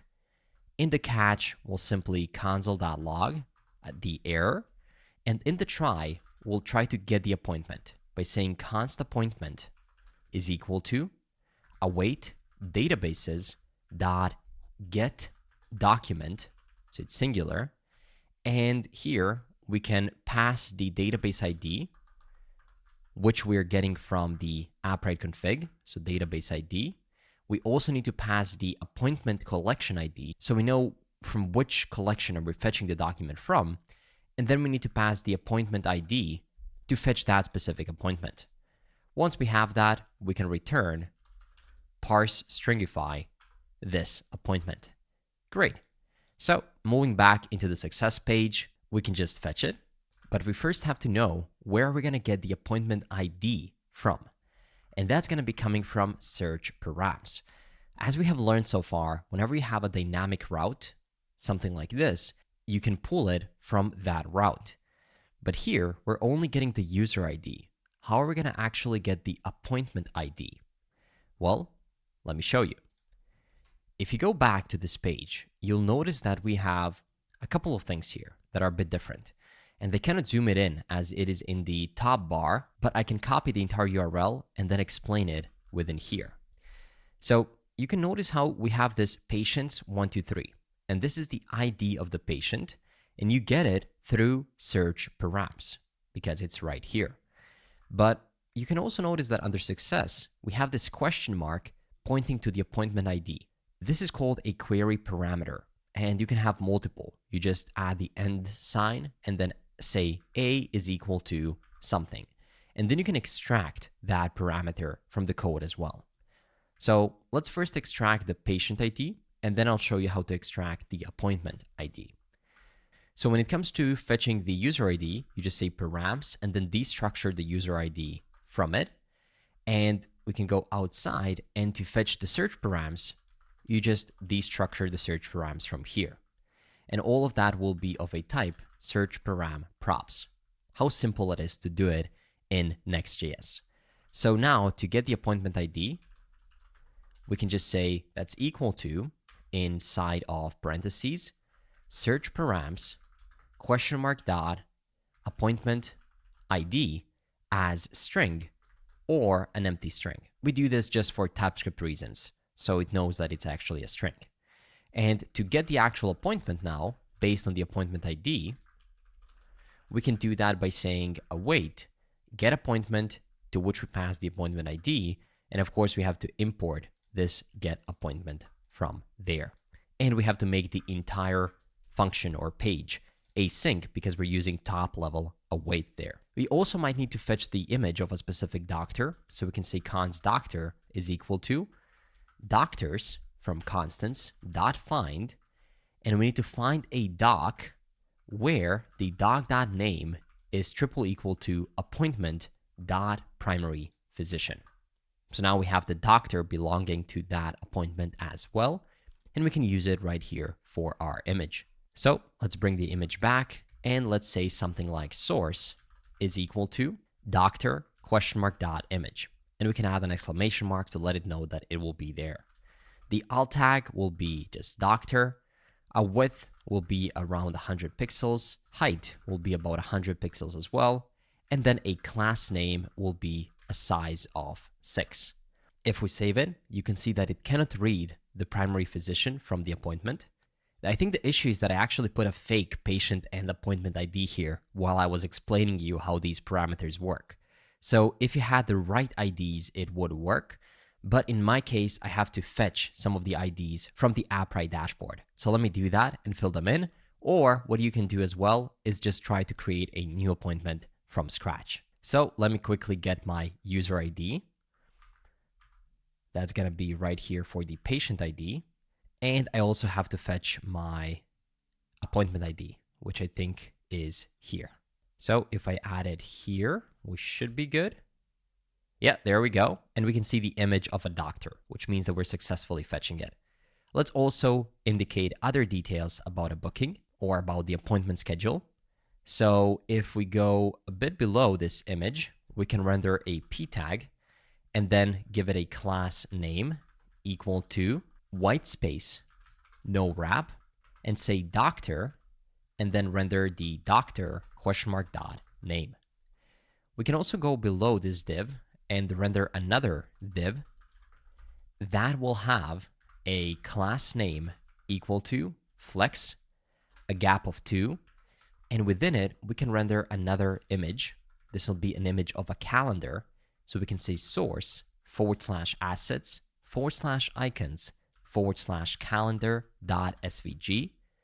We can give it a height of 24, a width of 24, and an alt tag of calendar. Right within it, we can render a new string, which will be dynamic of format, date, time, coming from utils. And to it, we can pass the appointment dot schedule and then call the dot date time on it. It's going to look something like this. And if we do it properly, it's going to say June 13th, 2024, and then it's going to say the time as well. For you, this is going to be a different time, of course, but it's good to know that all of our appointment details are readily available right here. Now we can go below this section and we can create a button that will allow us to book a new appointment if we want to. So import the button from components UI button, give it a variant equal to outline, and a class name equal to shad-primary-btn, and say as child, because we'll put a link within it. This will just redirect.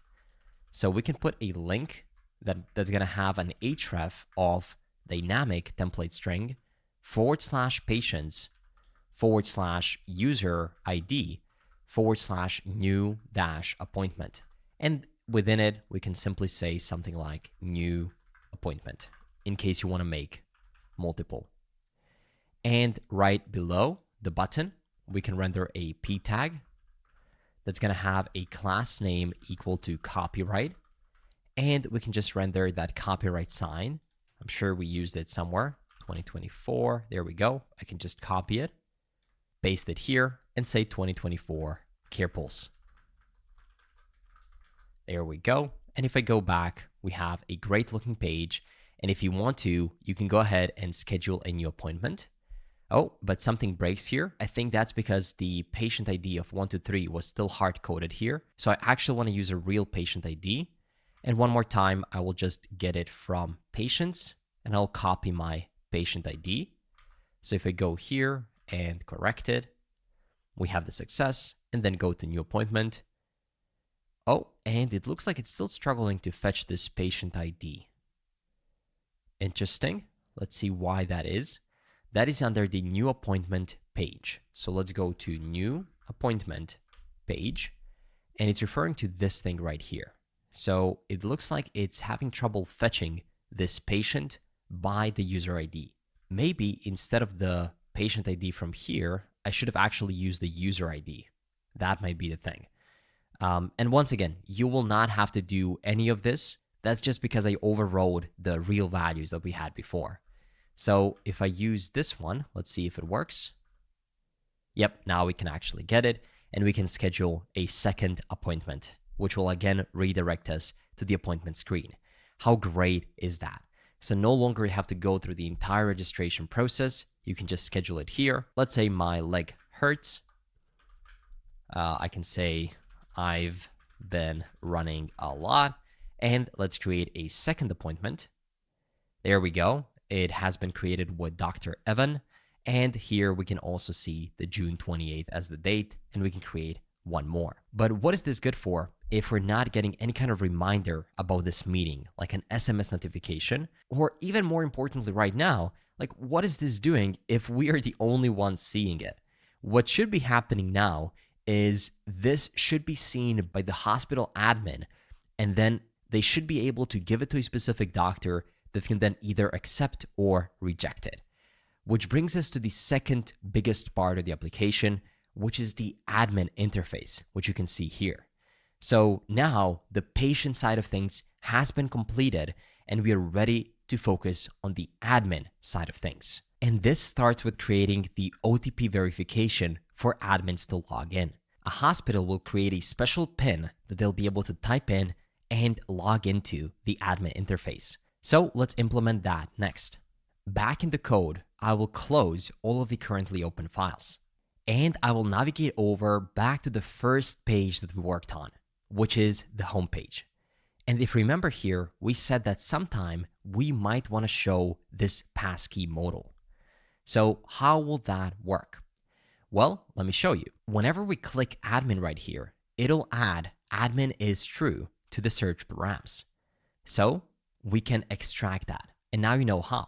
You can just destructure the search params, and that'll be of a type search param props. And right here, we can check if a user wants to log in as admin. So const is admin is equal to search params.admin. And if that is set to true, then we know that we want to show a passkey modal. So let's create a new component called passkey modal.tsx, run rafce. And here we can remove this to do. And instead of it, we can say if is admin, then we want to render a passkey modal component coming from components passkey modal. So now if we do that and go back to the code, you can see at the top passkey modal. I can just go back to localhost 3000. Nothing is there, but if I click admin, it opens up this passkey modal.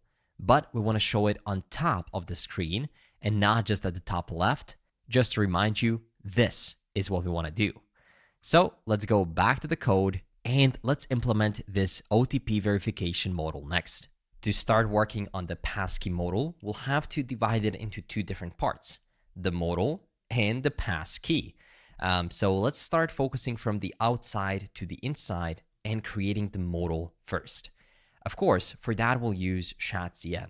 Specifically, we'll use a ShadCN alert dialog. So let's Google it.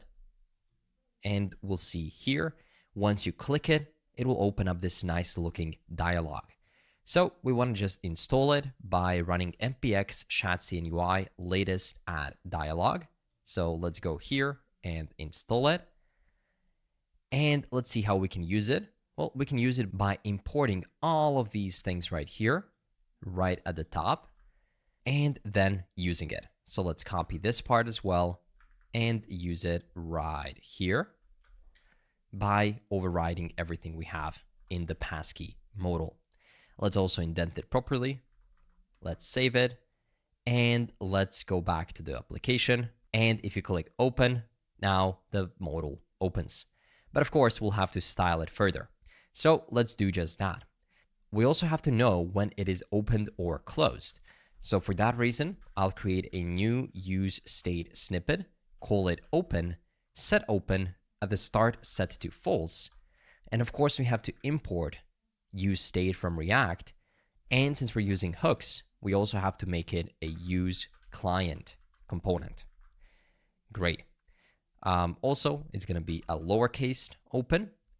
And now we can pass this state to the alert dialog by saying open is equal to open and on open change is equal to set open, because that's the setter function to change it.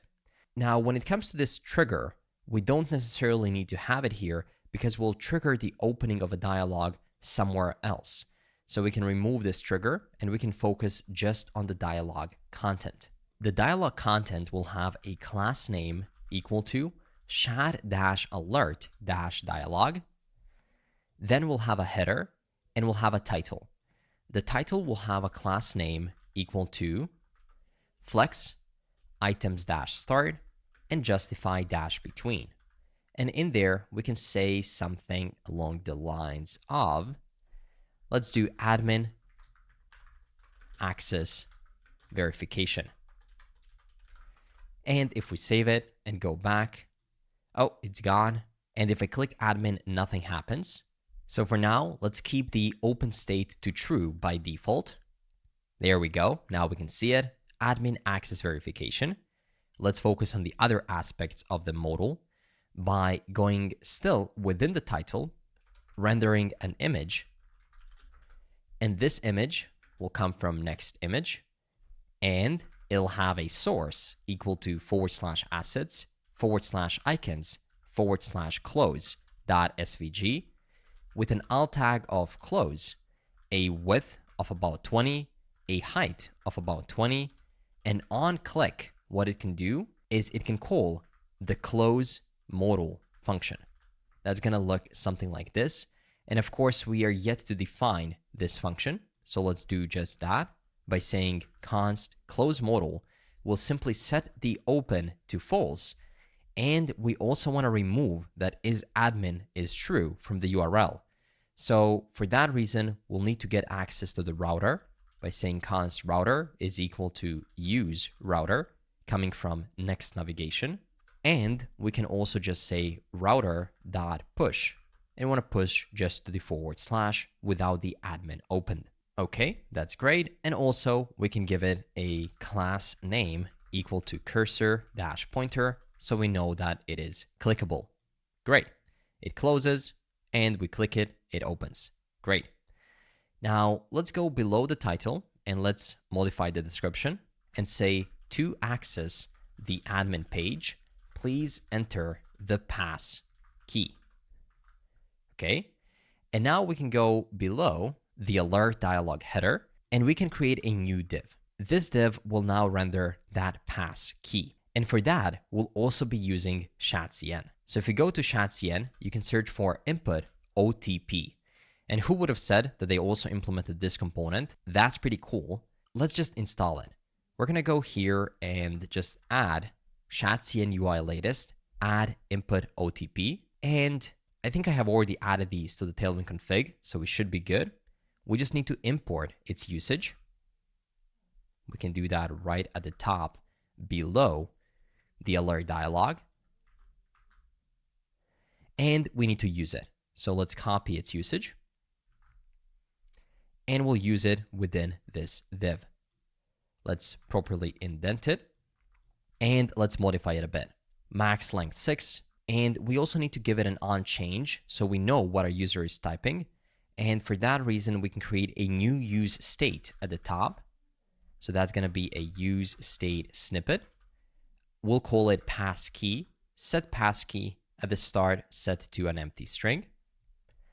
And if we go down to this input OTP, we can pass a value equal to pass key and an on change, which is a callback function that accepts a value. And then it simply sets the pass key to be that value. We can also style it a bit by styling this OTP group with a class name of shad-OTP. We don't need a separator or another group. Rather, we'll keep all of these slots in one group. And we need to give all of them a single class name, which will be equal to shad-OTP-slot. And they're going to have different indices. So let's save it, go back, and we have this beautiful looking OTP form. Great. And we can type into it, we can delete values. It just works so great. Also, if there is an error with the pass key, we need to be able to show it. So let's go up and create a new use state field. I'll call it error and set error at the start equal to an empty string, because that's actually going to be an error message. And we need to properly spell the error here. That's good. And just below the input OTP, if there is an error, then we want to display a p tag with a class name equal to shad-error, text-14-regular, and margin top of 4. We can also give it a flex and justify-center. Right within it, we can render the error message. Great. As simple as that. Now, finally, we have the alert dialog footer, and we don't need a cancel, but we need an action within which we can just say enter admin passkey. This is going to be to submit it, and we can give it an on click that accepts the click event. And we'll call a function called validate passkey, and we'll pass that event. And we'll also give it a class name equal to chat-primary-btn and w-full. But of course, before we check it out in the browser, we have to create this validate passkey function. So let's do that at the top. Const validate passkey is a function that accepts an event. Great. Let's go back to the code and let's try it out. Enter passkey, and it seems like it works. But for now, we're not really doing any verification, right? We're not testing it. So now that we have the UI, we can go back and we can implement this validate passkey function. So let's first define the type for our event. That's going to be a react.mouse event, and specifically an HTML button element click and mouse event like this. And first, we want to run the e.prevent default to prevent the default behavior of the browser on submit clicks, which is to reload. And here, we want to check if passkey is triple equal to process.env.next_public_admin_passkey. And if that is the case, that means that we have successfully entered the admin dashboard. Else, we can simply set the error and set invalid passkey. Please try again. Okay, so let's give it a shot. Let's go back and type something invalid. And you can see invalid passkey, please try again. That's good. And as you can notice from here, for the time being, we'll be storing the passkey in the environment variables. Later on, if you want to extend this application, your healthcare admin provider will be providing their passkey, and you'll have to verify it and check whether it matches. But for now, we'll put it right here. That's going to be next_public_admin passkey, and I'll set it to 1, 2, 3, 4, 5, 6. Great. So now if we go back, we can figure out what happens if we enter the correct passkey. So first of all, we can get an encrypted key, which will mean that we're properly logged in. So encrypted key is equal to encrypt key coming from libutils, to which we pass this pass key, and we want to set it to the local storage by calling local storage.setItem access key is equal to encrypted key. And once again, you are basically exchanging the passkey, which is just a set of 6 digits, for an encrypted key, so that whatever you do within the platform, they know who did it, okay? Not by name, but rather by the encrypted key. And this function right now is just a basic encryption key where we just pass a key and then it gives us an encrypted version of it. Nothing special happening here, but it gives you the possibility to extend it further. Finally, we can set open to false because we're done with the encryption. And there's one more thing we want to do. We don't want to let the admin try to sign in again in case they already have their exchanged access key saved into the local storage. So first, let's try to get it from the local storage by saying const encrypted key is equal to if type of window is not equal to undefined.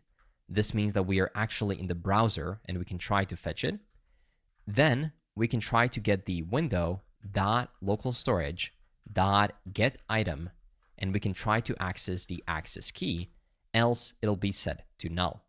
Okay, so now we have the access key, and now we can create a use effect snippet, which will allow us to check whether the access key exists. And then we can decrypt it to get the actual pass key. So let's first fix this. Let's import use effect from React, and let's recall it whenever we fetch the encrypted key. Okay, that's coming from here. So what will we try to do once we have it? Well, we have to check the path of our browser. If we're on the path where the passkey needs to be entered, then we can try to log in. So const path is equal to use path name coming from next navigation. And then we can say if path exists, that means that we're in the client side. We can try to log in by doing the same thing that we're doing right here. So we can basically copy this part right here. If passkey is equal to the one in local storage, then we don't have to set it to local storage anymore. We can just set open to false, and we can run the router.push and push to the /admin page. Otherwise, we can set open to true because it wasn't successfully fetched. I think this will be good for now. So let's give it a shot. If I go back and just reload the page on localhost 3000 and click admin, it opens up. We close it, it closes. That's good. Now, if we enter something invalid, like 123, and click enter admin passkey, we got invalid. That's totally okay. But what happens if I enter my correct one that I added to my envs, 123456, and click enter admin passkey? We get redirected to the admin dashboard. But not only that, if I go to inspect and check out my local storage, if I go under application, localhost 3000, and we have this access key, you can see that we now have this encrypted access key, which should mean that if I go back and open up the admin and try it once again, oh, it doesn't do it. We might need to make some modifications here to this use effect. Oh, we're comparing the passkey here instead of comparing the access key. That's because in the use effect, we have to decrypt the key again. So we can say const access key is equal to encrypted key if it exists. Then we want to run decrypt key and we want to pass the encrypted key, okay? And then we want to check the access key against the admin passkey. Let's give that a shot. So if I reload right here, you can see that we automatically get redirected because it's already stored in local storage. So as soon as I click admin, that's it. It automatically redirects me there because it knows I'm an admin and I don't have to enter the passkey for some period of time. Great. Now let's go from this 404 to a nice looking admin interface that looks something like this. We want to say welcome admin. We want to show a database of all of the appointments and the stats of everything that's happening in the hospital at this point in time. So going back to the file explorer, we can go to app and create a new folder called admin. And within admin, we can create a new page.tsx where we can run RAFCE. We can rename it to admin and go back to the browser. And now we can see admin on top left, which means that we are ready to turn this into this. So let's do that next. To start working on the admin page, we can first give this div a class name of mxAuto. That stands for margin horizontal. We're going to make it a flex container and give it a max W of 7XL. So that's about 1280 pixels. We can also make it flex call, so the elements appear one above another, and create some spacing in between the elements of Y14. Now, we can create a header within this div, and that header will have a class name equal to admin-header, and within it, we can create a link. That link, of course, will be imported from Next.link, and it'll have an href pointing to the home page with a class name equal to cursor-pointer. Within here, we can render our logo. So that's going to be an image coming from next image. And we can give it a source equal to /assets /icons /logo-full.svg with a height of about 32, width of about 162, alt equal to logo, and the class name equal to h-8 and w-fit. Great. And also, right below that link, we can have a p tag that'll have a class name equal to text-16-semi-bold, and it'll simply say admin dashboard. And that's going to be our header. So if we go back, you can see we have care pulse and we have admin dashboard. So now we can start working on the main part of the content. So going below the header, we can create our main part with a class name equal to admin-main. And within it, we can have a section. And that section will have a class name equal to w-full space -y-4. And we can render an h1 with a class name equal to header that's going to say welcome. And we can also show an emoji right here of a waving hand and a p tag with a class name equal to text-dark-700. And it'll say start the day with managing new appointments. So if we save it and go back, this looks good. And now we can show those 3 stats card. Okay, that's pretty cool. So we first have to get that data from the backend. So what we can do is create a new section below this section that'll have a class name equal to admin-stat. And here we'll have to render that card. This card will of course be a reusable component as we'll be using it 3 different times. So what we can do is create a new component called stat card.tsx fce, and we can just import it right here, stat card, coming from components. And now we can choose which props we want to pass to it. First of all, we'll have a type of the appointment. So it can be either pending, canceled, or actual real appointments. So we can say type appointments. We can then do a count of how many we have. We can do a label. In this case, we can say something like scheduled appointments. And we can also render an icon, which can be something like assets, icons, appointments.svg. And now we can duplicate this 2 more times. The second time, we will discuss the pending appointments. And the third card will talk about canceled appointments. We can change this fake count for now. We will later on modify it, of course, to fetch it from real database. And we can also change the label. The second one will be pending. The third one will be canceled. And we can also change the icons. This one will be pending, and this one will be canceled. Great.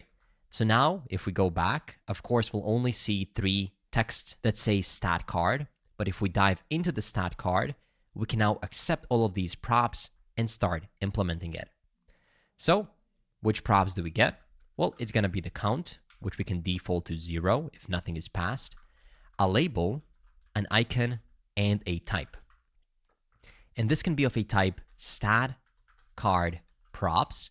So we can define that interface right here at the top, stat card props, with a type equal to appointments, or pending, or canceled, with a count of a type number, a label of a type string, and an icon of a type string as well. And now we can start creating this div, which will act as a card. So how do we do that? Well, we give it a class name equal to, and we'll make it a bit dynamic. So we'll use the CLSX coming from CLSX, and this allows us to modify the styles of the card depending on dynamic properties. So always it'll be a stat-card, which will look something like this. Oh, we cannot see it right now because we don't have the content. But if I say test, you can see test, test, test. It has the basic default styles. But now we can provide the options object, and then depending on the state, we can apply some different classes. For example, we can apply bg-appointments if the type is triple equal to appointments. We can apply bg pending if the type is equal to pending, and bg canceled if the type is equal to canceled. So if we go back now, you can see how it changes depending on the styles. Of course, feel free to play with it further. We can even modify the styles later on. For now, let's also create an inner div within this div that'll have a class name equal to flex, items-center, and a gap of 4. Within it, we can render a different image for each one. And how do we know which image to render? Well, because we already have the source of the icon. So we can just say icon, give it a height of 32, a width of 32, an alt tag of label, and a class name equal to size-8 w-fit. So if we do that and go back, you can see 3 different icons. looking good. We can also create an h2 inside of that div with a class name of text-32-bold and text-white, and we can just render the count of appointments in each category. And below the div, we can render another p tag with a class name text-14-regular, and we can render the label of that appointment card. So now if we go back, you can see scheduled appointments, pending appointments, and canceled appointments as well. And if you want to search and modify these styles, just search for it, canceled, and you'll find it in the Tailwind config right here, where we have different backgrounds coming from assets, images, and then we have different PNG backgrounds as well. And these are basically just different gradients of colors. I think you can see it here. It's a bit bluish. Here it's a bit reddish, and so on. But it looks like it's not fetching them properly right here. Let's see. Let me try to search for assets, images, and then try to find these different backgrounds. If I go to public, assets, images, and we do have appointments BG PNG right here. Oh yeah, as you can see, it is just a basic gradient, and then it changes the color depending on the state. So I do believe that this is good. Oh, but I just misspelled it here, appointments. So if I do it, okay, that's a bit better. Yellow, blue, and then red. Perfect. And we have our 3 cards. But of course, we want to make this data real. We want it to actually reflect the appointments that we have in our database. So let's go back to the code and go back to the page where we have our admin dashboard. And we need to try to fetch all of the recent appointments. So let's head over to appointment actions.ts. And let's create a new export const get recent appointment list. That's going to be an async function with a try and catch block. In the catch, we can simply console.log the error. And in the try, we can fetch all the appointments by saying const appointments is equal to await databases dot list documents. And we want to get the documents from the database with the database ID, the one that we have stored. We want to fetch from the appointment collection, so we need to pass its ID. And we want to query by, so query.order descending by the field created at. And we need to import this query from node Appwrite. So we're showing the newest ones at the top. Now, we also want to return the count of different appointments. Are they pending? Are they canceled? Or something else? So we can say const initial counts is equal to an object where we have scheduled count set to 0 by default. We have pending count, and we also have a canceled count as well. And now we want to iterate over the counts and increase the count for every appointment that is of that specific state. You can see ChatGPT even recommends this to me, but let's go ahead and write it together. I'm going to say const counts is equal to, I'll wrap it in parentheses for TypeScript and say appointments dot documents as appointment array, and we have to import this appointment from types, dot reduce. So we'll run a reduce function on it, and reduce typically takes in the accumulator and then the value. So that looks something like this. We can then close it, and it also takes the initial counts as the second parameter. And then in the middle of the function, we have to define the logic of when we will update each one of these. And I like what Copilot suggests here. If the appointment.status is scheduled, we'll just increase the accumulator, which is the default state, by 1. If the status is pending, we'll increase the pending count by 1. And if the status is canceled, we'll increase the canceled count by 1. So feel free to pause the video here and type this out alongside me as well. But once we have all of those values, we can form it into a data object. So const data is equal to, we want to pass over the total count. So that's going to be appointments total, and that's given to us by Appwrite immediately. We want to spread all of the counts. That'll include the pending, cancel, and so on. And finally, we want to return all the documents, which is going to be equal to appointments.documents. These are the actual appointments. Finally, we can return parse stringify the data. Great.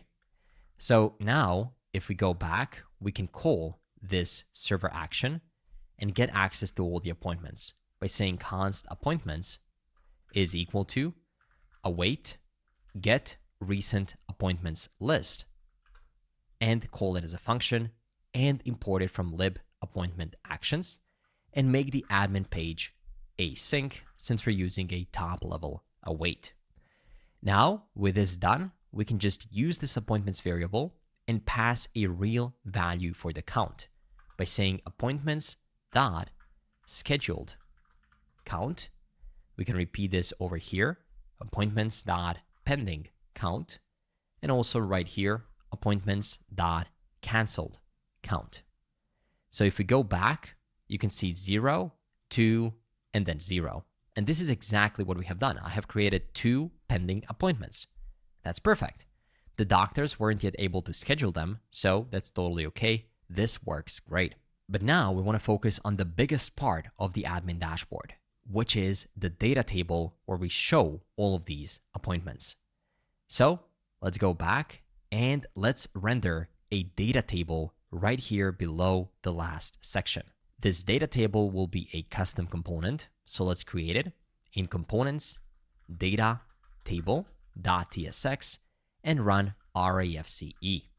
So if we go back, we can now simply import the data table, and to it, we need to pass the data equal to appointments.documents. So we're basically passing all the appointments, and we want to pass a list of columns that we want the table to have.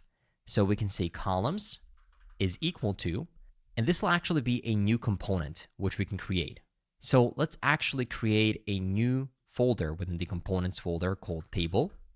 Within the table, we'll create a columns.tsx part where we can run rafce, and it looks like I misspelled it. So I'm going to say columns and fix it right here.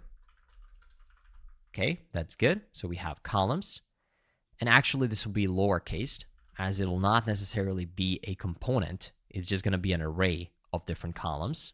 And let's also move the actual data table into the table folder so it's easier to understand what this is related to. This will fix the import, so we have to import it once again. And we also have to import the columns from table columns. Great. Now, of course, nothing is happening yet because this data table is just an empty component. But if we go back and go here, you can see that we have a data table ready to get developed. So let's do that next. To start working on our table, we'll use a ShadCN data table, which is a powerful table and data grid built using 10-stack table. As you can see here, it is completely responsive. You can have different filtering, and it also works great on mobile devices. You can select different things, you can sort, filter, you can do all sorts of different things. And of course, there's pagination as well. So let's see how we can use it. Every data table or data grid I've created has been unique. They all behave differently, have specific sorting and filtering requirements, and work with different data sources. It doesn't make sense to combine all of these variations in a single component because we'll lose flexibility. So instead of a data table component, we can provide a guide on how to create your own. We'll use the basic table, extend it, and then create something customized. So let's first install a ShadCN data table by running npx ShadCN UI add table. And we also need to add a 10-stack React table as a dependency. So let's do that as well. And we can then check out the prerequisites. Here you can see different pieces of data for a table, and then also a structure. This is the same structure that we have. We have a table, columns, and then we have a data table. So let's see how we can create a basic table. This is still within a columns page. So let's go ahead and copy this entire file and paste it into the columns part of our table. That's going to be columns. And let's basically override everything. That's good. And since we overrode it, we'll also have to modify the import because now it's no longer a default import. It is a named import. So let's just modify that. And let's continue. We'll try to make it work with a basic example. Next, we have a data table. So let's copy this entire part and we'll paste it over into our data table. That's good. No errors. Looking good. Next, we need to render our table by getting some data and then just calling it. We are already doing that. The only thing that we don't yet have is the actual data. So let's just import this part to get us fake data. Oh, looks like data table will also have to be a named import. So let's fix that. And right at the top, let's create this function. Let's import the payment from table columns. And let's get that data and then pass it over to the table. So what we're doing for now is just trying to create a mock table just so we can see how it looks like. So instead of passing appointment documents, I'll comment that out and I'll just pass this fake data over here. Okay, and then later on, they explain how we can modify the columns. But for now, let's just see how it looks like. So if I go here, we already have a basic table. We have a status of pending, an email of me@example.com, and the amount. This is pretty good right off the bat, but definitely not looking like this just yet. So let's see how we can modify our columns to look a bit better. They provided us a header and a cell to expand the look and feel of our column. So let's go back into code, into columns, and we'll here modify this amount right here with a new header and with a formatting. So if we go back, you can see that this is an actual dollar amount. We have row actions. So let's see how we can add that. We'll copy all the actions. And we just need to add them as one of the columns. So let's go back. And let's add them right here at the top. And of course, we'll have to import all of these. And of course, for that, we'll have to install the drop-down menu. So let's do just that by running chatcn UI latest add drop-down menu. And then we can get all of these imports from the top. Once again, we're just following the documentation for now. If we now go back, you can see that each row now has actions that we can check out. What else do we have? Well, of course, the pagination. So we can update our data table by importing the get pagination row model, and then we just add it to the table. This will automatically paginate your rows into pages of 10. So let's do that. I'll import get pagination row and add it to use React table under our data table. So that's going to be right here, get pagination row model, and we'll import it from 10stack React table. And if we go back, there is nothing yet because we only have one transaction. But if I go to page and I add more transactions here, I'll basically duplicate this many times below. So we surpass 10. 1, 2, 3, 4, 5, 6, 7, 8, 9, 10. Oh, I was exactly at 10. So let me duplicate it once more. And it's not yet paginating. And that's because we have to add pagination controls, such as a button right here. So let's add this div with pagination controls. And we can add that right here below this data table. And we have to import the button. If we do that and go back, you can now see previous and next, which means that the pagination is fully working. Let's see what else we have. Then we have sorting and all of these additional functionalities. As you can see, they're pretty simple to add. You just import some things, you add it to use React table, and then you add the actions to specific columns so you can filter it, sort it out, and do more stuff. It's completely extendable and customizable, so you can do whatever you like. But now let's modify the columns so they actually work for our example and include the data about appointments that we want to show, not transactions. So let's move those actions all the way to the bottom by selecting them and then moving them below a few of these things all the way here. There we go. That's good. So now we have these different columns that we can then modify. As you can see, we have a status, we have email, and so on. I'll show you how to add all of the other ones later on. But for now, let's modify the data. So we don't show the data about transactions or payments. We actually show the data from our appointments. We can do that by deleting this getData function and this getter. And right here below, we can actually just call the data table by passing the appointments.documents. If we do that, you'll see two different appointments. Although the data is not there, now we will fill it out with the correct columns. So let's head over to columns and let's create a new one above the status. This one will have a header equal to ID, and it'll also render a cell. We have to add a comma here. The cell is typically a function that extracts data about the row and then just returns something. In this case, we're going to return a p tag with a class name equal to text-14-medium.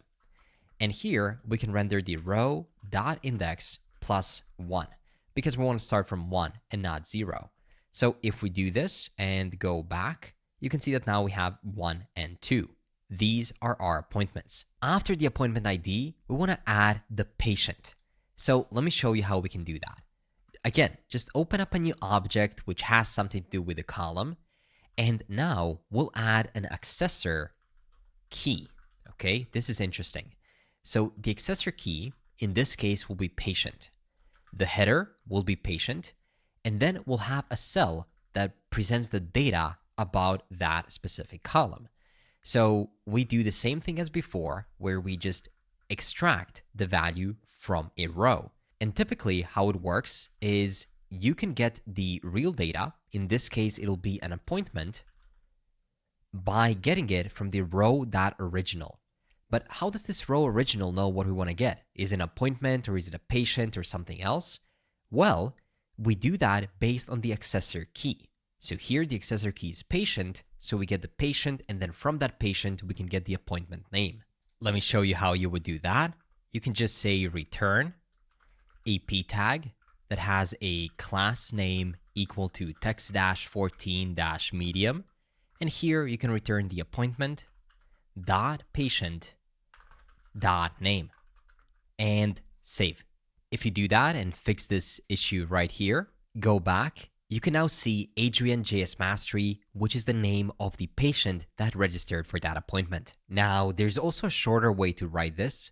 You don't have to extract this into an additional variable. Rather, you can just say row.original.patient.name right here, remove this line, and then have an immediate return. So instead of a curly brace, you can just immediately return this p tag in a single line.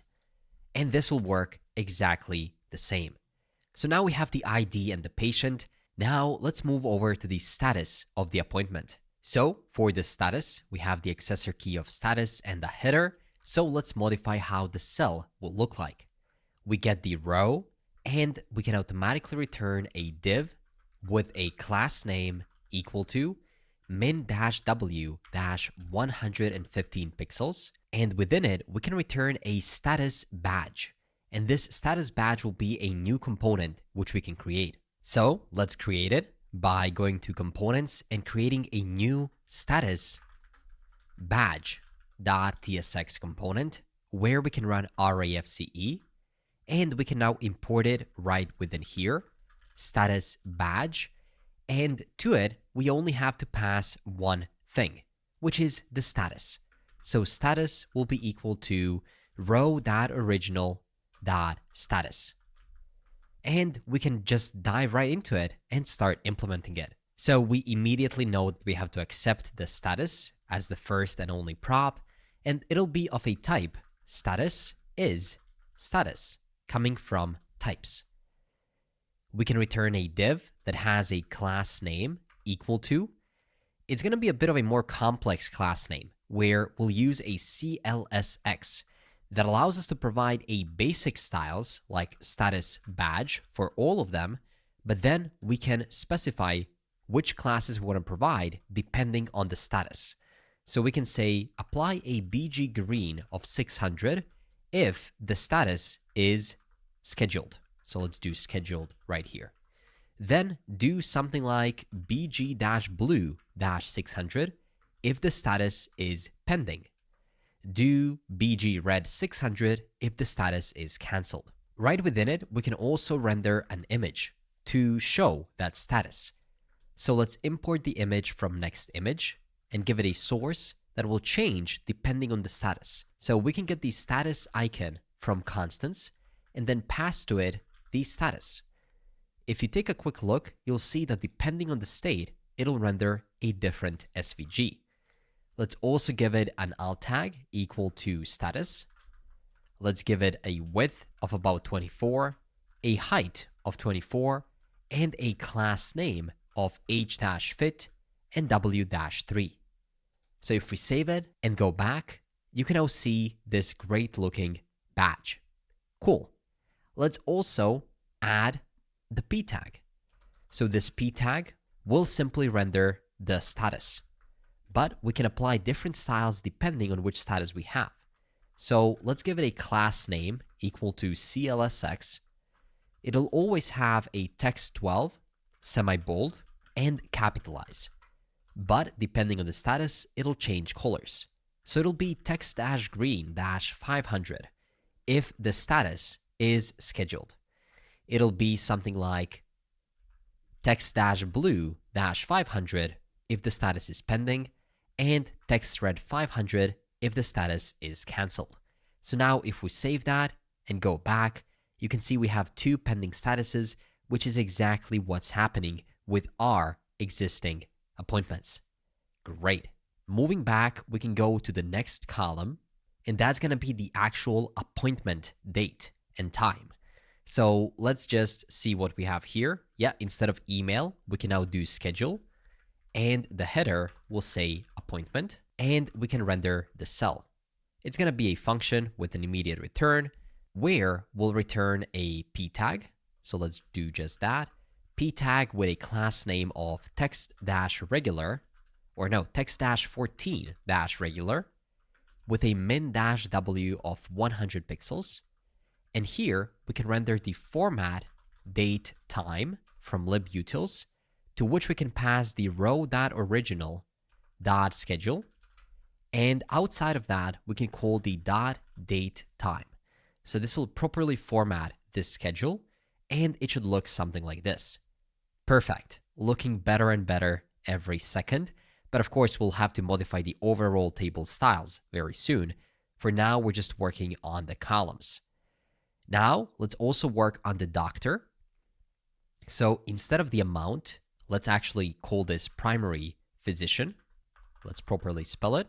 The header can simply say doctor. And in the cell, we can try to find the doctor belonging to this appointment by saying const doctor is equal to doctors coming from constants dot find, and we want to find a doc where the doc.name is triple equal to row.original.primary physician. Once we have it, we want to return a div where a class name is equal to flex items-center and a gap of 3, and we can render an image where the source is equal to doctor?image. We can give it an alt tag equal to doctor.name. Let's also do a width of about 100. We can do a height of about 100 and a class name of size-8. And of course, what would that doctor be without a name? So right below the image, we can render a p tag, give it a class name equal to white space no wrap, and there we can say dr doctor, and then render the doctor.name. Let's not forget to import the image from Next.image. If we do that and go back, you can now see Dr. Evan Peter and Layla Cameron. That is great. What other information do we need to show? Well, I think that's more or less it. Now we just want to show the actions that doctors can do on those specific appointments. So let's clear out the entire action cell right here. Let's give these actions a header. That's going to be a div with a class name equal to padding left of 4 to divide it a bit from the left, and it's going to say actions. Now, within here, we can return a div, and this div will have a class name equal to flex and a gap of 1. And within here, we want to render an appointment modal. So this is a new component which we need to create. So let's do that right away by creating a new component called appointment modal.tsx. And within here, we can run RAFCE. And now we can call it as a component. So that's going to be appointment modal. There we go. And we can import it from appointment modal. If we do that and go back, you can see that now we have appointment modal as the action. But of course, what we want to actually do is this. We want to have two actions that will open up different modals that'll say schedule and cancel. And then that'll open this type of the schedule appointment modal. And for that, we'll use a chatcn dialog component. Before we use the alert dialog, now we'll just use a regular dialog. So let's just install it by adding npx chatcn UI latest add dialog. After we add it, we need to copy its imports right at the top. No more dropdown, so we can delete that. And we can copy its usage. Oh, but this will not be in the columns. Rather, it'll be in the appointment modal. So I can paste it right here and indent it. And the same things goes for the imports. It's going to be within the appointment modal. There we go.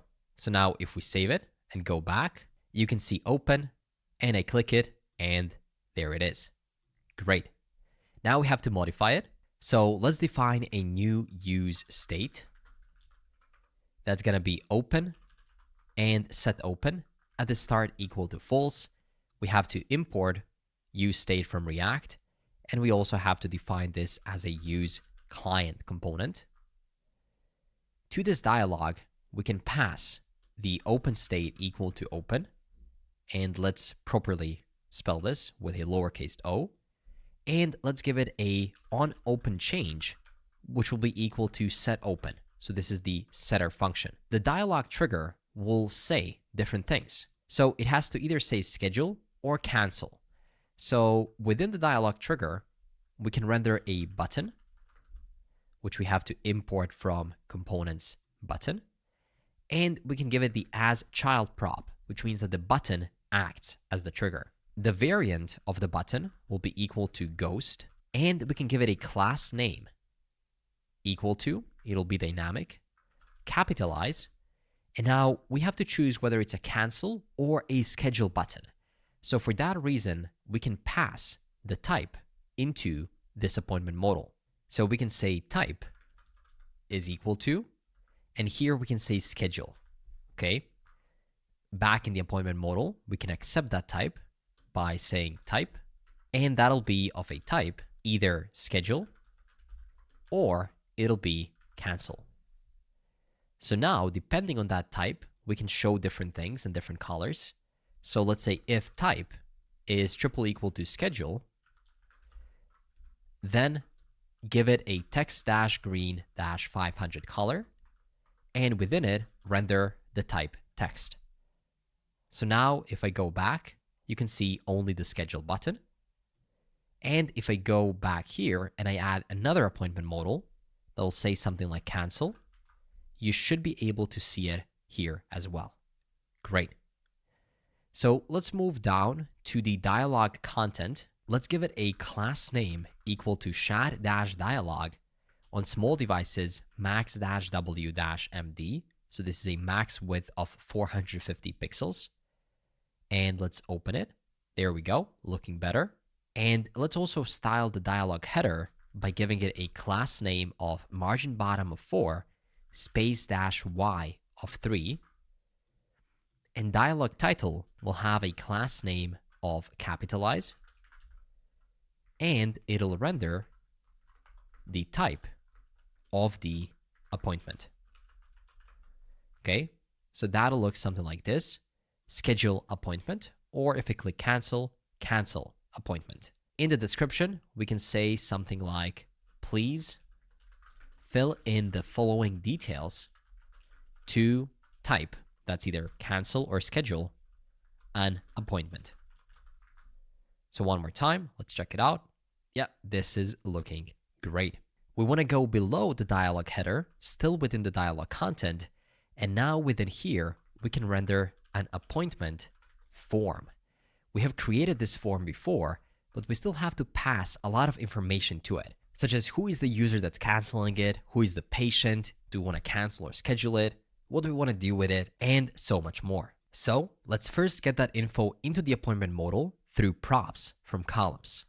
So right here, we'll modify this first appointment modal and pass all of these necessary things, such as the patient ID equal to row.original.patient.$ID. And in this case, it might make more sense to just destructure the original as well, just so we don't have to repeat ourselves. And we can rename it to data, like this. So now we can just say data.patient.$ID. Let's also add a user ID, which will be equal to data.userID. We'll also have the actual appointment. So this will be equal to just data, because data is the appointment. And we'll have a title equal to schedule appointment. And we'll also have a description. So that's going to be something like description. Please confirm the following details to schedule. And now we can duplicate this right below. We have to change the type from schedule to cancel. The title will say cancel appointment, and we'll say, are you sure you want to cancel your appointment? So let's do that here. Are you sure you want to cancel your appointment? Or you want to cancel this appointment? Let's do it like that. Okay, great. Now let's move into the appointment modal and accept all of these props. We're getting the type, we can get the patient ID, the user ID, and we can also get the appointment itself. Let's define the types for that. Oh, here I defined the types. Above, I actually get them. So let's get them here. Type, patient ID, user ID, and the appointment. And now we can define the types. It's mostly going to be just strings. So patient ID is of a type string. User ID is of a type string.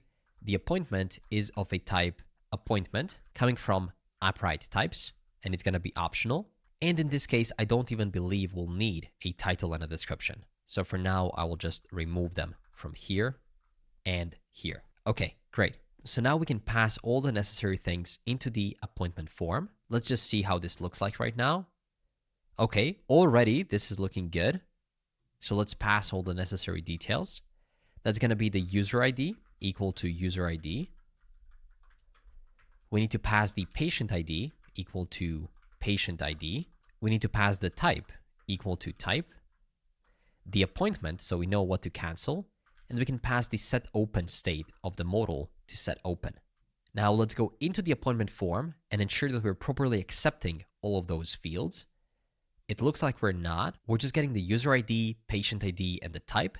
We also need to get the appointment and the set open. So let's define their types. Appointment will be of a type appointment coming from Appwrite types. And the set open will just be a function that returns void. Great.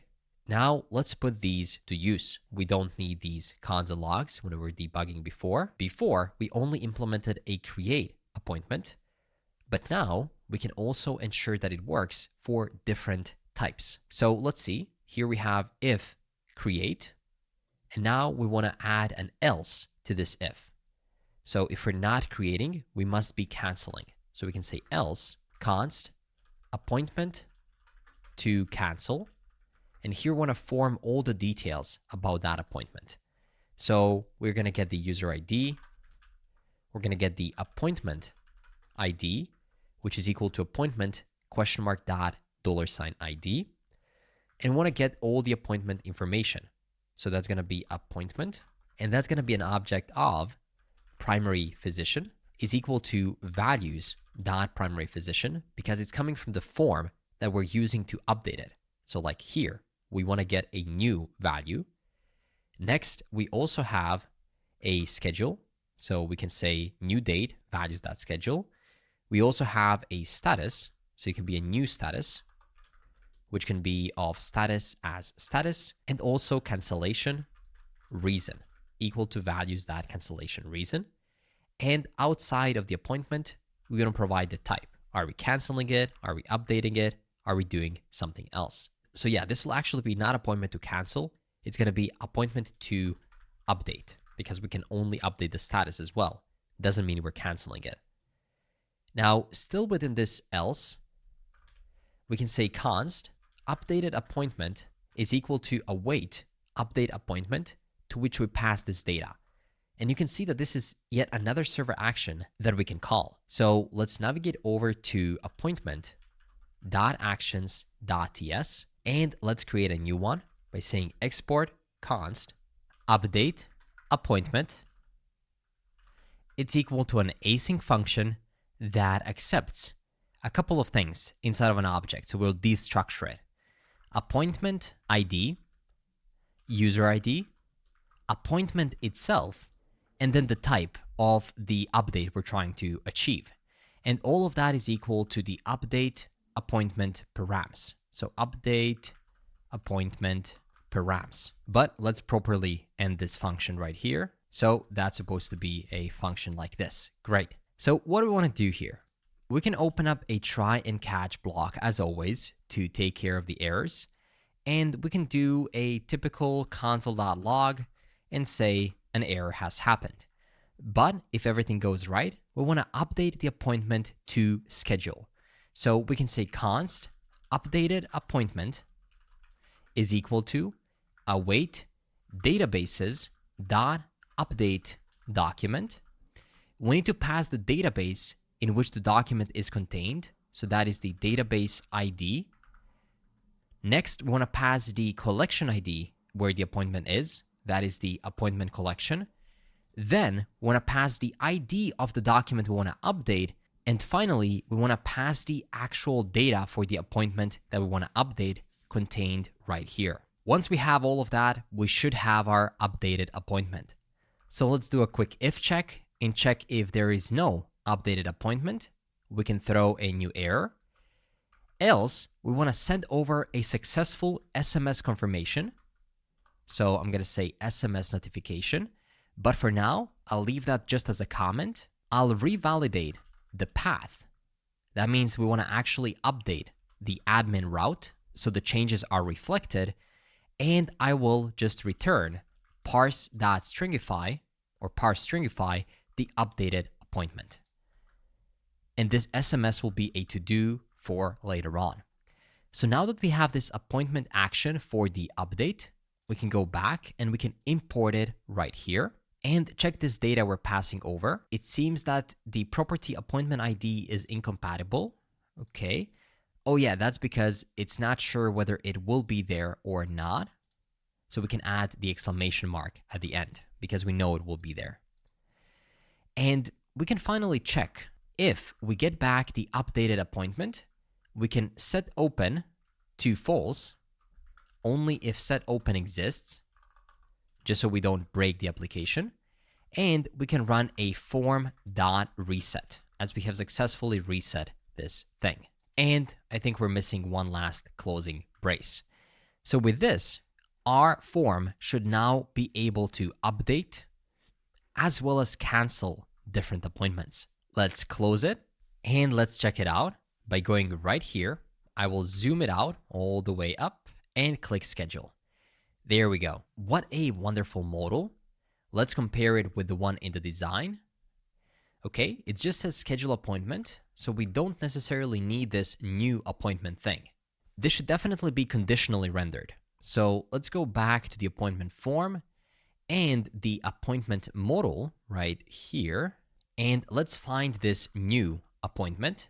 There we go. This is the section we're talking about. So this will be there only if the type is triple equal to create. Okay? Else, we won't show this section. So now if I save this and go back. There we go. This is much better. So now doctors can actually see this, and we can choose a doctor which we want to assign to this appointment date. We can leave it the same, so we don't necessarily have to change it. Or wait, not really. It's taking a new current time, which is not what we want. If the appointment has been scheduled at a specific date and time before, we want to pre-populate that value. So let's go back for a second into the appointment form, and let's go to the default values. For all of these, we want to check whether the default values have already been there, and then we can update them only if we decide to do that, but we still want to know what the default values were. So we can say if appointment exists, then here we can render the appointment primary physician. That'll look something like this. On the schedule, we can check whether an appointment exists. If it does, we'll return a new date of appointment.schedule, else we'll return a new date. When it comes to the reason, we'll do a similar thing. If an appointment exists, then that must mean that there's also an appointment reason. So let's fix this right here. Else it'll be an empty string. And for this physician as well, we can also do an empty string. So let's actually use a ternary here. There we go. This is better. If appointment exists, then we set it to primary physician, else we set it to an empty string. We'll do a similar thing for the node. We can do something like appointment node or this. And finally, we can do the same thing for the cancellation reason. So if an appointment exists, a cancellation reason might exist as well. Or an alternative way to write this would be just appointment cancellation reason or an empty string.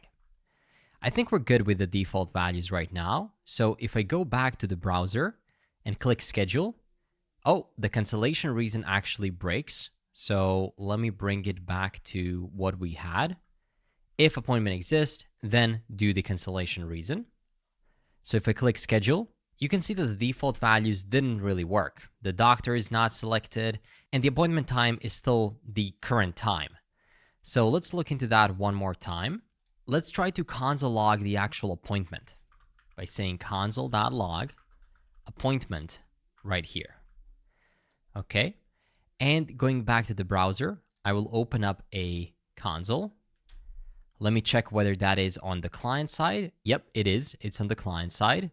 So when I click right here on schedule, oh, look at that. We get undefined for the appointment. That's the reason why it's not filling it up. So let's see. It's coming through props, but let's see if we're actually passing it into the appointment form once we call it from the appointment modal. Oh, did I misspell it? No, I don't think I did. So let's see why this appointment is not coming properly from the appointment modal. Let's see if we're passing it properly into the appointment modal itself. We're calling it here. Oh, it looks like I said appointment ID instead of appointment. My bad right there. I'm gonna fix it. And if I do that and click schedule, you can see that now it actually fills out all the existing information. Evan Peters, 9:30 on the 28th. My leg hurts. I've been running a lot.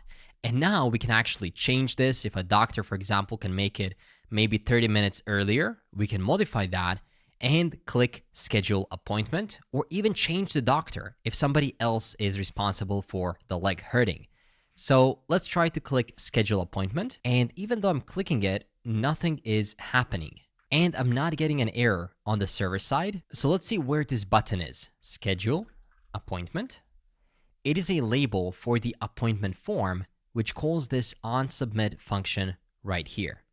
So it looks like it's not getting into this else, or at least this is not working. So let's do a console log and say updating appointment. And we should get this on the client side. So if I do this, open up the inspect element, reload the page and click schedule. I'll try to click schedule again. And yep, nothing is really happening. So it looks like we're not getting into this if statement. Let's see why that is. We're not getting any errors as well. So maybe the type is still create for some reason.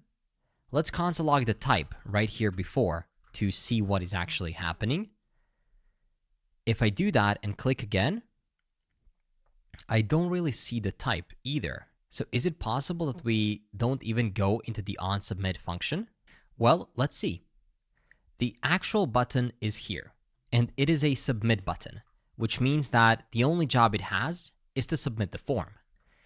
Since it's a submit button and it's contained within the form, it will do whatever the onSubmit of that form does, which is in this case to call the onSubmit function. And that function is this one right here. So let's add a console log right here at the top and say, I am submitting, okay? And we can also console log the type that we're trying to submit right here.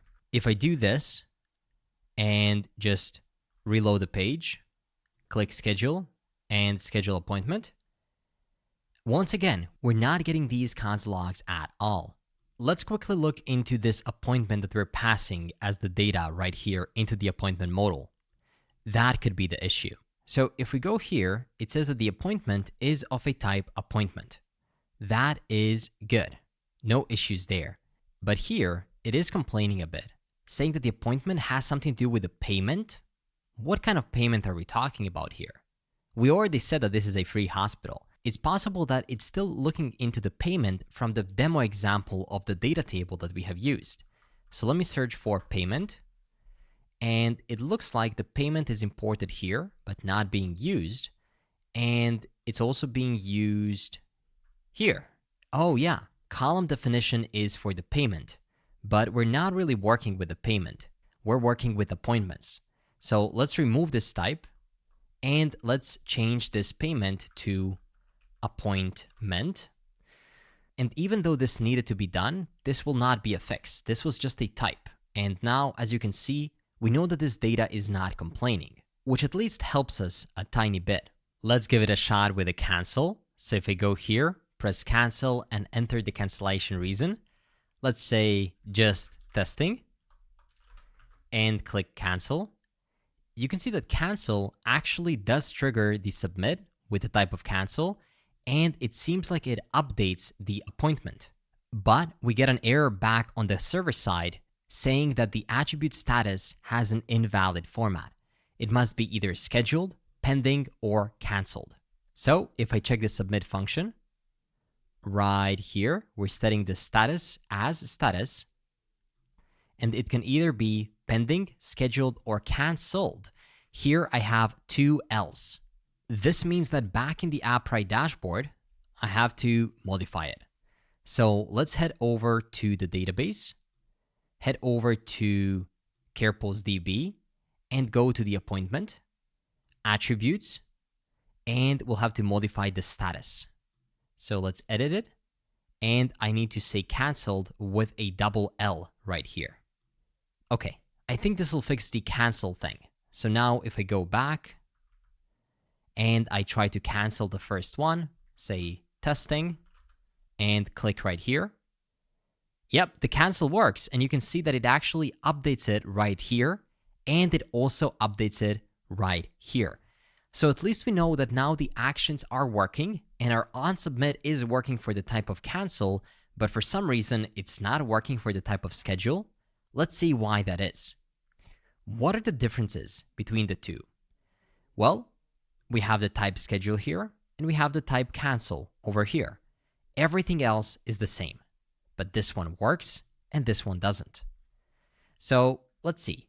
We're passing this type into the appointment modal, and then we're passing it once again to the appointment form. The appointment form takes in the type, which is either create, cancel, or schedule. Then we submit the form, and we should get to this point. No matter what the type is, it should try to submit something. But if I try to schedule it one more time, oh wait, never mind. Now it does it. So I'm not sure what did we do to fix it, but as you can see, now it actually submits the form with the type schedule, and you can change the meeting from scheduled to canceled and vice versa. This is great. So now this is our table. Everything works, we have all the fields which we want to have, and we're successfully pulling all the patient data, or rather all the appointments belonging to those patients. So now let's style it a bit better. I'll close all of the open files, and we're now done with the columns. We can move away from columns and focus on the data table styling. This data table is still exactly the same as once we copied it from the example code. But now we want to modify the styles. We can give this div a class name of data-table, and we can give the table a class name equal to shad-table. We can also modify the table header by giving it a class name of bg-dark200, and we can also modify the table row by giving it a class name equal to shad-table-row-header. Scrolling down, in the body, we have the actual table row. So let's also modify that by giving it a class name equal to shad-table-row. And then finally, below the table, if you remember, we have the buttons for pagination. So let's remove these class names and add an additional class of table actions and modify the button styling to class name shad-gray-btn. And instead of saying previous, we can render an image with an icon. So let's import the next image and let's give it a source equal to /assets/icons/arrow.svg with a width of 24, a height of 24 as well, and an alt tag of arrow. We can actually remove this next button and duplicate this button above, just below, as the next button will be similar. So this time we can have the same arrow, but we'll use a class name of rotate 180. Quite a clever way to use the same icon, but then rotate it, right? And instead of previous, we'll say next page. And also here, we'll say can or get can next page. And this is it for the table styling. So let's close this page as well, and check out our table. This is much better. On the left side, we have the left pagination. On the right side, we have the right. The table now actually takes in full width of the screen, or at least the central part of the screen. It looks great and it just blends into the dashboard. All of the fields have enough space, the ID, the patient name, the status, appointment, doctor, and then the actions. And we can choose what we want to do with each one of these appointments. So for example, with Layla, we can schedule her.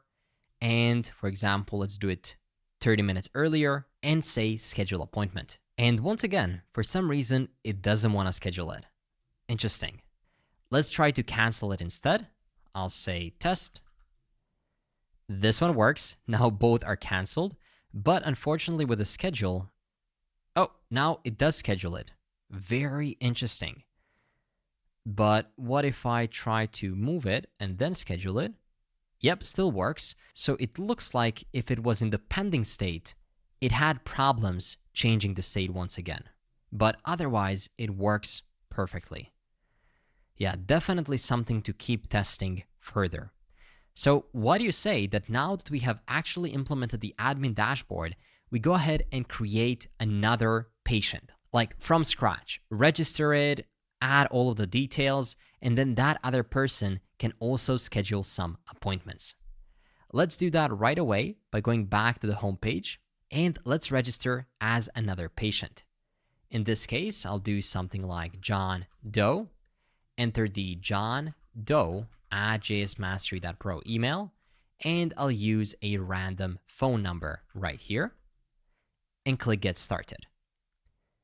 This just created John in our authentication database, but now we want to add some additional information, such as the name, that's going to be John Doe once again.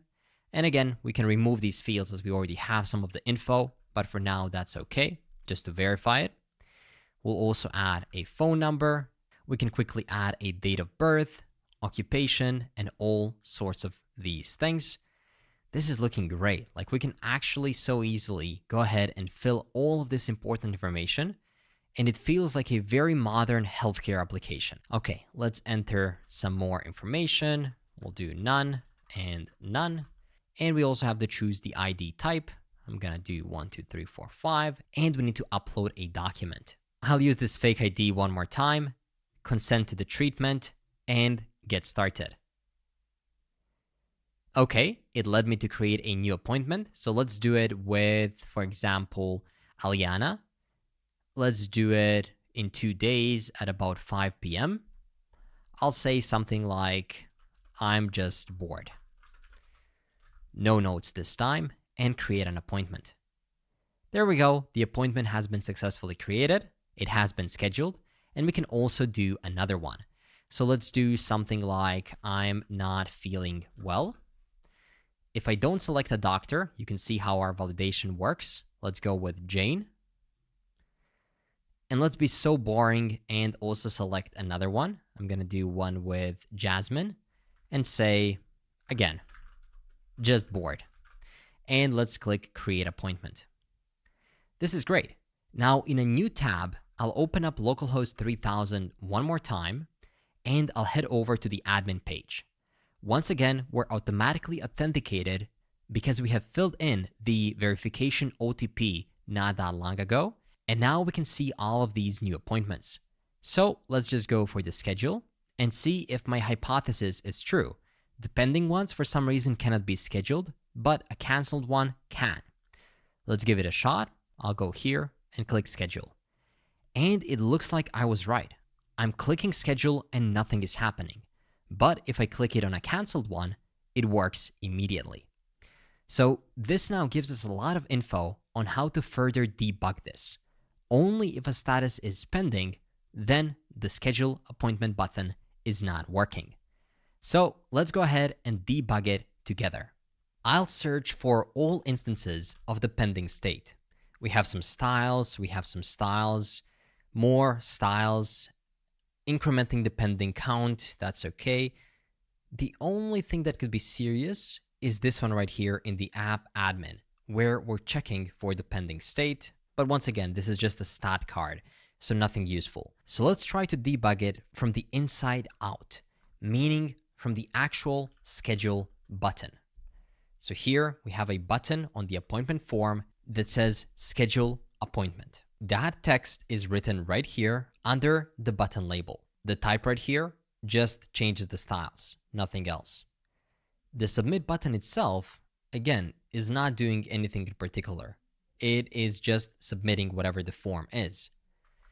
So we must go to the form above where we actually submit the thing, which is the onSubmit form. I don't see a reason why this would not run. So let's click it one more time while keeping the console opened right here. And I'll click schedule. Once I click it, the whole component reruns, but we're not getting into the onSubmit function, which is very interesting. But any kind of console log outside of it, like in this component, like if we try to console log the appointment itself, or if I try to console log, well, let's try to do user ID, patient ID, type, and the appointment. So I'll console log all of these things here at the same time. And let's see, maybe that helps us. If I do that, go back and click here, you can see that all of the values are properly added right here. Could it be some kind of validation? Well, yeah, that could be one of the reasons. Maybe we're just not seeing it on the front end. Let's check out the appointment form validation. It changes depending on the type. Yes, this is good. So the type in this case will be schedule. And let's see how the validation looks like for the schedule type. It's this one here. So it looks like the primary physician is necessary. It needs to be at least one doctor. The schedule is also required. Then the reason, note, and cancellation reason are optional. So we only need to have a doctor and a schedule. Okay, that makes sense. Primary physician, check, and a schedule, check as well. Even if I go back here and select somebody else, you can see that it is nicely reflected right here in the appointment, primary physician. You can see that it actually updates it. And if I go here and select different time, all of these things do trigger another check, but still I cannot click the button. The reason could be in these default values. Let's see what's happening here. The cancellation reason says that it can either be undefined or a string. So maybe we do it like this. We say if appointment dot cancellation reason exists, then use that or use an empty string. Now the TypeScript warning is gone. We can do something similar for the note. So this is a shorthand method for the ternary. We don't necessarily need to use the ternary operator right here. Next, let's check out the schedule. If an appointment exists, we want to create a new date out of the appointment dot schedule, else create a new date out of the, we need to say date.now. So we need to pull the existing date right now. This could be one thing, one reason why it wasn't working. And then for the primary physician, if the appointment exists, then use that primary physician, else do an empty string. Okay, let's see if it was really this. I will remove all the console logs besides this one I'm submitting and go back here. I will cancel it first, say test. Okay, so it works now. I'll try to reschedule the canceled one. That works, but we knew that worked. But let's try to do it with a pending one. So Dr. Jane Powell, I'll try to schedule a new appointment. And without changing anything, I'll click schedule. And now it actually works and it gets scheduled. So I'm not 100% sure what was messing with it here, but I'm glad we got it fixed. This is great. We have all of these appointments right here. You can see that the stat cards work. They're getting fetched here. We can see the statuses. And this brings us close to the end of this application. But you know that I always like to take you a step further. So in this case, we'll do two more huge things. Typically, healthcare applications have to be incredibly secure because they're holding patient data, very confidential data. And they also have to have a very high uptime, meaning they always have to work, because if they don't work, the hospital is a mess and doctors don't know what they're doing, right? So for that reason, I'll teach you how to add Sentry to our application so we can monitor the bugs as they happen and fix them immediately. And of course, after that, we'll also add support for SMS notifications.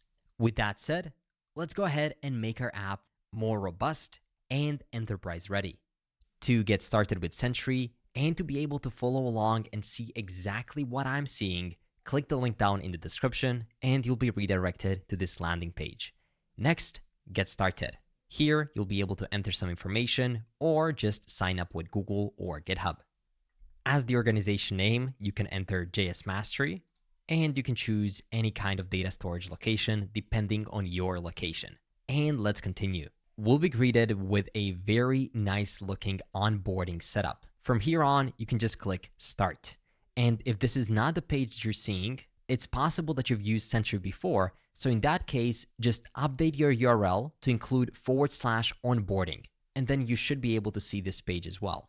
That's going to look something like this, a URL /onboarding. Great. Let's click Start. And now we want to choose between different frameworks. In this case, we'll use Next.js and configure SDK. Now we want to install the Next.js SDK. So let's copy this command and go back to our code. In my second terminal, I will just paste the command I just copied. And this will open up the installation process. So just click Y to proceed. It's going to ask us a couple of questions. The wizard will create a couple of files. Do you want to do it? Yes, we want to do it. And we'll be using Sentry SAS in this case, so you can just press enter. And we do have a Sentry account, so you can press yes one more time. This will ask you to authenticate. Once you do that, you can close it and you can select your Sentry project. In this case, I'll press enter to select this one. And now it's gonna install all the necessary dependencies. Sentry is now asking us, do you want to route Sentry requests in the browser through their Next.js server to avoid ad blockers? And this is a very cool feature, but in this case, we're going to skip it as it's not needed for our specific application. Do you want to create an example page? Let's say yes. Are you using a CI/CD tool? And we can say yes as we're using Vercel. And above, they give us an auth key. So we can go ahead and copy this auth key as we might need to use it later. But for now, we can say, did you configure it? We can say yes. And this is it. Successfully set up your Sentry project. Just very quickly, I'm going to head over to our .envs.local, and I will just paste this key right here for now, just so we don't lose it in case we need it later on. Great. So now we can validate our setup by restarting our dev environment and visiting the Sentry example page. So let's do just that. I will press Ctrl+C to stop it from running, and then run npm run dev one more time. And notice that in our code base, Sentry has created a new page for us, Sentry example page.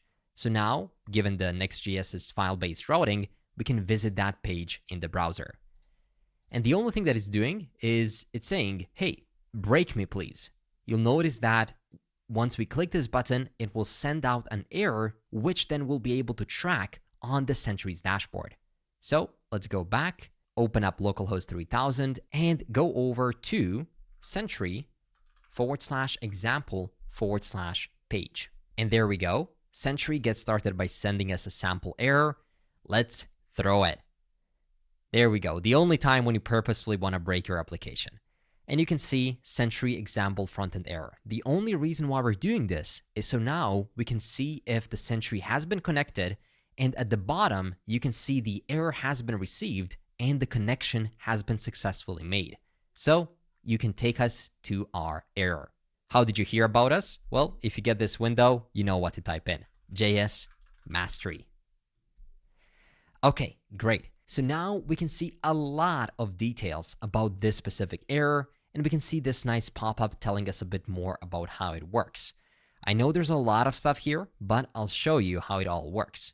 First of all, we can see that an error has been triggered on the Sentry example page, and we can see that it is an unhandled Sentry example frontend error. All of the information about the error is right here, such as the browser that made it, the IP address of the user, the environment, the URL, everything you might need to solve this error in the future is right here. I mean, just imagine reaching out to your user and asking them for all of these details. Most of them are not even technical, so they cannot provide you with the answers. Just a pain in the ass. But with this, you also get a video. I mean, check this out. You can see the video of me making that error and exactly what I was doing on the screen when the error happened. Now, a pretty cool thing here is that all the characters and numbers are blurred out to protect the user's privacy, but we still get the general idea of what the user was doing.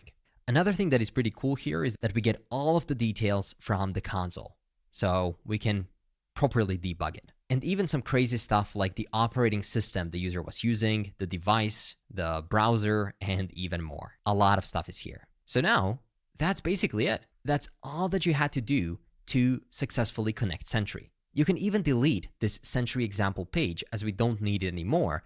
Sentry created some config files for you, and as you saw before, it all works perfectly. You can call it a day here. You don't necessarily need to do anything else besides visiting Sentry's page from time to time and checking if you have any errors.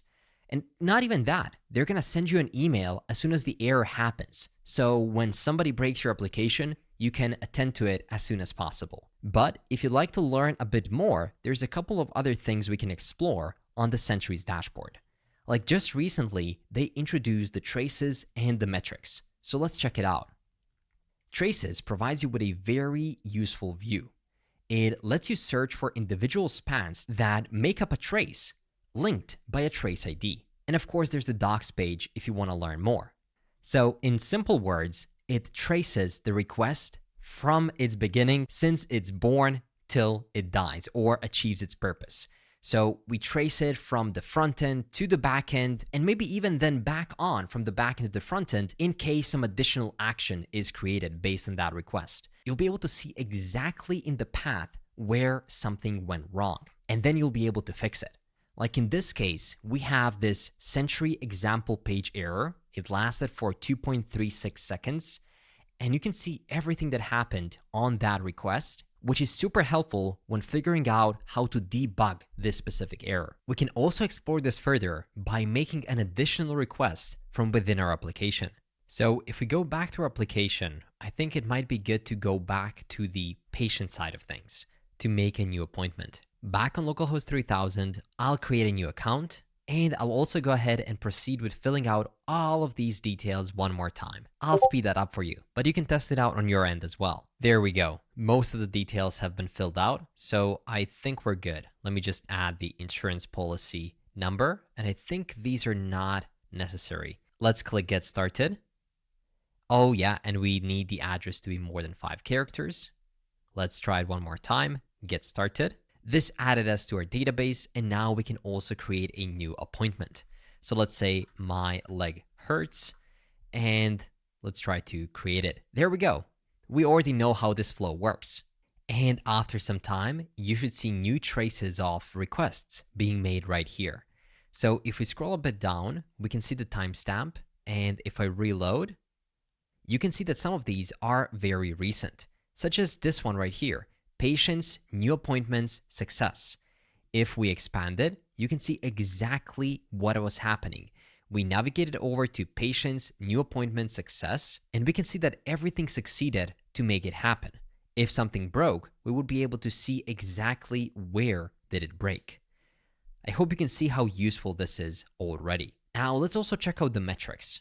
Metrics allow you to track and solve what matters. You can visualize different data points and track things like processing time, checkout conversion rate, or user signups. So this is very important when it comes to tracking conversions and funnels. So let's give it a shot.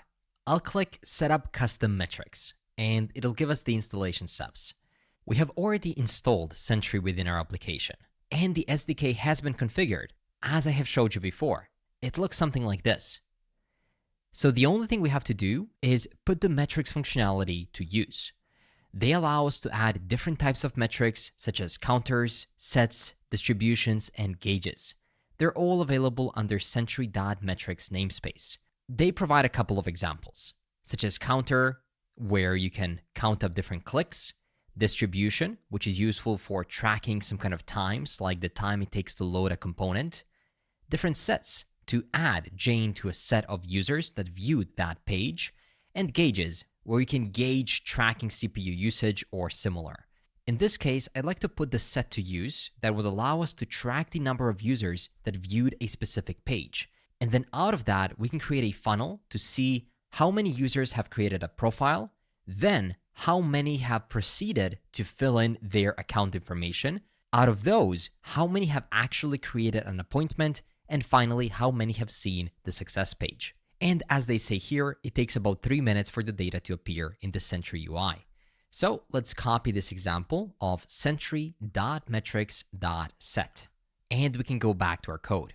The first page on which we'll implement this feature is going to be the page where we register a user profile. So that's going to be a register user ID page, this one right here. And here we can paste this Sentry metrics. Of course, we need to import Sentry, and the way you do that is by saying import everything as Sentry from @Sentry/Next.js. And just by doing this, it should properly add this to the set. So the way that a set works is if you hover over it, first you add a value to a set metric, which must be a string or an integer. First is the name of that set, and then is the value of the set, and then you can pass additional data as well. In this case, they provided us a very simple example where we're adding Jane to the user view. That's the only thing we're doing. Oh, and how convenient this is. We have our user right here. And if I'm not mistaken, that user has a name. So we can say user.name right here and replace Jane, taking the real name from our application. This way, we'll be able to add our user to a set of user view, which will allow us to track how many users have viewed the registration page. So it might make sense to say user view register. Great. So now we can keep up with the rest of the flow and track different metrics across other pages as well. So I will copy these 2 lines of code and we can navigate over to the second page, which is the appointment page. So it is the user ID new appointment, and we can basically just paste what we copied from here. That's going to be import Sentry. And then finally, at this point, we're also getting a patient, not a user this time. And I do believe that a patient should also have a name. So I'll just say patient.name. And this is going to be a user view on the new appointment. So we can say user view new appointment. And we'll duplicate this one last time to track the user through the funnel when we reach the success page. So if we scroll up to the success page and paste what we have, we can import Sentry one more time, and then we get the appointment ID. So in this case, we're not grabbing the user, but I do see that we do have a user ID here, so it might not be bad to just quickly grab it because we already have a function done, get user by the user ID.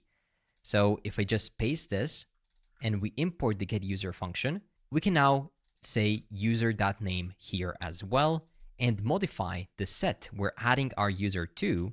That's going to be user view appointment success. Great. So now we can try it all out, and hopefully in a couple of minutes, we'll be able to track these metrics. Going back to our application, I am on our localhost 3000. So let's go ahead and fill out these values one more time. This time we'll have Jim at JS Mastery. So we can also give Jim his own email, and we can also give him his own phone number. For now, I'll put a fake one, but later on we'll test out the SMS functionalities as well. And let's click Get Started. First step, tracked. Next, we'll continue with entering Jim's information. So I will speed this process up for you, and you can also test this out on your end as well. There we go. I went ahead and filled out all the information.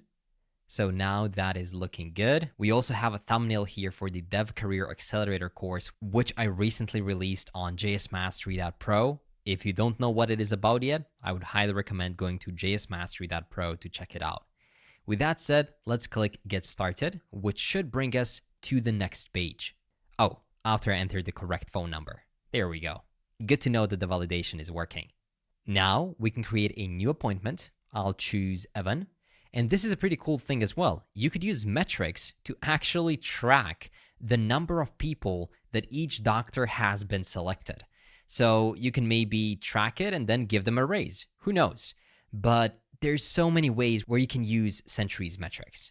Maybe you can also use it to track the most popular times in a day that have been selected for appointments. Next, let's enter a reason for appointment. Let's say something like, I'm sick. And let's create the appointment. Immediately after, we are redirected to the success page. Great. Now I am back on Sentry's UI, and I will reload the page to see if any metrics came in already. And it looks like they have. This is great. So they give us some quick tooltips to let us know how we can work with these metrics. But already, this is great. We can track the user view, which is exactly what I wanted to do. And we can see how a user is moving through different locations. I think what we want to track is the users that have been added to a set. And I don't see that data yet, at least not with our own sets. So we might need to wait a minute or two more to be able to see it. I paused the recording for a couple of seconds and check this out. Alongside the basic user view, we also get 3 custom sets right now. We get the user view register, the user view new appointment, and user view appointment success. So let's put them to use. I'll click user view register, and I'll add a second metric, which is going to be user view new appointment, and then finally the user view appointment success. And here you can do an aggregate, which is going to be the count in this case, and you can group by different things, filter by tags, and do so much more. And then you can see everything right here. So we can see that all 3 of these are bringing the same number, 1, because one user has completed all of these things. What we can do next is I can go to add equation, and I can do some math with those. You can see those letters right here, A, B, and C. Now I can say, for example, A divided by B. So to calculate the conversion rate, you can think of it like this. let's say the two people come to the register page, and then one person proceeds to the new appointment page. That is basically 50%, right? So what we have to do is say B, so one person visited, divided by 2 that were on the first page. So that's B divided by A. And you would get 50% in this case, or in our case, you're getting 1 because all of the users have proceeded to go through the entire flow. You can play with this a bit more, but I think you get the idea. You can track different things in your application. And you can also add this to your dashboard. So you can add it to a general dashboard and open it there. There we go. And maybe we needed to give it a better name, but here you can see the count of the users who proceeded to the next page. Right now it is 1, which means 100%. Great. So now you know how to use the 2 newest features from Sentry, traces and metrics. Let me also show you some other cool stuff. We already talked about replays. Super cool. You can enter a specific user screen and see what they were doing on your application. You cannot see the numbers and letters, which makes sure that you cannot see their personal information, such as the patient history or the credit card numbers or stuff like that, but you can see everything related to what they're doing, such as the navigations, consoles, network, and even the errors that they experienced. The Discover tab is pretty cool as well, as it allows you to see what your users are doing on your app and which kind of transactions they're triggering. Insights is new and pretty cool as well. You can look into the requests, queries, and so much more, but I actually want to take you over to performance. Under performance, you can see how your app behaves. For example, on the front-end side, we can see which images were very hard to load, and we can see which requests take the most time.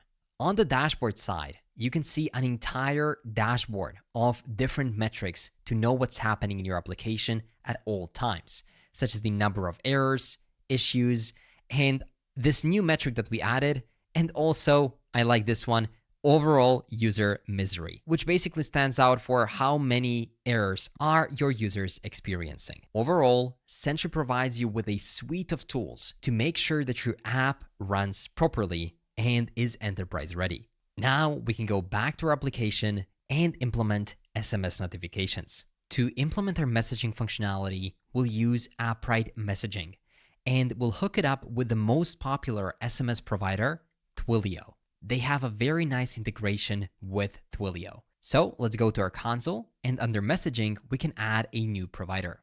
Right on messaging, we can head over to providers, and we can create a new provider. We'll choose SMS, and we'll choose Twilio, and I can enter Twilio as the provider name. Let's click next, and here we'll have to enter a couple of account IDs for Twilio. So head over to Twilio, the link will be in the description, and click Start for Free. It'll allow you to create a new account. I'll just sign up with Google. Next, you'll have to enter your own phone number to be able to test it out. And once you verify it, you'll be redirected to your dashboard. It's going to look something like this, and you'll need to get your own Twilio phone number. It's their virtual phone number. It allows you to build and prototype different voice calls or text messaging. So let's get a phone number. Okay, that was simple. I can see it right here. And I also think that we have the account SID, the auth token, and all the other necessary info for Appwrite. So let's copy the account SID and paste it right here. Next, we can copy the auth token, paste it here, and next we need a Twilio phone number, which we can paste here. Click Create and make sure that Twilio is enabled. I just quickly want to go here to Phone Numbers and go to Manage and go to Verified Caller IDs just to check something. In here, you can see your own phone number, but if you want to give this deployed app to your friends, family, or potential employers to test out, since we're still using the development version of Twilio, we can only receive messages to numbers that we have verified as caller IDs right here. So if you would know that somebody else will be testing it, you have to add their phone number there. Later on, once you put your app to production, this won't be necessary as Twilio will be able to send messages to any phone number. But for now, for testing, make sure that the number you want to be receiving the SMS notifications on is added right here. Now we can go back to the code and create a new server action responsible for sending the SMS notification. We can head over to appointment actions.ts and we can create a new action. Let me also make the code a bit bigger for you so you can see it. I'll call it export const send SMS notification. It's going to be an async action that will take in the user ID as well as the content of the message we're trying to send. The user ID is of a type string and the content is of a type string as well. We can open up a new try and catch block. In the catch, we'll say something like console log the error, and in the try, we'll create a new Appwrite messaging SMS. Let me show you how simple it is. I'm going to say const message is equal to await, and now we need to put Appwrite messaging to use by importing messaging from Appwrite config and saying dot create SMS. We call it, and right here you can see the different fields you have to pass to it, such as the message ID, which will be equal to id.unique. We want to give it a unique ID, then the content of the message, then an array of topics, which can be empty in this case, and then the array of users you want to send it over to. In this case, I'll open up an array and just add one user ID to it. Once you have the message, we can simply return it to the front end by saying return parse stringify message. Now the question is, where will we use this SMS notification function? We'll use it in the update appointment. If I'm not mistaken, I also added a comment for ourselves to do that before. Great. So right here, if we don't have an error once the appointment was updated, or let's say scheduled, then we can generate an SMS message. Let me show you how simple it is. I'm going to say const SMS message is equal to, and you can create a template string saying something like, hi, it's CarePulse. Your appointment has been, and then we have the type here. And remember what the type is? It's either canceled or updated. So let's modify it a bit depending on that. We can provide a much more custom message by going to a new line like this, putting this in a new line as well, and then saying something along the lines of, if the type is triple equal to schedule, then we can return a string of your appointment has been scheduled. And we can also tap into the scheduling date of the appointment by saying format date, but of course we'll have to turn this into a template string as well. So let's do that right here. Your appointment has been scheduled for format date time, and then we pass in the appointment dot schedule like this. And we can import the format date time from utils. And after that, we have the second option, which is something along the lines of, we regret to inform you that your appointment has been canceled. And don't forget, we also have access to the cancellation reason. So we can say reason, and we can render the appointment dot cancellation reason. Okay, now let's make sure that this is properly formatted. There we go. Hi, it's CarePulse. If the type is schedule, your appointment has been scheduled for this date and time. Else, we regret to inform you that your appointment has been canceled. And we can say for the following reason. Okay, great. Once we have the contents, which are highly customizable, as you can see, based on real data coming from our application, we can now say await send SMS notifications to this user with the following contents. And that is it. Now that you know how simple this is, you can add messaging to different parts of this application as well, but I think that's more than enough. The most important thing is to notify the patient when his appointment has been scheduled. So let's go ahead and check it out in action. And from now on, you'll be able to implement SMS messaging using Appwrite and Twilio in any of your future applications in about 10 to 20 minutes? Pretty cool. Let's test it out. So now I still have this previous appointment request has been successfully submitted page, which is great. But now I want to head over to the admin side of things. Remember, the SMS notification will be triggered when the admin schedules or cancels the appointment. So let's give it a try. I will go over to this last pending appointment by John Doe, and I will click schedule. I will modify the time a bit, let's say 4:30, and we'll say reason for appointment is good, notes, let's do it. And I will schedule the appointment. As you can see, the appointment with John Doe has been scheduled. In the meantime, we also got 2 additional appointments we have scheduled not that long ago, and now we can wait for the message. Unfortunately, the message never came. So I came back to the Appwrite's dashboard, to the messaging section, and I quickly saw that a message has been created, which is great, but it has a status of failed. So let's check out the details, and it says failed sending target to 123.123.2323. Doesn't seem like a real number, does it? And it has been not enabled by Twilio, right? I told you we can only get it to our enabled numbers. So where did this number come from? Well, it came from the original number that we entered when creating this John Doe account. So to fix it, let's head over to auth. You'll need to find your user account. In this case, I'll go to Adrian at JS Mastery. And if you scroll down, you can see a phone number attached to that user. So we are in the auth and we're checking the user with a specific name. Make sure that you know which name this user has. And then simply modify it to your real number, which you put under the Twilio verified call IDs. I have just done that and I'm back on the dashboard.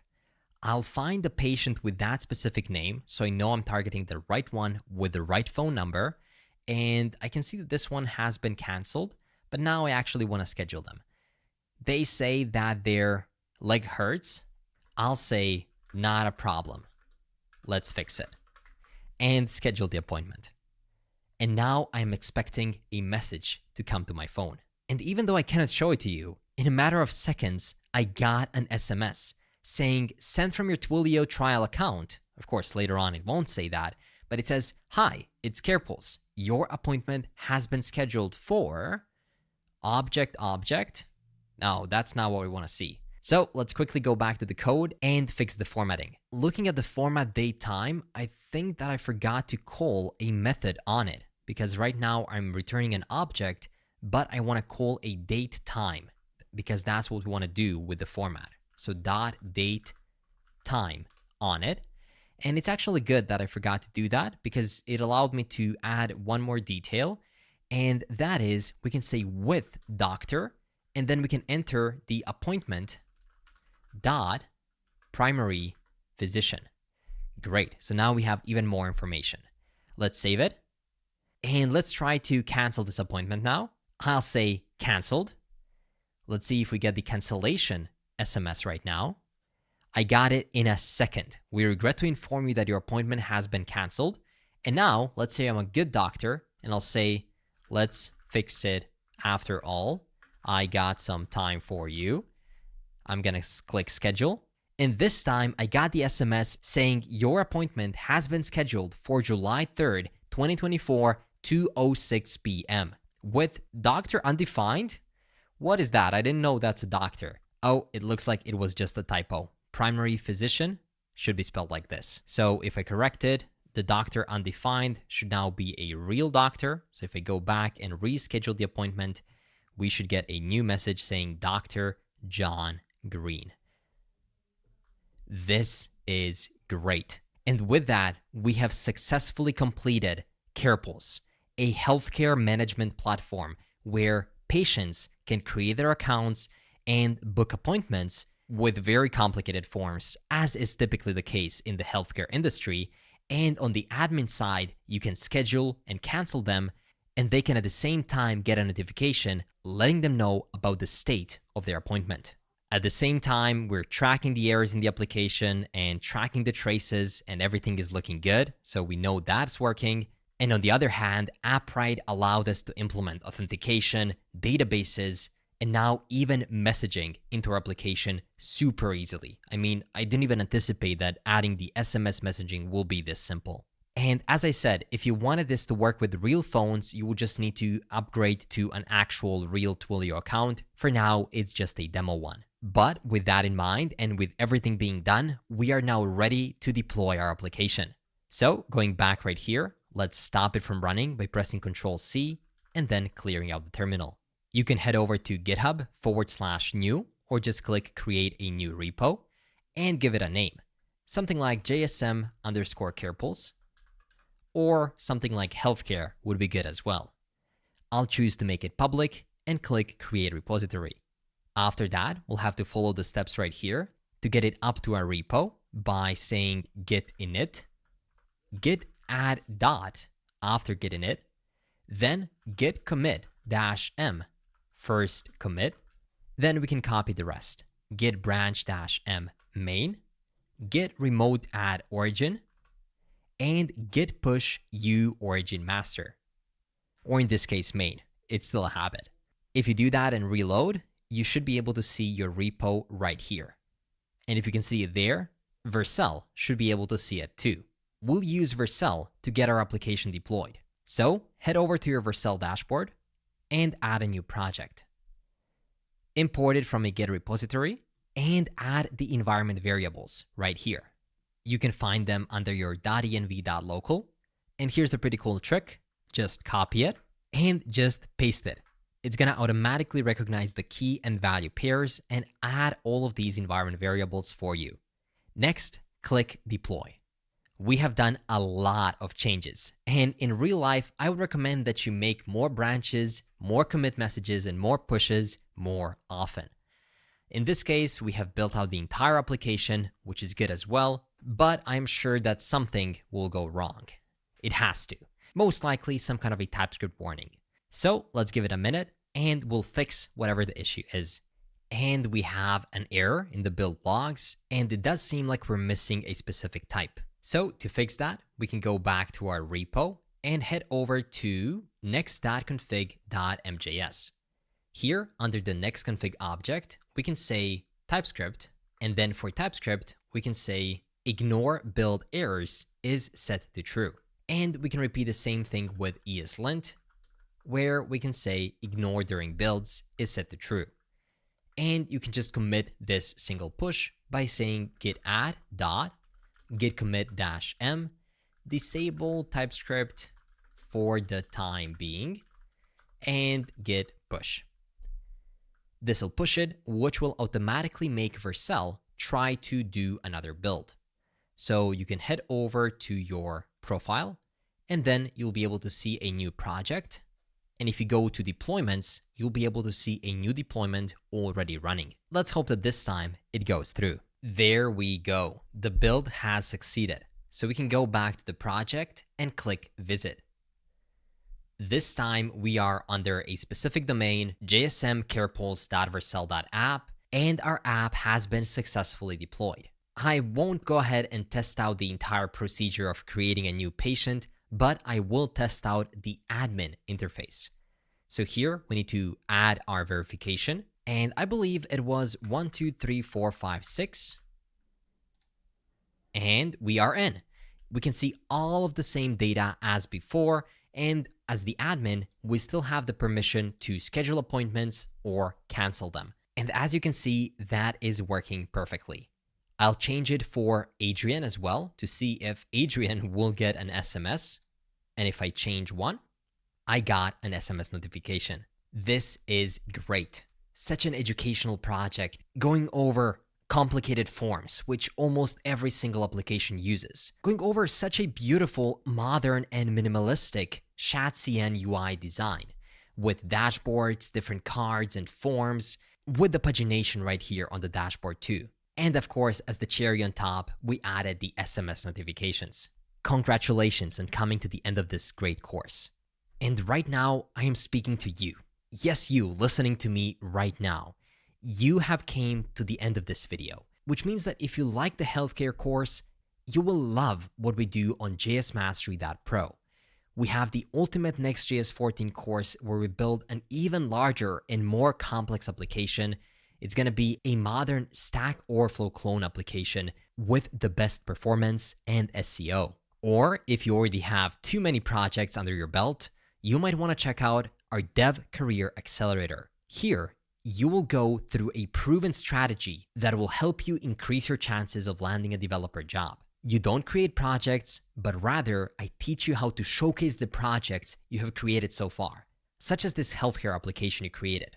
And we do that through assignments. You submit your portfolio, projects, LinkedIn, resume, and more, and I will provide you with a detailed review. And trust me, I know what employers want to see. So check out the course